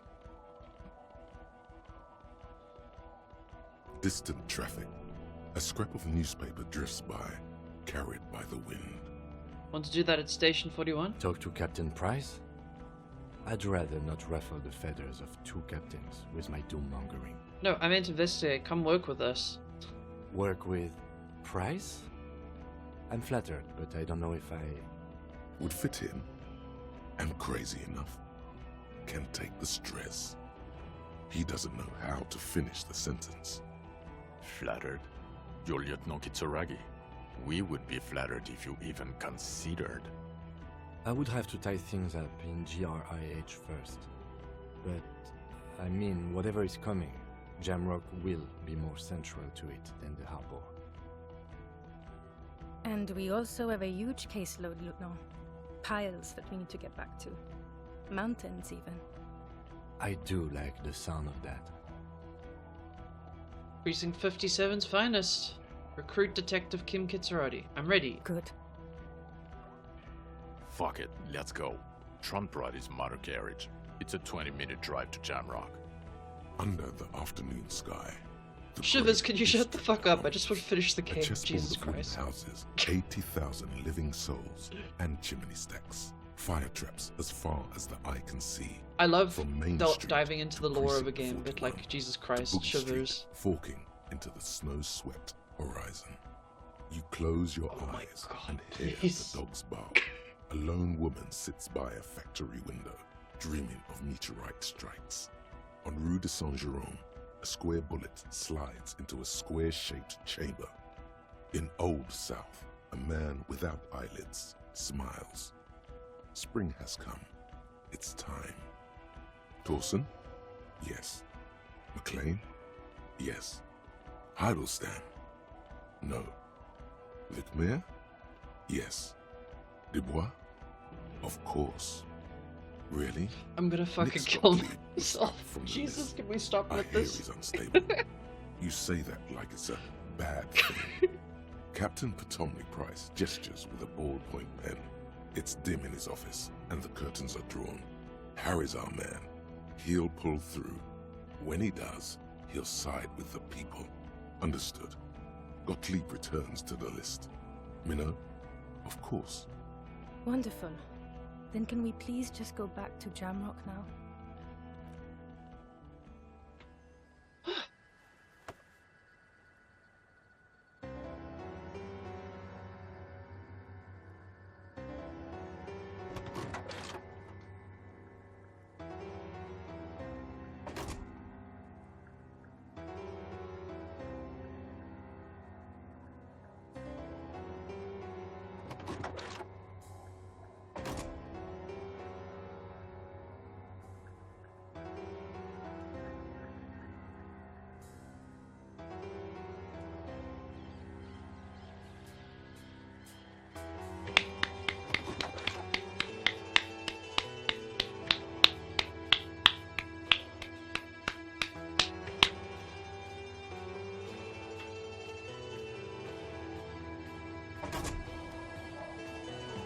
Beautiful. Excellent. Fantastic.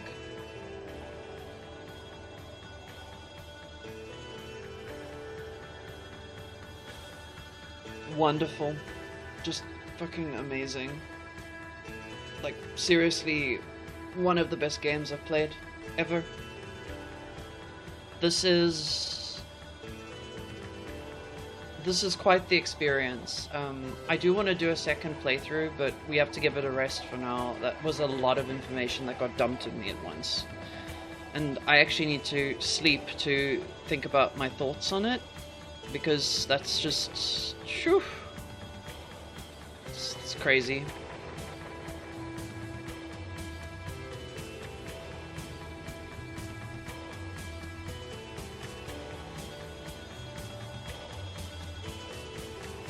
I'm fucked over. Oh, fuck.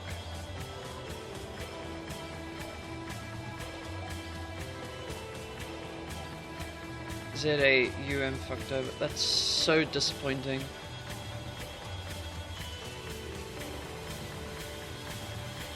Oh, I hate it when companies do that.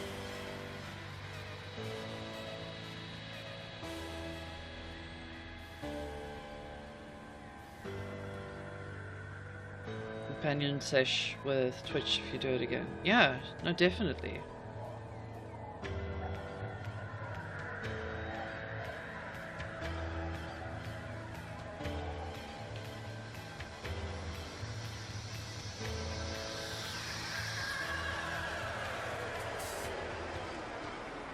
Once you ruminate on it, yeah, I need sleep. I'm not fucking around. I need fucking sleep. That was a much longer stream than I was anticipating, but I was very captivated at the end, and I just wanted to get it done. Suggested 6, absolutely, yeah, absolutely. We're gonna be playing something else. I'm not gonna stream today, because I just checked the time. Janelle Hazy, piss. GG, thank you Crocotoad, thank you everybody. We are gonna raid out soon, we're just gonna let the credits roll. This game made me cry a lot. It made me laugh a lot. It made me feel everything, which a lot of games don't do. A lot of games stick to one sort of emotional through line, which is actually fine, but I feel like this game goes a little bit deeper than that, and that's actually fantastic. I do think that that's worthwhile. Technically already streams today. Yeah, I think that it's a huge endeavor to actually pack so much into a game, to be honest. So there is that. Yeah. Pretty good.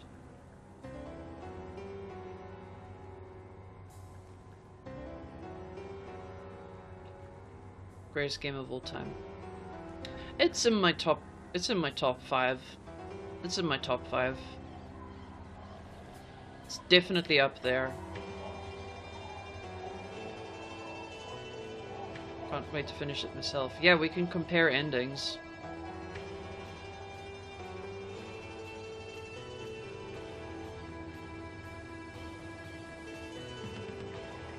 God, I just realized I've had like very little food today. I should... I'll eat when I wake up, it's fine. Crash Bandicoot is... Oh no, fuck Crash Bandicoot.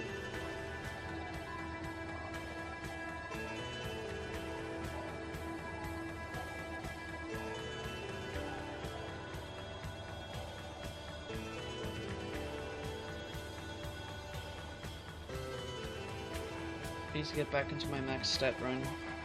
That'd be cool. I'll eat, don't worry, I'll eat.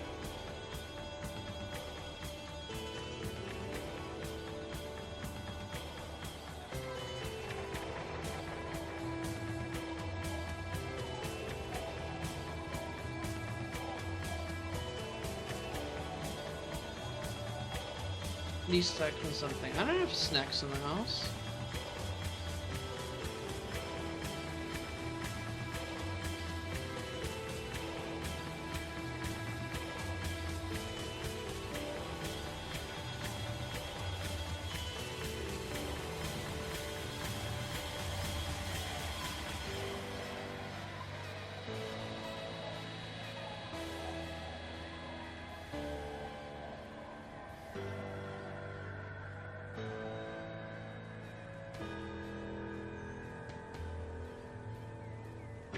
Dory, wait, what?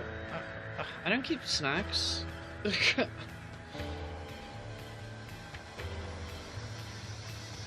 I should, but, like... I live on a very tight budget sometimes.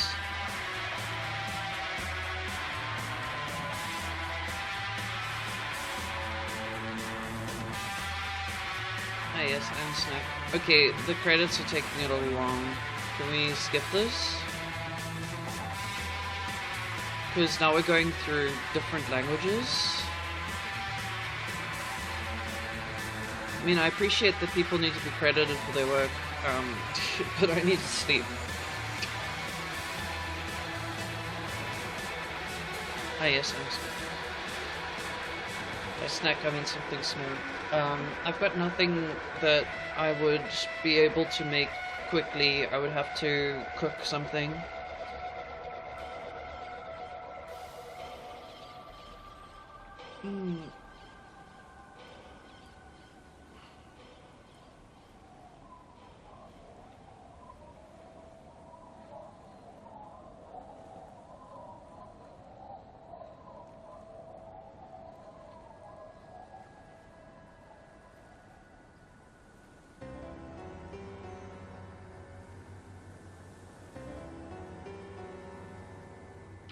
Oh mon dieu.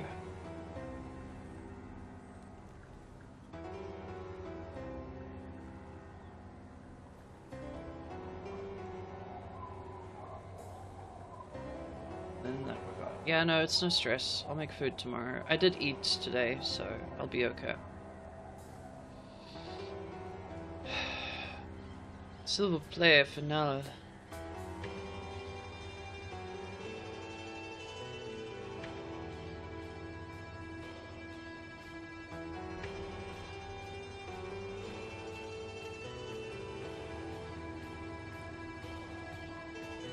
Yes. I'm just gonna go through every fucking language. This is Mantan Mantina. Yeah. Oh, please, please tell me there's no other languages.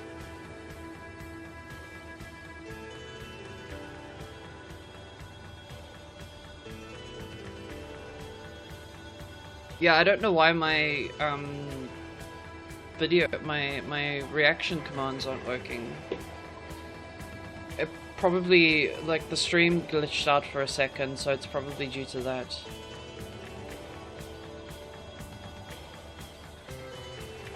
I will do it. That's rough, buddy.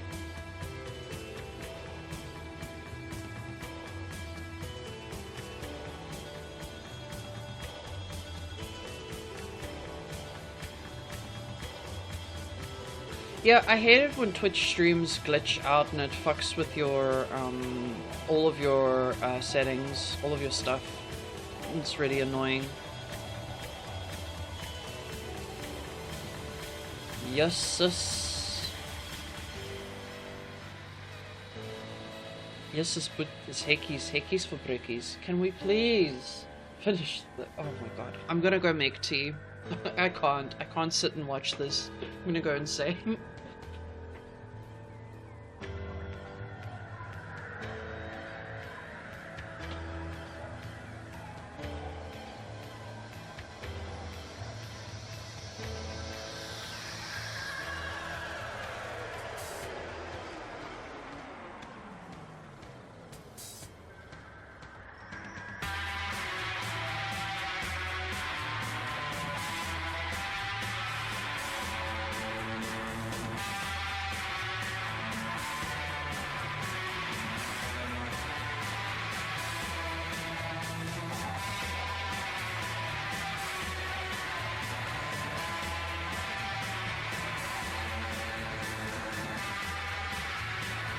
Oh, those are the pets.